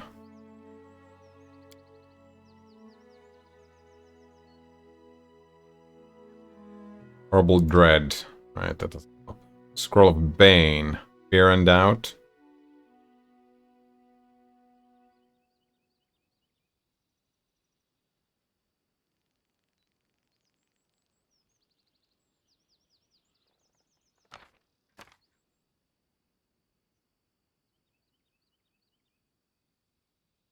What else do we have? Potion of Vanish. Enlarge. The spell causes an instant growth of a humanoid, doubling height and multiplying weight by 8. Changes to the creature's size to the next larger one. +2 size bonus to strength, -2 to dex. Oh, you definitely should have that flask. Enlarge person.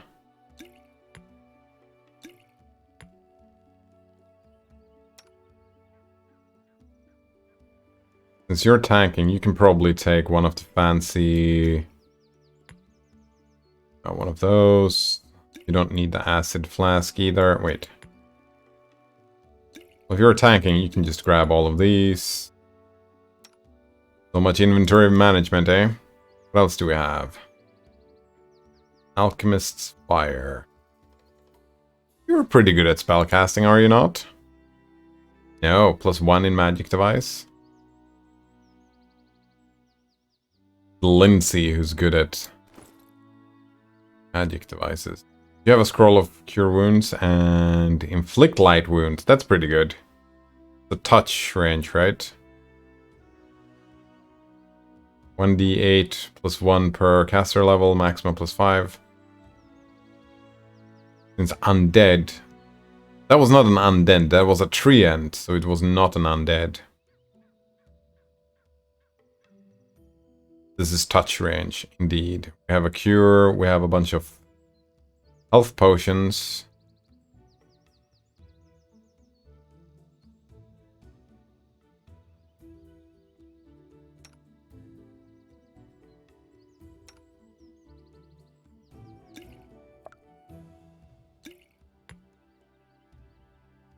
Cure wounds, scroll of bless. Alright, here we go. You get Alchemist's Fire, that's important. What is this, by the way? Bark skin?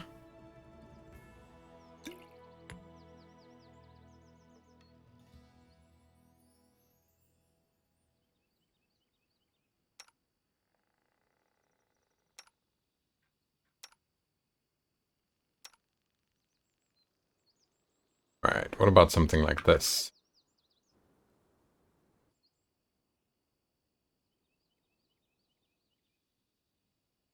Can you make an epic pose? I need inspiration. Tear them apart!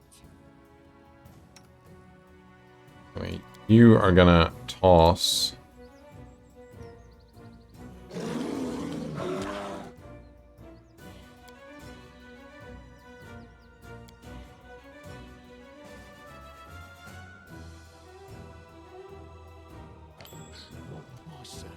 Oh, we found some loot. In the middle of a fight, eh? Are you gonna toss it today, or... Wait, I fucking missed? Oh, maybe I should equip the torch. Actually, can we do that? I did not bring a torch. No, did not bring a torch.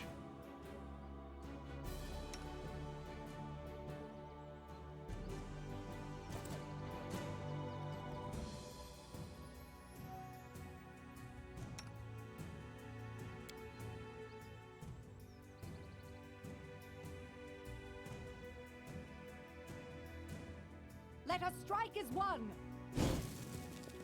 Samurai, see your light.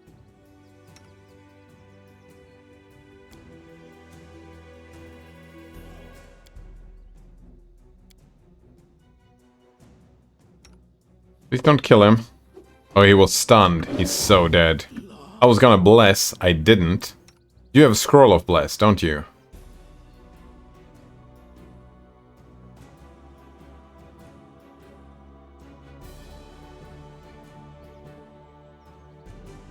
Should have inspired courage immediately. Serves you right.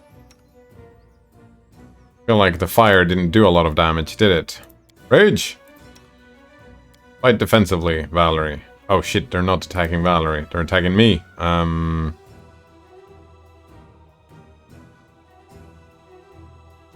Fist. A solid plan.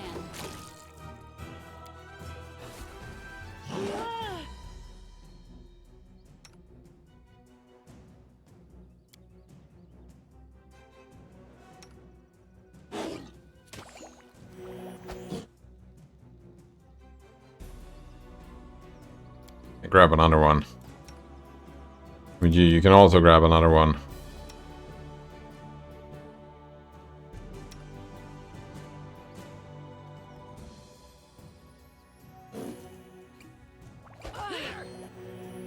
Avenge me! Oh wow! So fucking fast. Alright, let's try again. Wait, check options. Controls. Quick load is F8. Quick load.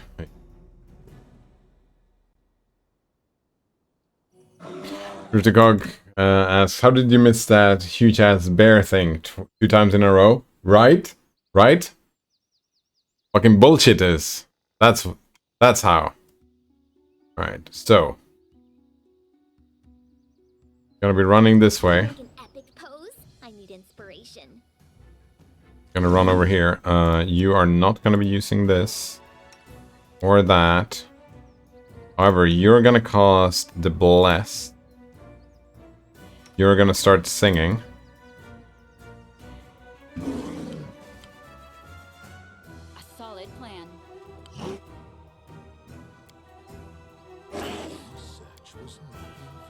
You're gonna fight defensively. Why the fuck are you over here? Did you not cast Bless? Repent.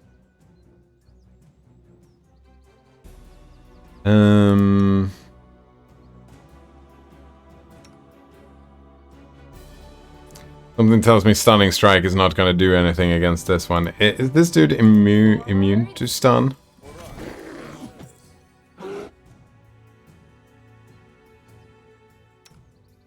Oh, you need to rage. Could be worse. I missed the stunning blow. They will be. Why hasn't he blessed? Oh! It says all allies, but that's not what happened. Like, we still haven't blessed. So what are you... Lost.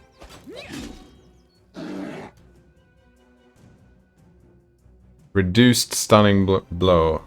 We did hit, wait. We did Dread deal 0 damage.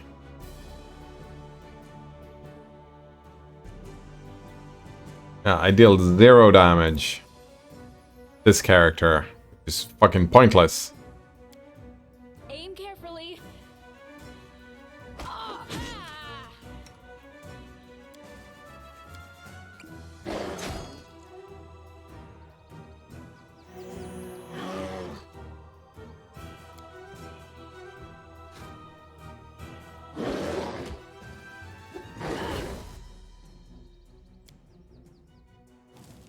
More fire!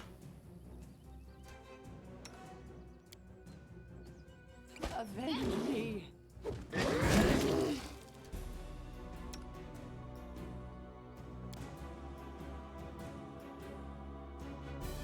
More fire! Spell eludes me. Wait, what? The spell eludes me. Why not? The spell eludes me. Oh! We fucking won. Barely. Pun intended.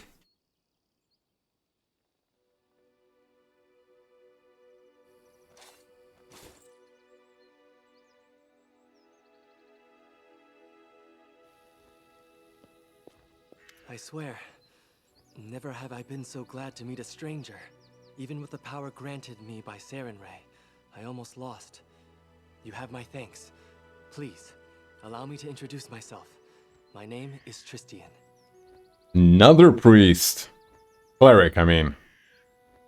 Dawnflower, the Healing Light, or the Everlight. Yeah, Sarenrae. Young man, alright. Local nymph directed me here. She thinks the enchanted fog of this temple was created by the druid who serves the bandit leader here. I expect defeating this beast, the beast guards, should cause the fog to clear. Oh, one can hope, eh? You're wounded. Do you need aid? You are very kind. Kindness to strangers is in short supply these days. But worry not. Sarenrae's priests are skilled in the healing arts. I can heal myself.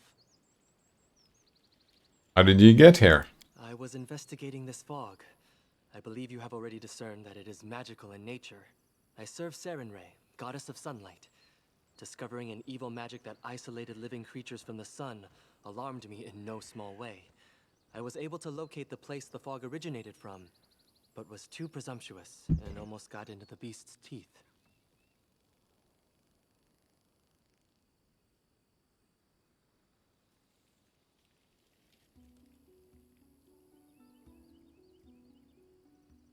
A local nymph directed me here. Yeah. I have never spoken to nymphs, but I believe their assessment is accurate. The creatures occupying this temple are far from ordinary animals. The power that moved them here is related to the fog. The beasts hold the fog as anchors hold a ship dancing in the waves. From what I can tell, once the beasts are defeated, the fog should begin to clear.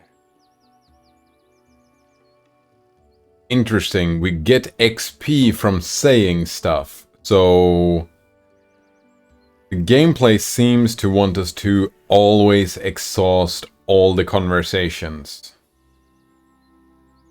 Seems like that we're incentivized to... Like, why even have these choices if we always want to exhaust all of the choices?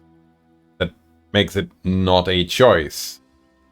Why not just read the entire thing? I don't even know. I guess you get to choose when to have the conversation, but in this conversation, for example, I imagine there is no...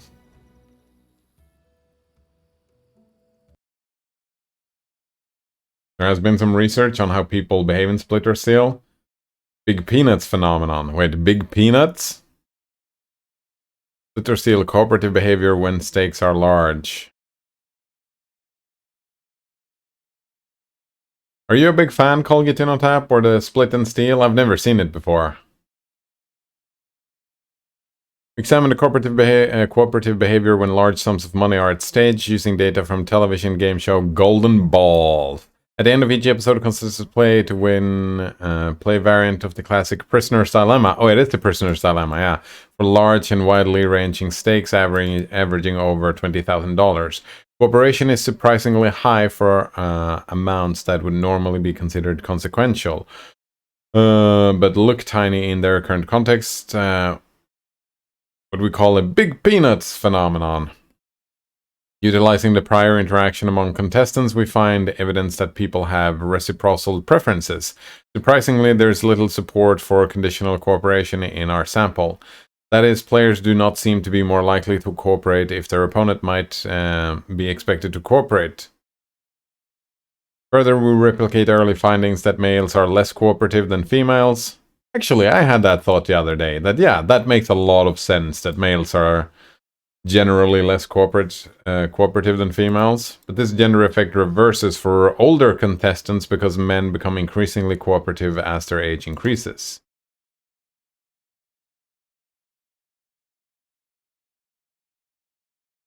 Enough so that it reverses because men starts being more cooperative than females with age?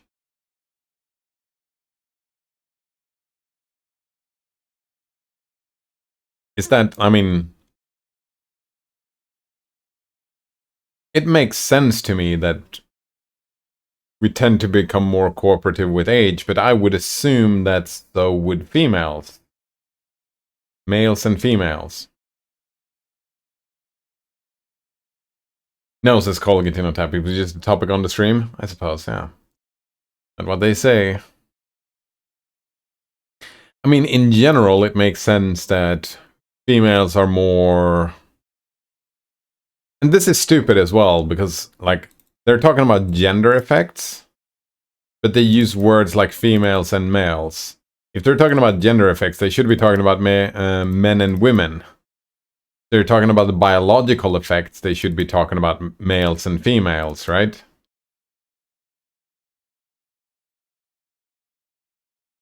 That's the way I have internalized it. The gender is about the social interaction or whatever, and male and female is the sex, and that is about biology. Male and female are sex. Exactly, that's what I thought, Colgate-Tap. That's what I would have said. they don't talk about sex, they talk about gender. And to be fair, they are talking about gender differences, right? That's what I'm talking about as well. Gender differences is that women is probably more cooperative than men. That makes quite a bit of sense.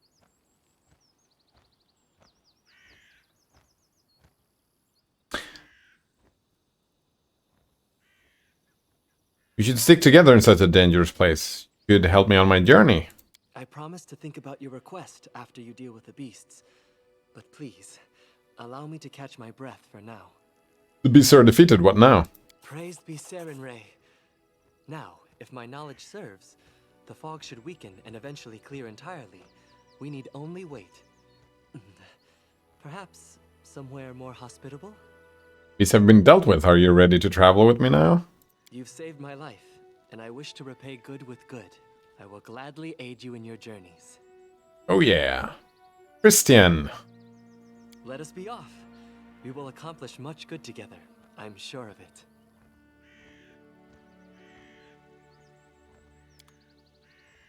Christian! Something bothering you? Another fucking cleric. Oh, wait. The scimitar. No, a divine caster. Ecclesiathurg. Using physical armor for protection via the strength of his faith. Focuses on the miracles of his deity and bestows the breath. Something, something. That's all fine and good. So he's definitely a spellcaster. Weirdly enough, equipped with a scimitar, not like a wand or something. Collect all. Oh, actually, where is Tristan ending up? They can stand like this. Yep, I like that.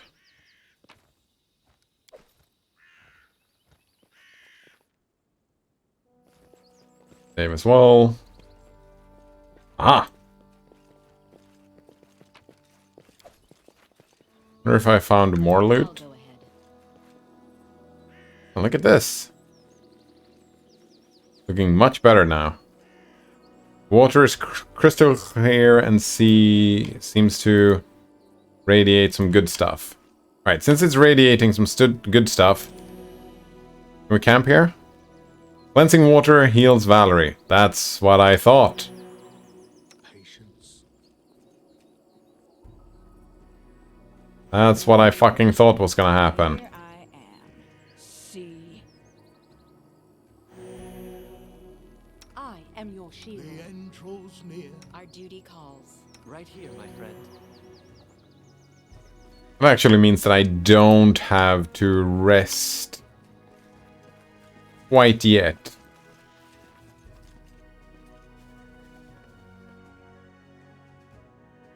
Colgate says that 53 of contestants choose to split. I was thinking it would be more. I would have thought more as well, yeah. What would you choose, Colgate on tap?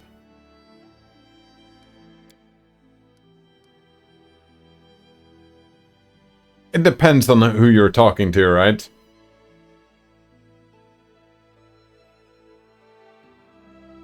Christian. Like, I would go in with the idea that, well, I'm gonna choose split, but definitely depends. Did I? Yeah, I did save. Definitely depends on the person that I'm meeting.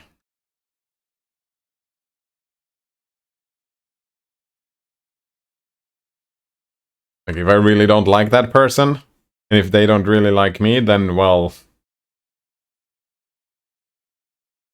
Yeah, exactly. Colgate says it is at the end of the show, and there are stuff that happens before it which may affect it. Which definitely will affect it. But I would go in with the attitude of, oh, I'm gonna split. Actually, I would probably say that, because you communicate, right? Doesn't matter, we're gonna split. Just go in with that attitude. I'm gonna say split. Doesn't matter. I'm gonna say split. Doesn't matter. I'm gonna say split. You should say split too. Don't have to if you don't want to, but I'm gonna say split. And just go with that. And then I'm gonna take it all. Yeah. Then I'm just gonna take it all for myself. No, I wouldn't. I would imagine a lot of people do, though. Right? Just repeat. Split, because that's how you would manipulate the other person to say split.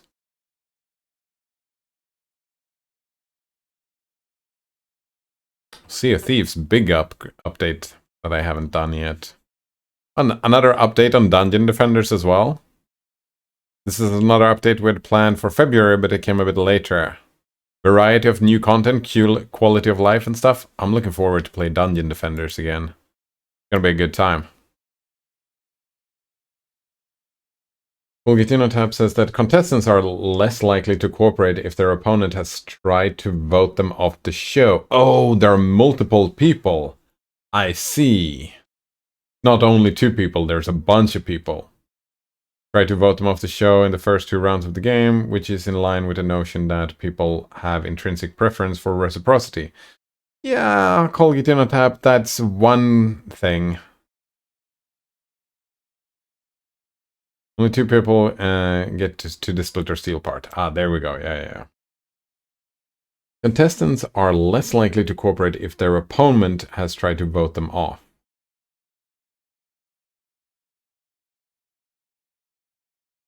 It is in line with the notion that people have intrinsic preference for reciprocity, sure. And that's part of it, I think.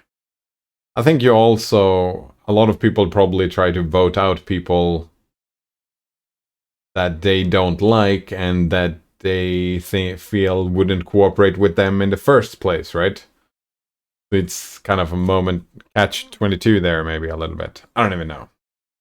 What I do know is that it is lunchtime, so thanks for hanging out, and have a good one, yeah? Cheers.